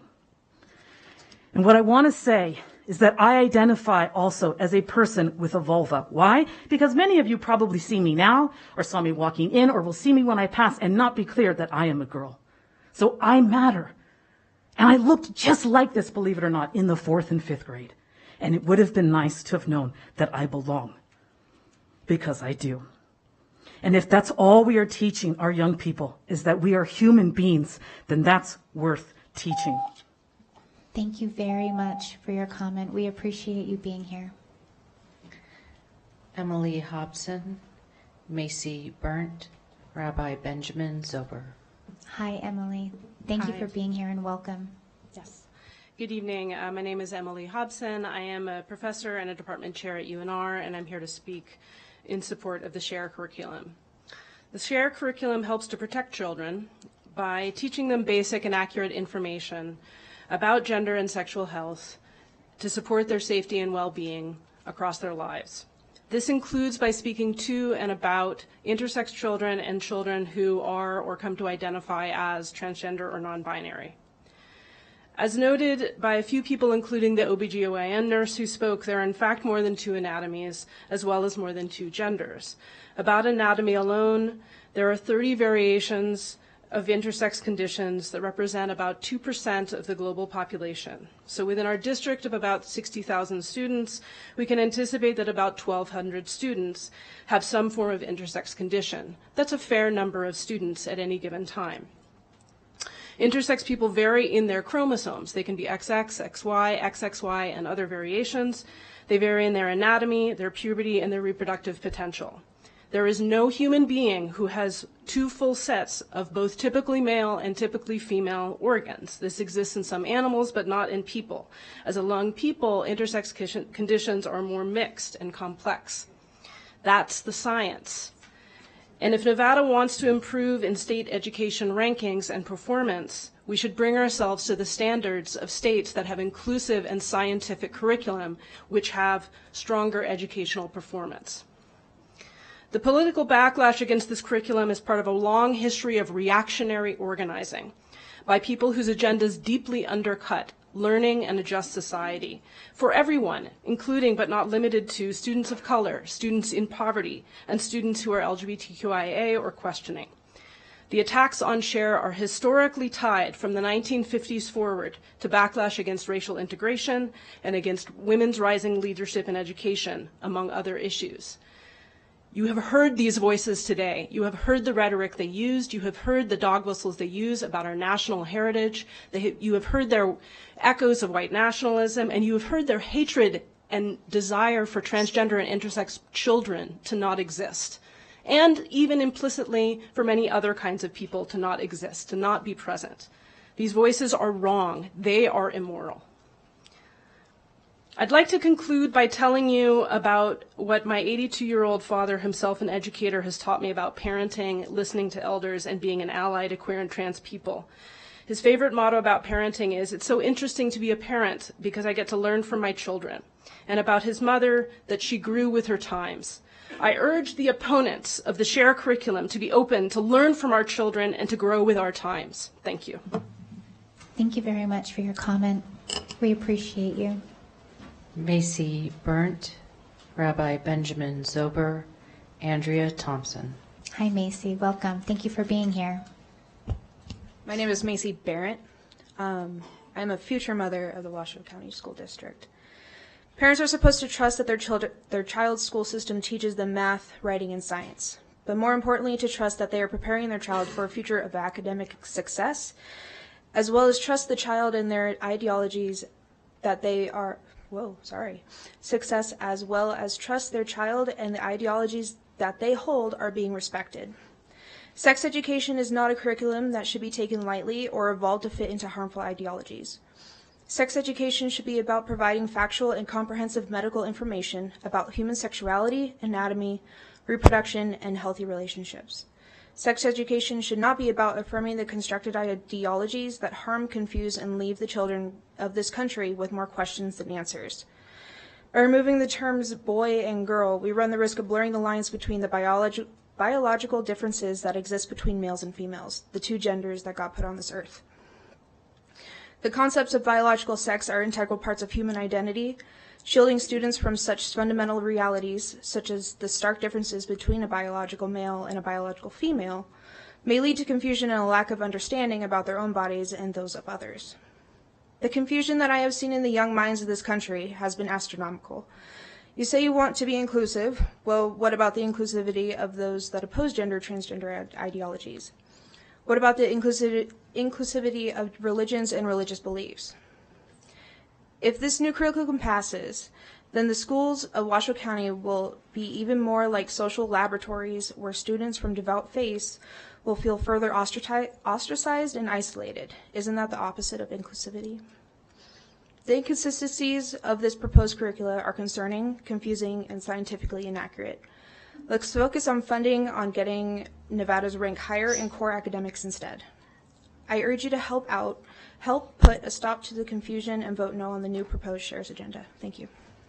Thank you very much for being with us. Rabbi Benjamin Zober, Andrea Thompson, James Bentham. Welcome, Rabbi Zober. Thank you for being with us tonight. Thank you. Good evening. As you may guess from my title, I am a biblical scholar, and a few folks this evening have brought in ideas and even some pieces of scripture, and I would like to start by setting the record straight. The idea that there is male and female as a binary to the exclusivity of other genders is not supported by the biblical text. People may attempt to put the idea of male and female only onto the values and may attribute it, as was said, to Judeo-Christian values. But I'm here to say that in particular, the Judeo tradition has recognized at least 7 genders since the 2nd century. Needless to say, I am a biblical scholar and I support the SHARE curriculum. The SHARE curriculum is based in science and is age appropriate, which is what our educational system should aim to do.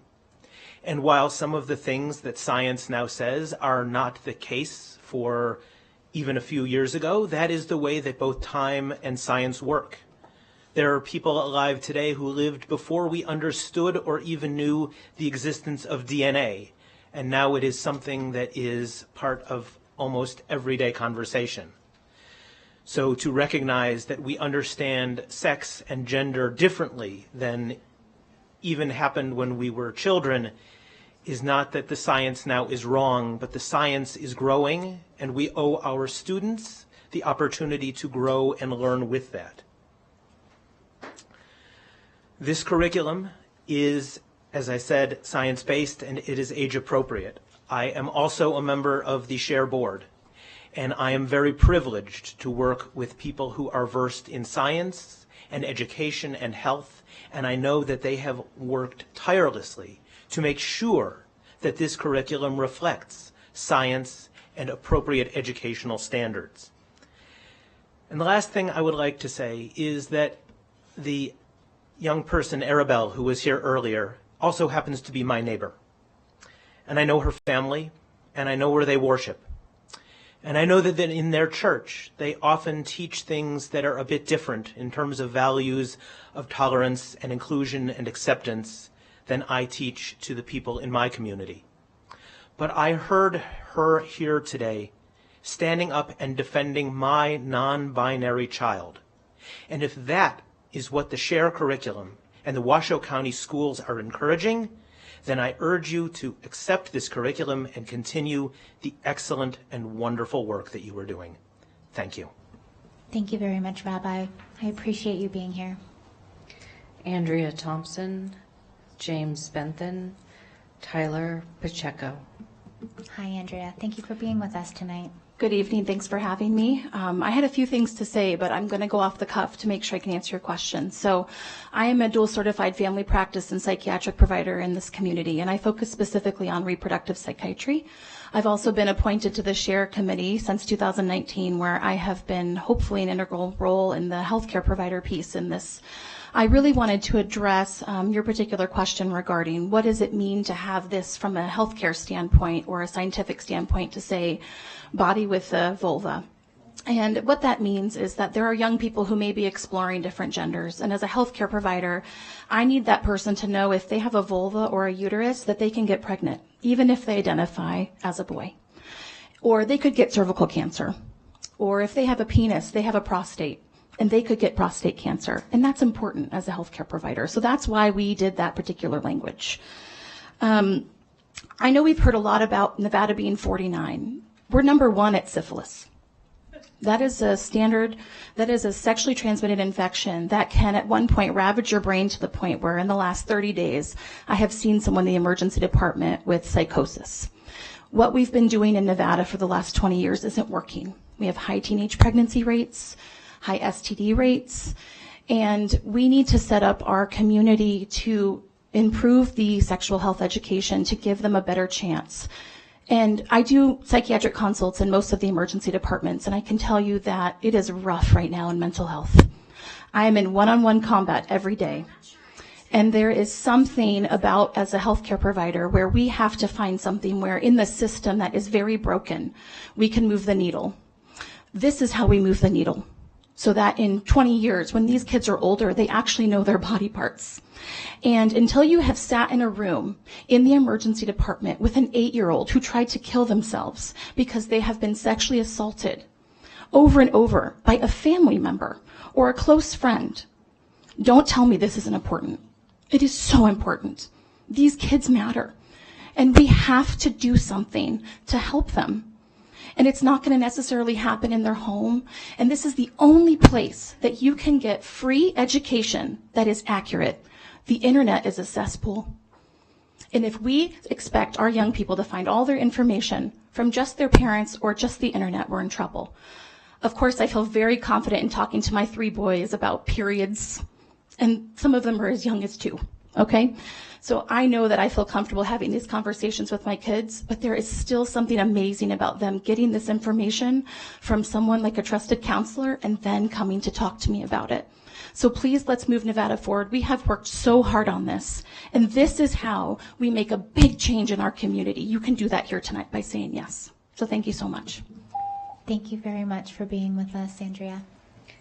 James Bentham, Tyler Pacheco, Debbie Martin. Hi, Mr. Bentham. Oh. Thank you for being here and welcome. James M. Bentham, for the record. Earlier, racism and discrimination was brought up. Martin Luther King was hoping for the day when people would not be looking at a person's color, but the person themselves, that they would be blind to color. Any person in our country is more than the pigment of their skin. It also applies to our issue today. A boy is more than a penis. A girl is more than a vulva. We're talking about very young kids, and I'm opposed to this SHARE program, this introduction to sexualization at a very young age.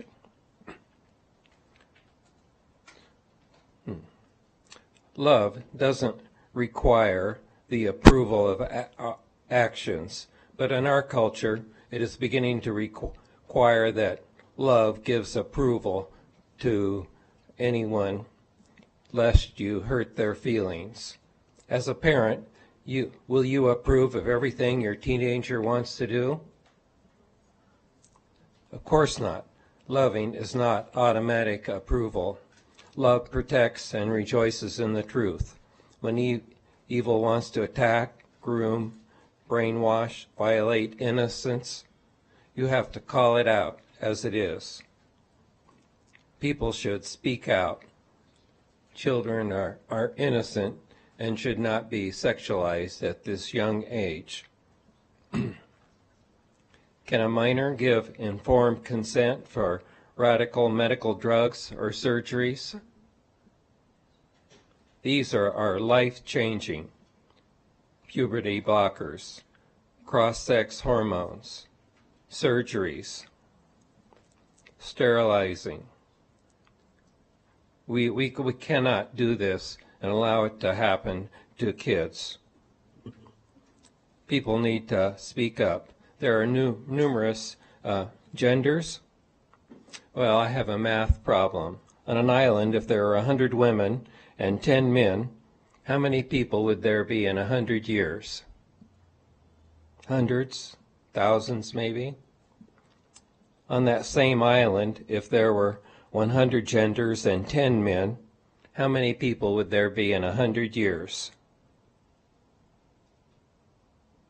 110 dead skeletons.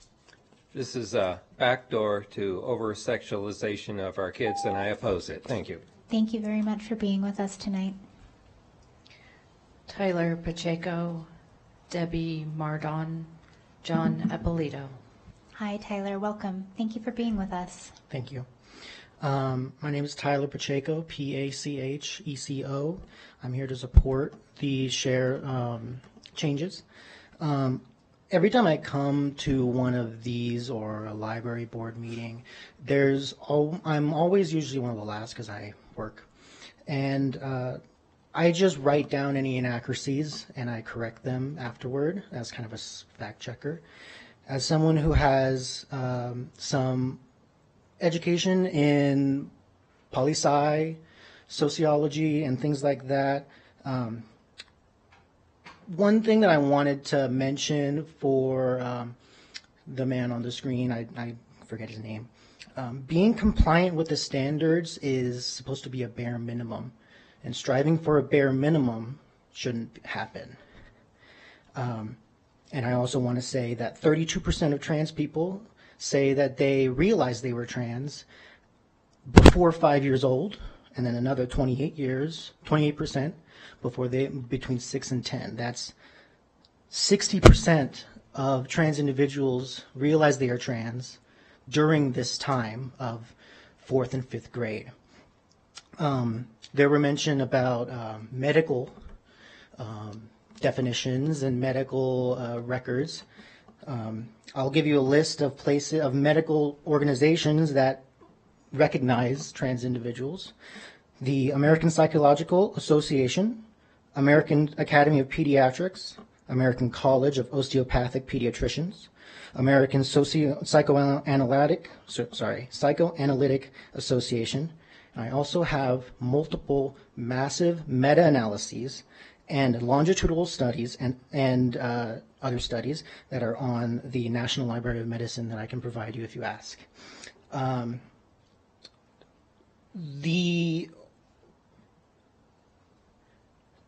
I kind of notice the demographics when it comes to who is supporting and who is not. And it seems like a lot of the support is coming from young people, medical professionals, professors, people with education and degrees in these topics, and the people of many other backgrounds.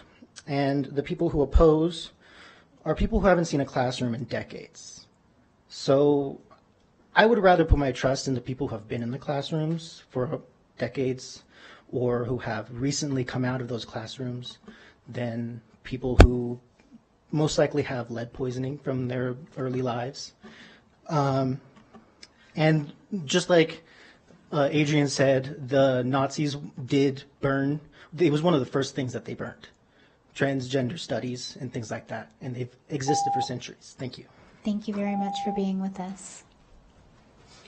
Debbie Mardon, John Eppolito, Lydia Taylor. Hi, Debbie. Is Debbie perhaps in a back room or in our overflow room? We can come back to her. Okay, well, we will come back in case Debbie's outside. I want everybody to know we'll make sure before we close public comment that we keep that person available, okay? John Eppolito, Lydia Taylor. Hi, Mr. Eppolito. Welcome. Thank you for being with us tonight. Hi, my name is John Eppolito. You can find 1,500 of us on Facebook at Protect Nevada Children. You can also find us at protectnevadachildren.org. We've had 4 kids graduate from the district. Opt-in only. I think that's great. I really do. Questions. Will that opt-in be forever? Or when people start paying attention, will it go back to opt-out? If opt-in will be forever, could we please get that in writing? I guess opt-in is for all grades, 4 through 12, correct? Do students have to opt in every year? Thank you.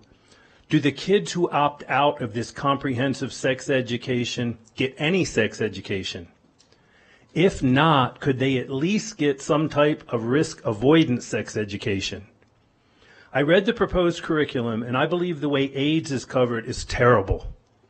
After reading the curriculum, I had to go out and research AIDS for myself. And yes, I learned AIDS is still forever.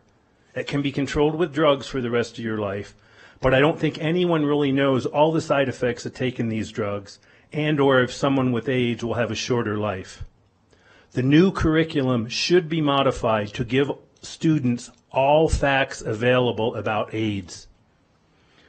I would also really like to see this much time and effort going into improving education. On that note, Rochelle Proctor makes almost $150,000 a year with benefits, plus all the other district employees who spent time on this. 2 of them were up here with her. To take that one step further, I propose replacing Rochelle Proctor with 3 new classroom teachers. Please focus on improving education for all children.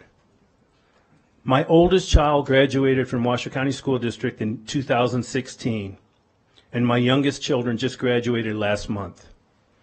As a former K-12 teacher, in my opinion, I've seen the quality of education decline in the district over those 7 years. I believe a big part of that decline is because too much time and energy is spent on things like this, instead of attempting to prove education, and also because of the increased use of screens to quote-unquote educate students. You can find 1,500 of us on Facebook at Protect Nevada Children. Thank you very much, Mr. Ippolito, and that's a very good question. Chief General Counsel Rombardo, can you clarify the opt-in status? Yeah, the opt-in is set by NRS 389.036, subparagraph 4.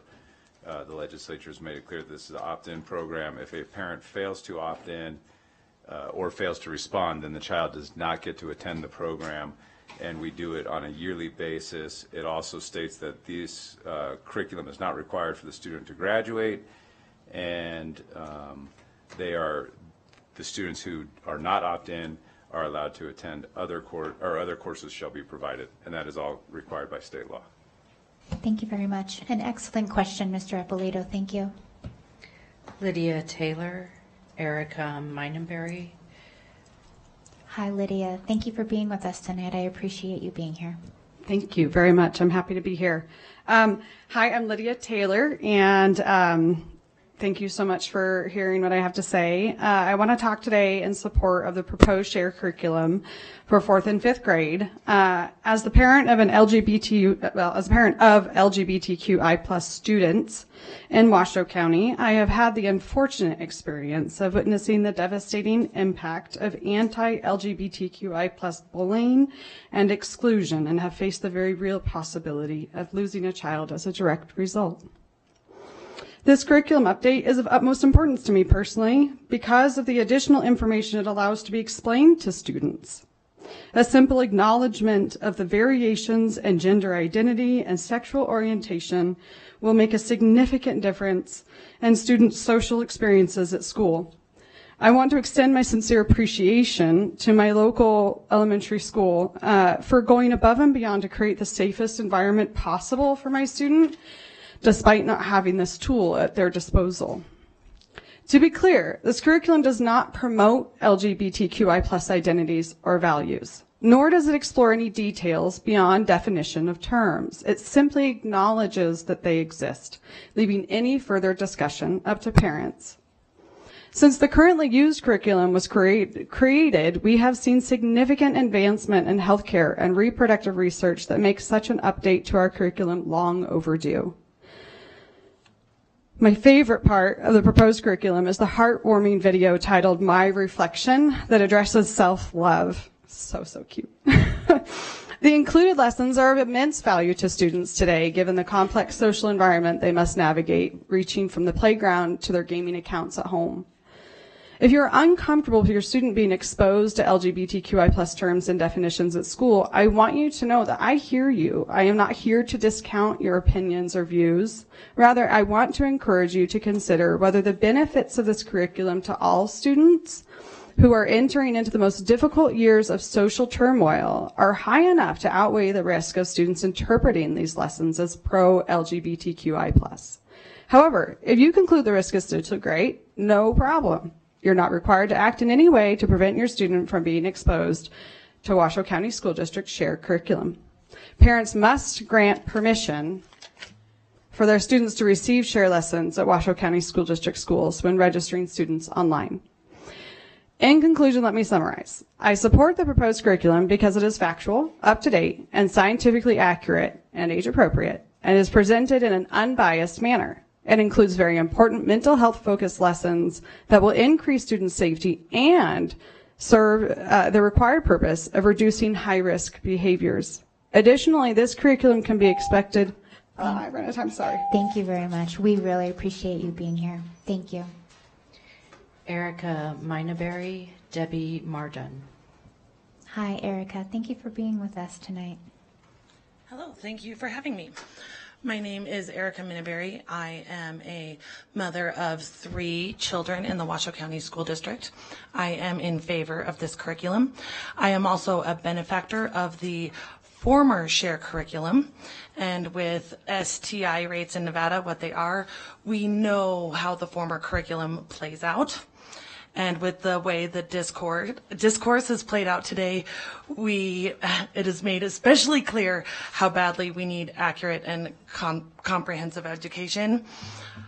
I have 2 trans kids, and saying that openly in this room puts my family at risk for violence. And that's talking as an adult standing in a room full of adults. So imagine what it is like to be my 12-year-old child in a room full of children, or walking home from a bus by themselves, completely unprotected. I did not know much about what it meant to be trans until it became clear that I had trans kids. I wish I did know more sooner, as my kids would have a lot less scars than they do now. But I did learn. And I learned that as well as there being medically accurate science behind having a trans identity, there is also a culture, and it isn't a perverse satanic culture. I swear it is innocent and it is celebratory, and everyone would know that if we just could all learn about it. We have heard a lot of talk in this room about protecting American culture, and I stand before you as an American, and my children are American, and our culture deserves to be celebrated in the same way as any other American. So please pass this curriculum. My children's lives depend on it. And I see that I do have a minute left, so I would be remiss if I didn't mention my dear friend, Nora Prochaska, who was a trans woman who also was a benefactor of the share education in Nevada. And on June 2nd of 2020, she lit herself on fire and burned to death, because it is harder to exist as a trans person than it is to burn alive. And that is the truth of what it is like to be trans in Nevada. So when we say that our lives depend on it, we truly mean it. By passing this curriculum, you will be saving lives. Thank you so much for hearing me. Thank you very much. We appreciate you sharing. Debbie Mardon. Is Debbie here?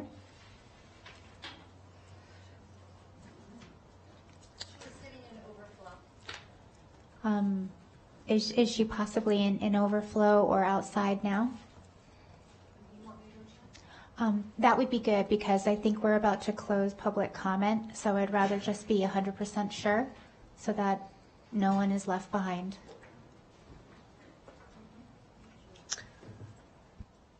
President Smith, just to let you know, I do have 2 cards, but these individuals have also sent emails too. Okay, and thank you for that. So just as a clarification to everyone, if you've sent a public comments at washoeschools.net public comment, then that also acts as your in-person. All right. Thank you very much for clarifying that. It is very important, and I really do appreciate it. The board received emails from the following: Richard Peterson, Gail Valdez, Linda Sinclair, Susan Hughes, Andrea Kinney, Greta DeJong, Thelma Matlin, Nancy Young, Bonnie Hill, Teresa Watches, Meredith Ford, Gail Grundman, Yvonne Wood, Antoniso, Rosalind Beadle, Stephanie Ball, Susan Hoog, Roberta Gerber, Nancy Young, David, Galinda Wilson, Jennifer Tibbin, Beth Blankenship, Lenore Cornell, Emily Hart, Anthony Shafton, Cam Gorinier, Cindy Gaynor, Carissa Snedeker, Kay Henjum, Claire, Sheila Freed, Stephanie Scone, Judy Hine, Deborah Achtenberg, Reed Williams, Alan Fahrenberg, Midori Ishibashi Wall, Amy Wolf, Annalise Murillo, Thomas Webb, Erica Tribbett, Zenaida Braxton, Gabby Nickel, Bailey Falk, Paola Godinez, Paige Guest, Carrie Stendell, Shelby McAuliffe, Crystal Peak, Kristen Davis Cogillo, Adriana Hernandez Chavez, Leslie Haswald, Michael Ollinger, Catherine High, Jessica Oberg, Zoe Barnes, Dana Bant, Ashley Bierman, Pam Larson, Leigh Myers, Rena Hickey, John Composi, Ben Hoover, Shannon Manning, Gamby Gillette, Sean Hill, Lauren Babb, Valerie Ballard, Brianna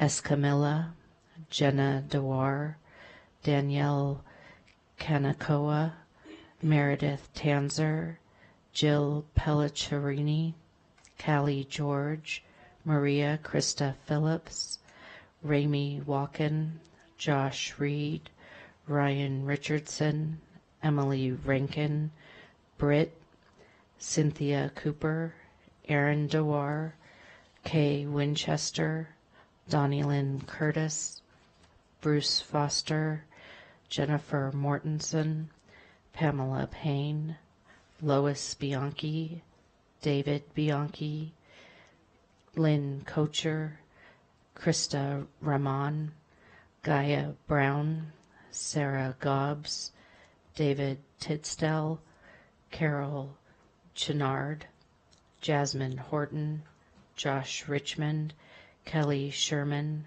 Penelope Lapalme, Elizabeth Wilmer, Allison Galden, Bryn Rasmussen, Jenny Snazza, Andrew Wilmer, Janet Butcher, Jason McGregor, Lynette Evans, Julie Adams, John Osborne, Deborah Nicholas, Katie Chandler Isaacson, Stephen Novak, Brielle Bjork, Ed Miller, Caitlin Van Kirk, Amber Falgott, Jenna Cole, Kristen Williams, Mary Frederico Katz, Andrea Lee Charles, Johnny Pullman, Christopher Nicholson, Suzanne Williams, Kristen DeHaan, Megan McGowan, Eric LaRude, Megan B., David Maas, Beth Martin,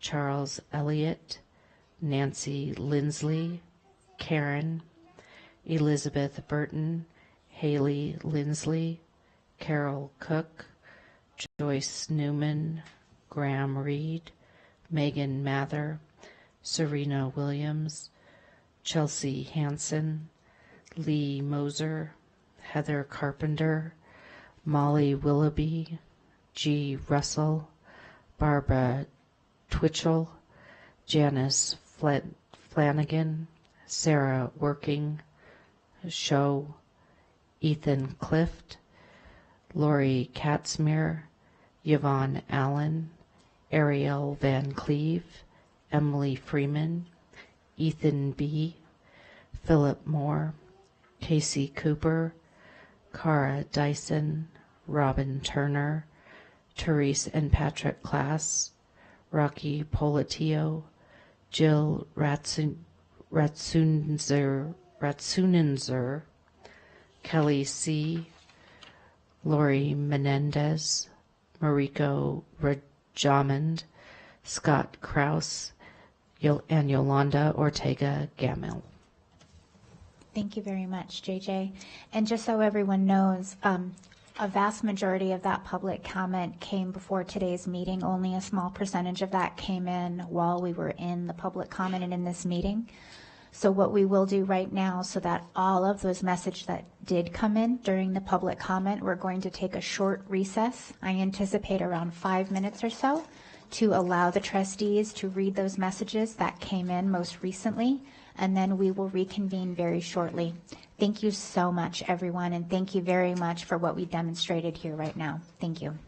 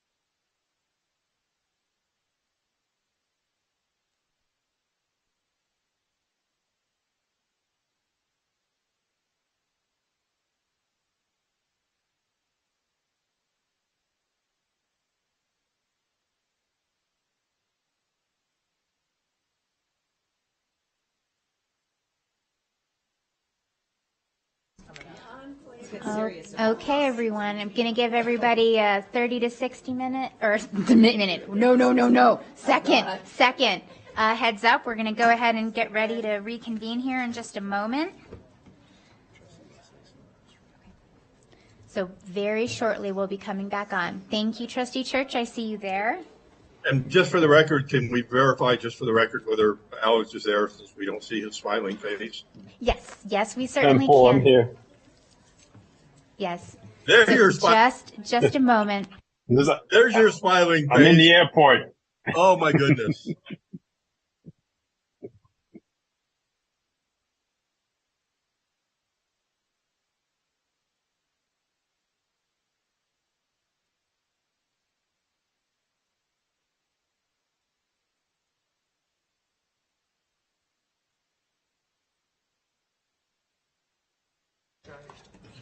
All right, everyone. It is 7:49 p.m. and I'd like to call back to order this meeting of the Washoe County School District Board of Trustees, where we're now going to begin our deliberations and substantive conversation around this item for 3.04. So what I'm going to ask my colleagues and also of myself is we're going to all have an opportunity to speak. I will ask that if there's a point that you have already made, to please refrain from reiterating it. And that's only because we've heard you the first time. That's equally as true for me. If you happen to feel the same way as another colleague, absolutely share that. But I will ask that we have a moment to succinctly share what we think. We may have additional questions of our speakers, which of course is fine. But I will ask that we stay focused in our comment. So I do believe that we have already confirmed that Trustee Woodley is back on the line, and so is Trustee Church, so thank you very much. I will go ahead and kick us off, and then I'll look for lights as to who wants to go next. I want to share that I affirm the existence of all people. You all exist. You all deserve respect. And we have heard from many, many different people, from many different perspectives and backgrounds. Thank you all very much for speaking to us and sharing your stories and the values that you have. I inherently believe that everyone matters, and I have heard directly from and read the messages from many people in our community that have explained the way that they identify themselves, their own personal stories, and I thank them for that. And those messages and those stories explain why inclusive messaging and medically accurate sexual health and responsibility education is so necessary. I will also share a couple other things. The decisions that we make as trustees, I don't view them as popularity contests. Now, public comment absolutely matters, and so does the will of our community. It is factually accurate that we have around a 90% opt-in rate to share. Those numbers speak very loudly. I also want to talk about my value system around the opt-in. Our legislature provides for an opt-in process, which for my votes today allow a unique opportunity. And I will ask my colleagues to consider this too. Rarely do we get to vote on things where potentially everyone gets what they want. It's a unique opportunity for all of the people who, for any of their own personal reasons, do not choose this curriculum. Our state law actually prioritizes that right, which is why this is opt-in. So for any person, for any reason, if they believe that this material is not something that they would like their children to learn, our state law prioritizes that and protects that parental choice. Our state law also protects the parental choice of parents who do choose this education for their children, which means they get to opt their children in. So we have heard very loudly, and I have been moved by the people who have expressed that they are not proponents of share, and they would rather keep these conversations private within their families, their faith groups, their community groups. I respect that. I respect their parental choice. We have also heard overwhelmingly, between emails and public comment, from a very large number of people who have said I do choose share from my family. This is the education I want my children to get. And I also affirm and respect their parental choice. And of course, I look forward to hearing from my colleagues, but I do want to share that as it stands right now, I believe that there is a path forward that allows both groups to maintain the importance and value of their own parental choice. And as a proponent of parental choice, I do believe that we have a unique opportunity here. I do believe in this curriculum, and I do believe in medically accurate and inclusive education. And I absolutely believe in the rights of parents to decide for themselves what role the Washoe County School District has in having these conversations. Thank you. All right. Who would like to go next? I'm not seeing. This is unique. There's usually lots of lights. Oh, okay. Clerk Rodriguez. I'm easy to miss. Thank you, Madam President. I do want to state something that someone did state earlier, asking where all the Latinos are at. I will say that between myself and Alex Woodley, we make up almost about 30% of this board, so I want to make that clear. So with that being said, there are some things that were stated that does bother me, and I will just say overall I do support this the share curriculum that's being proposed. However, when I hear "give back to the good old days," I ask for who? It's 2023, not 1923. We need to update these materials.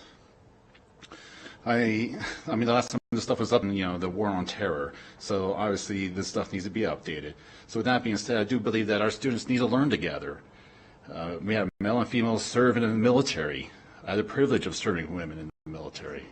They're just as, I'll just say it, they're just as bad, but as the rest of us. Some are even better, honestly. I mean, we have, if we go back to 1923, I was talking about women can't even vote. So these are not the good old days. We are moving forward. We have female police officers, firefighters, heck, politicians, superintendents. So with that being said, the human body is not something to be ashamed of. This needs to be discussed together. Listen to our elders. This is something that bothered me as well. Our youth has plenty of wisdom. We have graduates that just graduated. They're going to military academies, Ivy colleges, on scholarships. We can learn from our youth today. I mean, my son, who I thought was playing video games, was actually doing homework and coding. He was actually designing a Donkey Kong game. I mean, that was really cool. I can't do that. I'm learning from my son.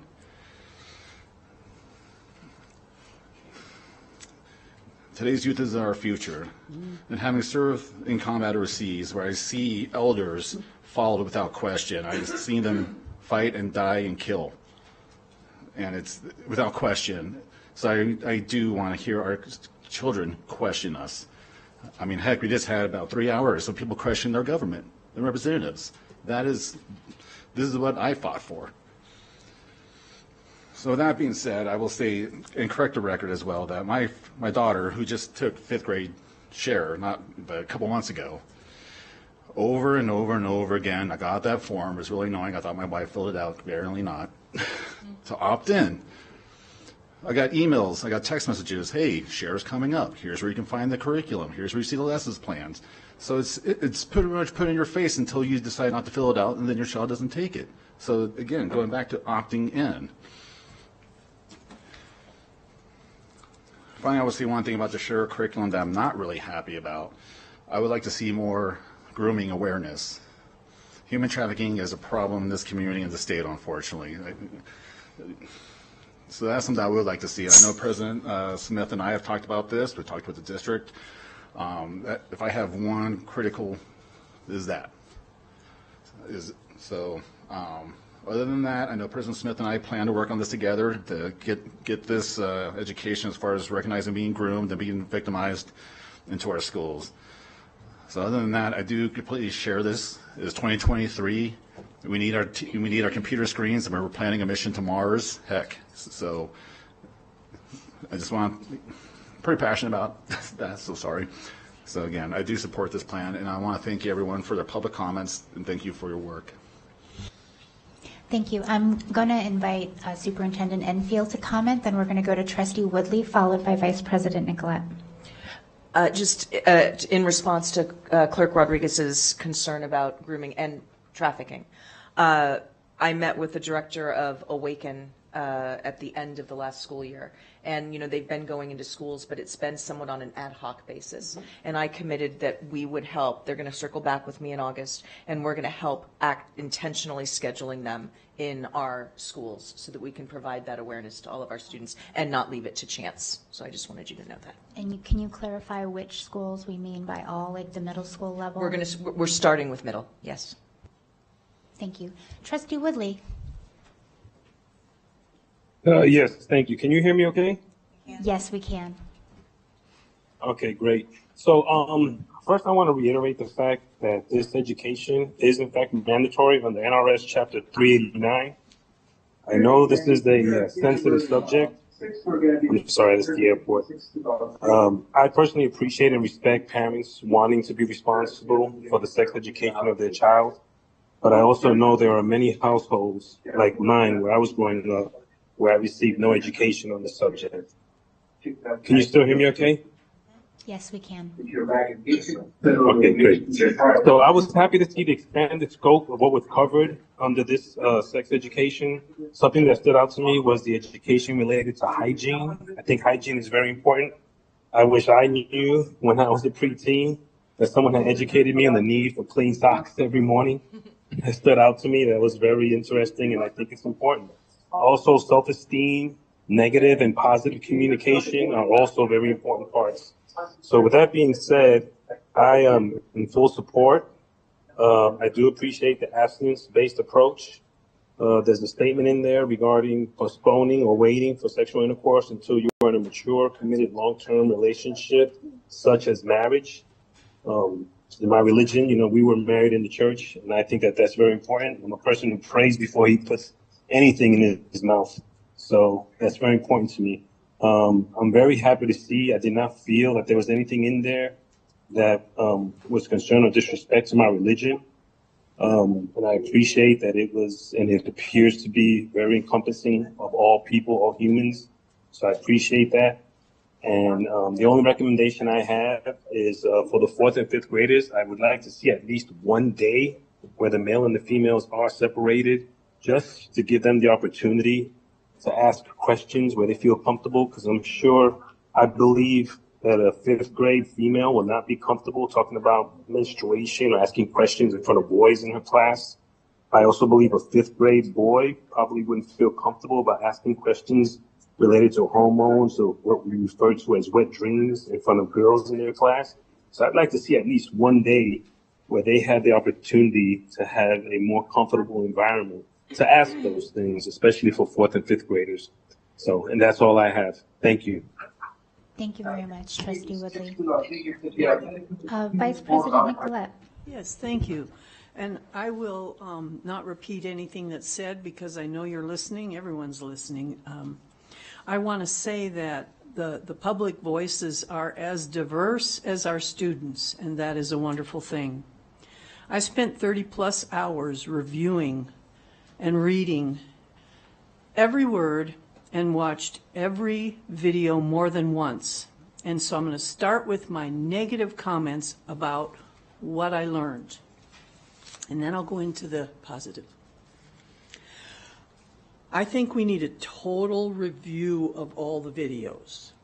There are some videos that are silly and not insightful. I will give you one example. The video that is hygiene basics, well, actually it's not a video, it's an AI. It's like droning of 12 minutes of AI on hygiene. I got lost after 2 minutes, so I can't even imagine the students in 4th grade share would find that interesting, and that's a really important subject. So let's do something else with hygiene. Get rid of that hygiene basics for teens. It's an AI thing, no visuals, all is annoying.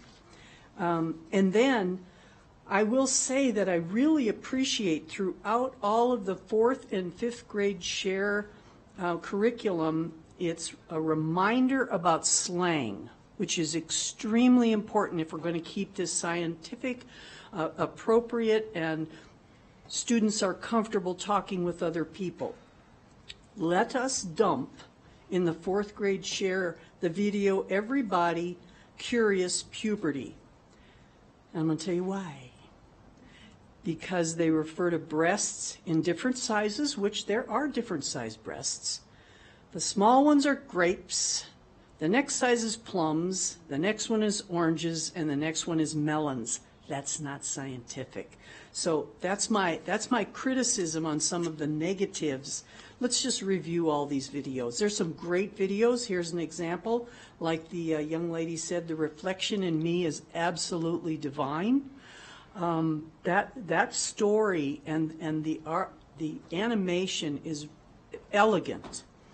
And then another pep talk, which is a real kid talking, that is absolutely beautiful. It's a real kid talking in a kind, insightful way about how we need to work together. A kid, it's absolutely brilliant. Okay, having said that, I also want to say that there were some excellent comments about risk avoidance education, and I did a deep dive into risk avoidance education. It is good stuff, and what's really good is that it's embedded in our SHARE program. It's embedded in there. So maybe we can do more, I'm not sure, but the risk avoidance is embedded in our SHARE program. So thank you for bringing that up, because that spurred me on to look deeper into risk avoidance. Thank you very much. Finally, I knew the word people would cause some angst. I just because, I knew it would. So I did a little research, and I thought, how would I want to explain why I believe people, which is the term that's used, not persons, is appropriate and good and strong? Well, here's what I found. This is from the U.S. Constitution. It's the preamble. We, the people of the United States, in order to form a more perfect union, establish justice, ensure domestic tranquility, provide for the common defense, promote the general welfare, and secure the blessings of liberty to ourselves and our posterity, do ordain and establish this Constitution of the United States of America. Further, George Washington said, the Constitution of the United States, its only keepers, the people.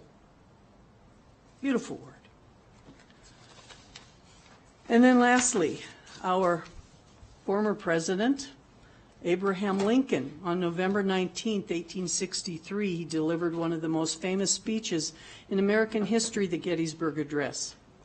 The Union victory at Gettysburg was a key moment in Civil War, thwarting General Robert E. Lee's invasion of the North. President Lincoln offered this brief speech, it was only 3 minutes, in a dedication ceremony for a new national cemetery near Gettysburg battlefield. There were 3 important phrases that I'm certain, all can remember through time. Lincoln calls upon the living to resolve 3 things. 1, that these dead, Gettysburg, shall not have died in vain. 2, that this nation under God shall have a new birth of freedom. And 3, that government of the people, by the people, for the people, shall not perish from earth. I'm going to suggest that if the word people is okay with the Constitution, George Washington and Abraham Lincoln, it's okay with us. Thank you. Thank you very much, Vice President Nicolette. Trustee Church, I see your hand. Trustee Westlake, of course, I see you as well, but I'm going to defer to Trustee Church. Yeah, he was first. Thank you. I have about, I timed it at 5 minutes, so let me pull that up. Got it right here. And fellow trustees, members of the public, I have about 5 minutes of brief comments. So many issues and not enough time. Bottom line is, please send this 14-month-old proposal back to staff, as I'll explain. The proposal would alienate and marginalize half or more of the community, result in more students not receiving a SHARE education, risk expensive litigation, and ignore constitutional religious beliefs, telling those it's all or nothing. As was stated, inclusive is not pick and choose. I value my fellow board members' thoughts, and this may be a way that we can compromise. I have over 450 comments on share that have kept coming in, 75 today, perhaps almost too much for anybody to read. They run, via direct comment or otherwise, about 50-50, not overwhelmingly, about 50-50. But the public survey in 2022 was overwhelmingly opposed, and I had asked that it be added to the record, but it apparently was not. This is important here. We 99% agree on a policy of teaching medically accurate information on education of human sexual health and reproduction and related sexually transmitted infections per policy and statute. We agree on that. However, this proposal goes well beyond that by including LGBTQ plus material and changing male and female to boys and girls, changing it to, for example, girls and people with a vulva. Not just people, but people with a vulva. The public survey, again, was overwhelmingly opposed, and staff said this term is found nowhere else nationally. Staff admits that we are not mandated to change boys and girls. I reviewed the NAC standards from the WCSD site, and the term gender appears only once. No LGBT, no gay, or similar. And what it says in there, this is quote, without regard to differences in age, gender, social economic status, religion, race, ethnicity, sexual orientation, ability, native language, national origin, or citizenship. End quote. Again, it's all inclusive. It's not like pick the ones you like. We also need to be absolutely clear if this is or is not mandated as claimed, the gender issue, because I strongly disagree. Another reason to send it back is we did have some information given out to the public about that issue, persons with a vulva, and so we need to clarify that. Links on the website are a bit confusing, whether we teach the lessons together or not. Again, the public was not properly noticed on that. PowerPoint claims that it aligns with national standards. Staff confirmed there are no federally approved standards, and the board, chair committee, nor superintendent never approved any such thing. So I would ask that you please remove all references to those. Per staff, over 10% currently opt out of chair. To approve this will clearly increase that number. So instead of finding common ground and having these students get an education in sexual education, they're going to be opt out. And we're going to take the extreme position and force more out. To be clear, many of those people said, well, if you don't like it, opt out. No compromise, their way or the highway. Just opt out if you don't like it. How would you like it if the religious right said that to the other side and said, well, we're going to teach it this way. If you don't like it, just opt out. We don't care what you have to say. Importantly, staff, and this is kind of a legal thing, staff admits that regulation 6142.1 share is the current regulation, but they claim it's inconsistent with board policy 9070 and exceeds, and that's a quote. When we go back, quote, 6142 is inconsistent with BP 9070 and exceeds state law. Well, you can't have it both ways. Either we have the policy, the regulation, or we don't. And again, that passed in 2018 with legal review. And I think we're opening ourselves to expensive litigation. I can read, I believe we are acting in violation of the share policy and regulation 6144-1 on religious rights. Staff response, again, is an incredible, well, just opt out. And here's the quote. Share is an opt-out program. So to the extent a parent does not feel comfortable with his or her child's involvement for religious purposes, end quote, it goes on to say opt out. And it's, by the way, it's not lost on me. They use the term his or hers. Oops. I find it incredible that dismissive attitude towards 50% of the respondents who are opposed to this. Again, compromise, inclusivity, no, it's like eat it or not. Also, quote, BP 9070 requires the superintendent to adopt the process for public vetting of administrative regulations. The superintendent to always use the 13-day process for ARs for at least 8 years, end quote. I disagree. Staff can't show me where those regulations were in fact submitted or vetted. I'm almost done. We are opening a can of worms that can best be resolved by sending it back, updating and vetting the regulations and staff alleges were inconsistent with on policy. Once we do that, then we can readdress the policy and that would currently create division in the community. And of course, myself and others do feel that this policy goes way too far. We have other regulations and educational opportunities addressing gender bullying and a robust mental health program far above the minimum, all of which can be taught elsewhere. I want to make clear, I support LGBT beliefs on equal footing with religious rights. And that I just read. Let's teach what policy and law call for in consideration of all. And I'm down to the final two lines. This proposal, again, would alienate, marginalize half or more of the community, resulting in more students not receiving a shared education, expensive litigation, and ignore constitutional religious beliefs by telling them it's all or nothing. Send this back as I ask, please. Retain boy, girl. Remove misleading references to false national standards. Follow or change the regulations, but don't violate them. And let's have a shared program that we can all be proud of, and that may mean a legal policy that all sides, to a degree, like and don't like. And yes, we can include, as our fellow trustees said, grooming awareness, separate gender sections, hygiene, and video review. But let's not pass it as it is now. Thank you. Thank you very much, Trustee Church. Trustee Westlake, before we go to you, I would like to ask Chief Legal Counsel Rombardo to just answer a couple of the legal matters, because it is very good questions, very good points, but it's important we get a few things on the record so that there's no confusion.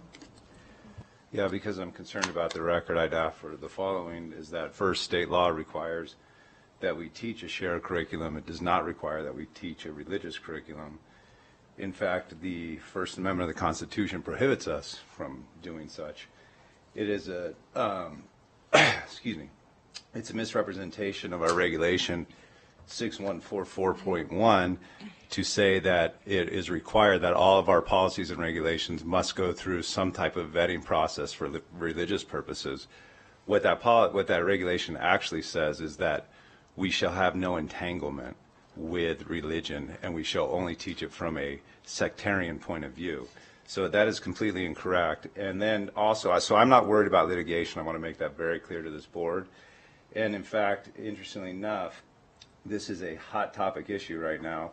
And as I've shared recently with the board president, there's a case from, well, first of all, the Nevada Constitution, Article 1, Section 24, as well as NRS 388, protect the rights of gender identity or expression. So it's a protected class in our state, which actually gives it a far higher right. I believe that Trustee Church is referring to Mr. Gilbert's case of a case out of Kansas, which does not recognize the protected right of gender identity, whereas we do. Let me point out that in 2023, on June 13th, the Ninth Circuit, which is the court that we have to follow, specifically protected transgender rights. Also, a case out of the Seventh Circuit, which is Indiana, also protected transgender rights. Further, there are cases, 3 cases that I am aware of that specifically protect the use of pronouns and gender expression. So, I am confident that if protracted litigation occurs, that we can defend this case successfully. And I don't think you should let that dissuade you. Thank you, Mr. Rombardo. Trustee Westlake. Thank you, President Smith. I want to state right off the bat again, and I believe the first time that I actually spoke today, I stated emphatically how important shared curriculum is. It is absolutely important. So I am reiterating that very loudly, very clearly. I feel so strongly about that I want to make sure that we get it right. And as it is, I don't feel that it is doing justice to including everyone and to being correct and scientifically accurate in some of the things that we are stating in this curriculum. We have an opportunity here to make sure that everyone is represented. And I don't want to see anyone opt out. They might pick and choose a piece here or there to opt out in, but do we really want any of our kids to go without learning about STIs? Do we really want any of our kids to go without learning about their actual body parts? I don't want to see that. But I want to be empathetic to everyone's comfort zone and everyone's needs. And I feel that we are missing, rather in vivid color here, some important things that should be addressed. So I'll start out with the positives. I think I watched the video on what makes a good friend probably at least 5 times. I was so impressed with that video. I actually, in my one-on-one with the superintendent, I said, you know, I think that is such an important video that if kids are opting out and they're being put in another room to do whatever while the share is going on, I would love if they were given an opportunity to write an essay on what they feel a good friend is and how they can be a good friend and what they expect out of friendship. That's important. I don't want to see kids miss out on that. That is really, really an empowering video. I do have to say the fruits are ridiculous, but I mean, I would hope we could do a little bit better than that. Did read everyone's comments. I listened to everyone here, and I take that very, very to my heart and wanting to represent all of the kids in Washoe County School District. That being said, I think we can do better here. This is my opinion. No one, has to agree with me, but I really hope that you hear what I have to say and know that I am speaking from my heart, that I want to represent and support all of our kids. But we have an opportunity to do it right. I don't want to see us mess this up.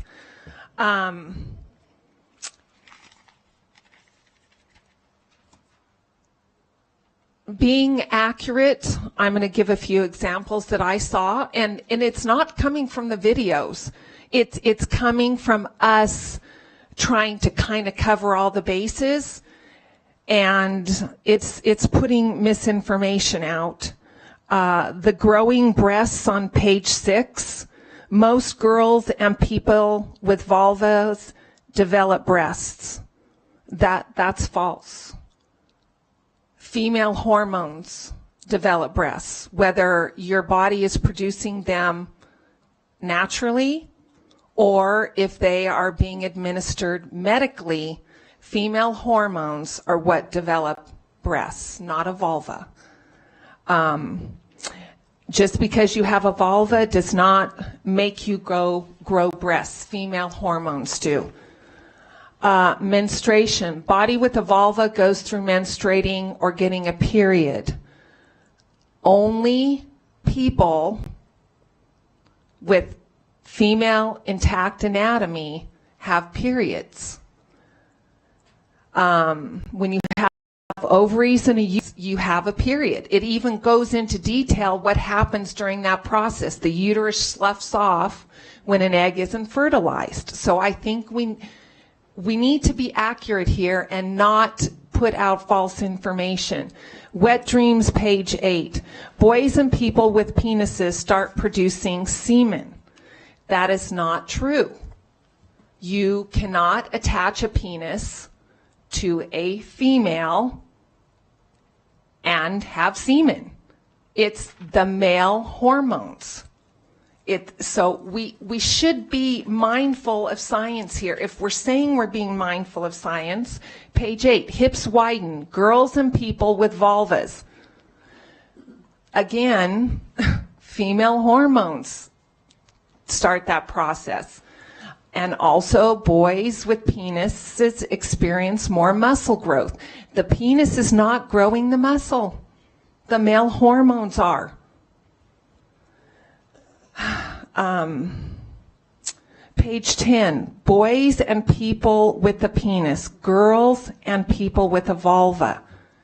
No, it's not penis, it's not vulva, it's hormones. Period.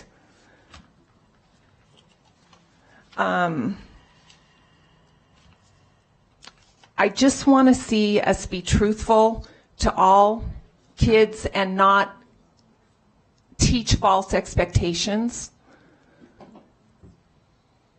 A male that transgenders to a female is not going to have a uterus, is not going to produce a baby. So we should go into that. I think we should have a section on gender and not just say there's different genders, this, and this, and transgender, this, and this, and this sexual orientation, this, and this. I mean, really, if we're going to do this, let's do it right. Let's talk about what the expectations are. Let's talk about what they can achieve and what they cannot achieve. And that little piece, if there's some parents that are uncomfortable with that, if it's, to me, if it's in a factual, scientific, and truthful manner, I wouldn't have a problem with that with my child. But if we're going to talk about it, then let's do a service to our transgender community. Let's do a service to our children that identify as this or that and don't fit into the box. Let's really actually talk about it and give them the courtesy that they deserve. Let's not just try and say girl and person with a vulva, just to make people feel warm and fuzzy. I would also like to throw this out there. What about, because I really got the objectivity. I really got when, I think it was Nichelle spoke. I get that objectivity. We shouldn't be marginalizing. We shouldn't be objectifying our children. What about people with female anatomy? People with male anatomy. We're so close here. We're so close here, but we're in such a rush to try and make everything right that we're missing. We are missing. We are not supporting our transgender community. Not with this. We're close. This is a lot of hard work.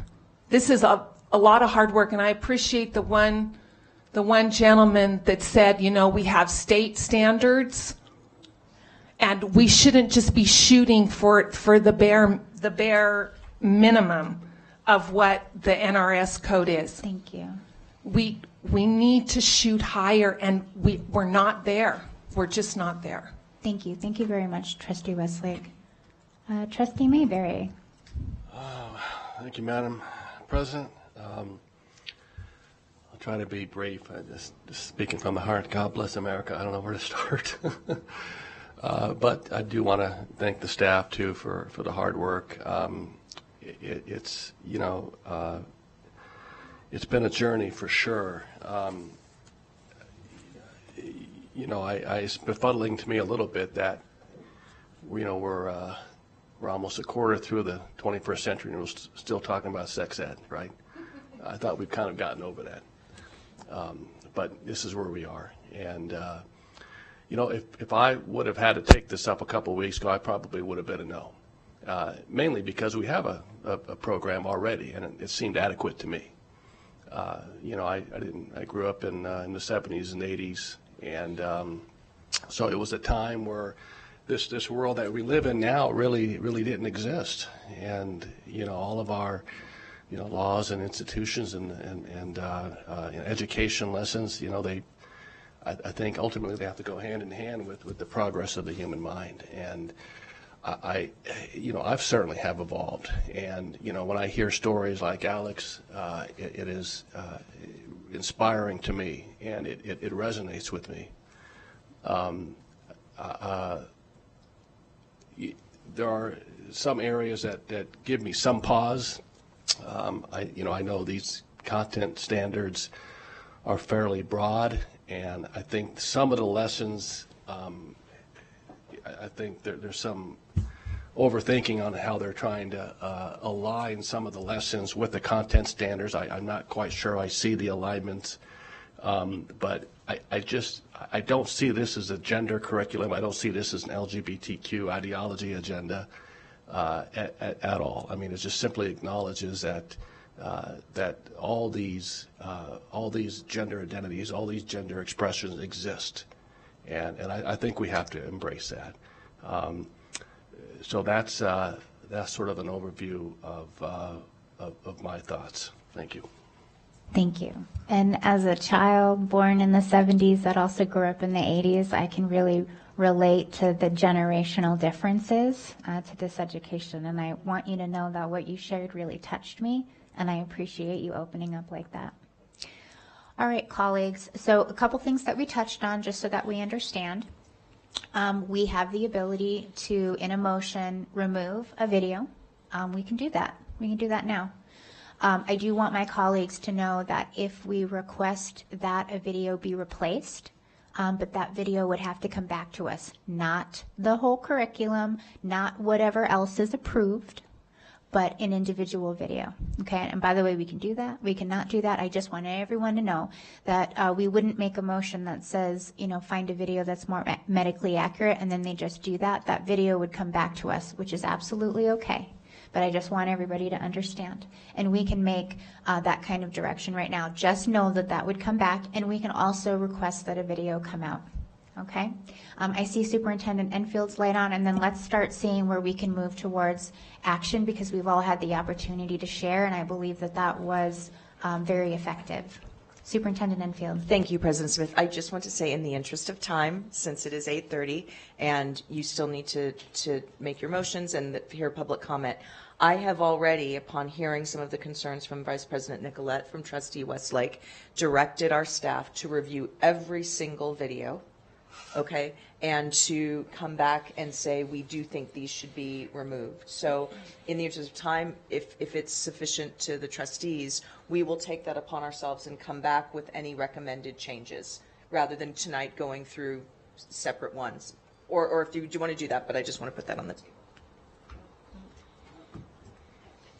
Trustee Westlake, I see your light on, but because it was timely to Vice President Nicolette, I just wanted to give her that opportunity. Thank you, President Smith. I appreciate that, Superintendent, and I trust that you heard us, and you know why we said what we said, and I trust it'll come back, and I look forward to seeing the changes in videos. Yes, Trustee Westlake, thank you. If we have an opportunity to do that, then I wasn't going to go there because I felt like I was kind of going on and on about my concern to include everyone. But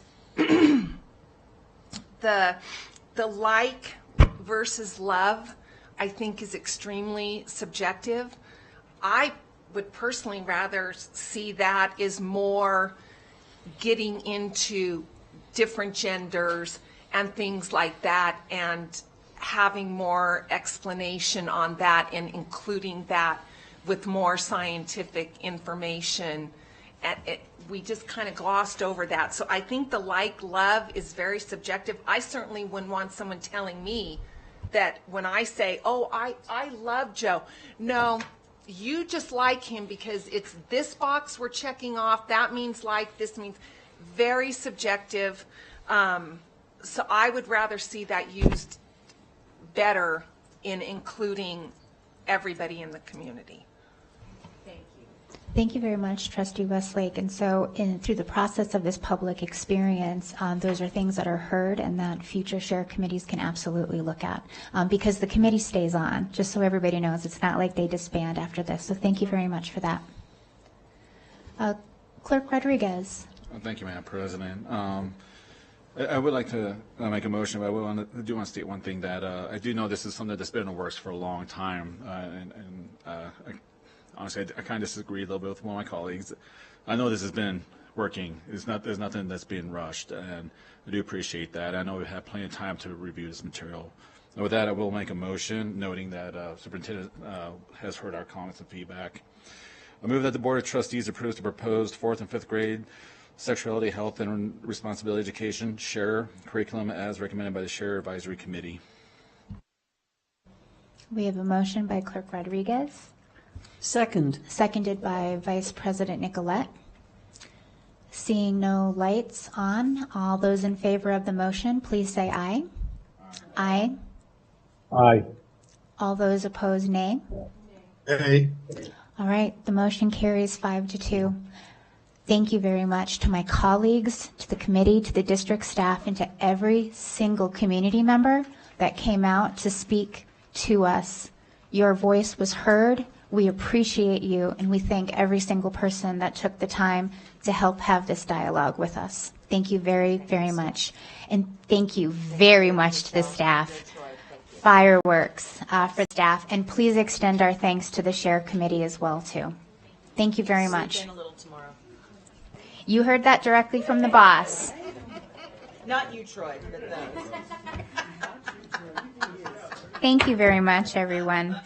That closes out section 3 for today's meeting. And that brings us to section 4, our reports. In the interest of time, since it is 8:34, and for the record, I did also share this possibility with my colleagues. I am going to ask that we forego items 4.01, 4.02, and 4.03. As the meeting manager, this is something that I am able to do, but again, I do want the public to know that this is something that I had broached with my colleagues before, not as an item for consideration, since this is something that I decide as the board chair. Thank you very much for understanding that.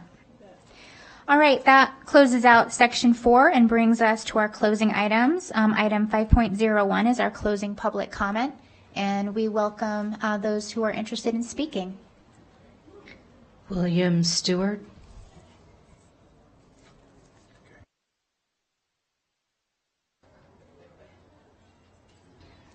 Roger Edwards.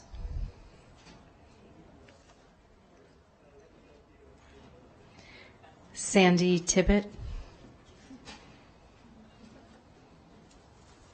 Hi, Ms. Tibbett. Welcome. Thank you for staying with us so long.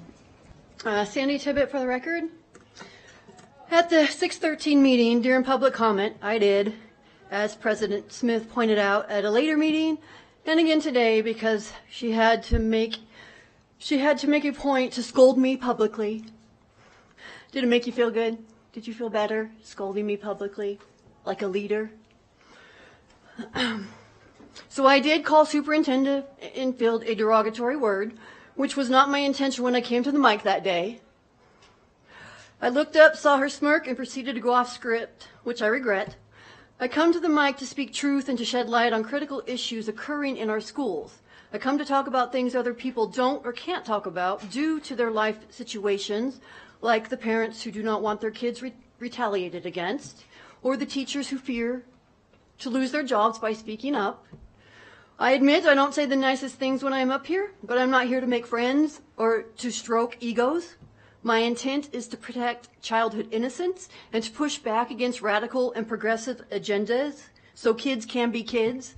Schools are supposed to be safe, a safe place for kids to learn how to read, write, do math, have sex. A place to grow physically, emotionally, and spiritually. A place to make friends and build healthy relationships that last a lifetime. Instead, their minds are constantly bombarded with sexually charged ideologies, poisoning them until their little light no longer shines. My oldest grandson will be a sophomore this year. My granddaughter is going into the 4th grade, and my youngest grandson will be in the 3rd grade. So I have some skin in this game. I worry about them and their future in this upside down clown world we are living in right now. There is no excuse for name calling, and I am embarrassed that I allowed myself to stoop to that level. I was hoping it would go unnoticed because I am embarrassed, but instead I found myself grateful to President Smith for pointing out my error in judgment and providing me the opportunity to reflect on my poor decision making. I own my ill choice of words. I want to apologize to Superintendent Infield, President Smith, the Board of Trustees, and to the Washoe County Schools District staff and students for my disrespect. Lastly, I highly recommend President Smith review Dr. Thomas Alsbury's board and evaluation report he provided to the board last month. Clearly, President Smith, you have forgotten his segment on bridging and bonding, as evidenced by her anti-bonding and anti-bridging behavior exhibited here today. It's not a good look for someone who wants to be seen as a leader. Maybe additional balanced governance training would help. Thank you very much. I appreciate you, Ms. Tibbet. The board received an email from G. Russell. All right. So that brings us to the closing part of item 5.01, our public comment. I will announce for item 5.02 that our next meeting is going to be held on August 8th, 2023. And now at 6:39 p.m., 8:39 p.m., I'm somewhere in the Pacific Ocean. 8:39 p.m., I draw this meeting to a close, and I thank everyone. Thank you so much. Jose.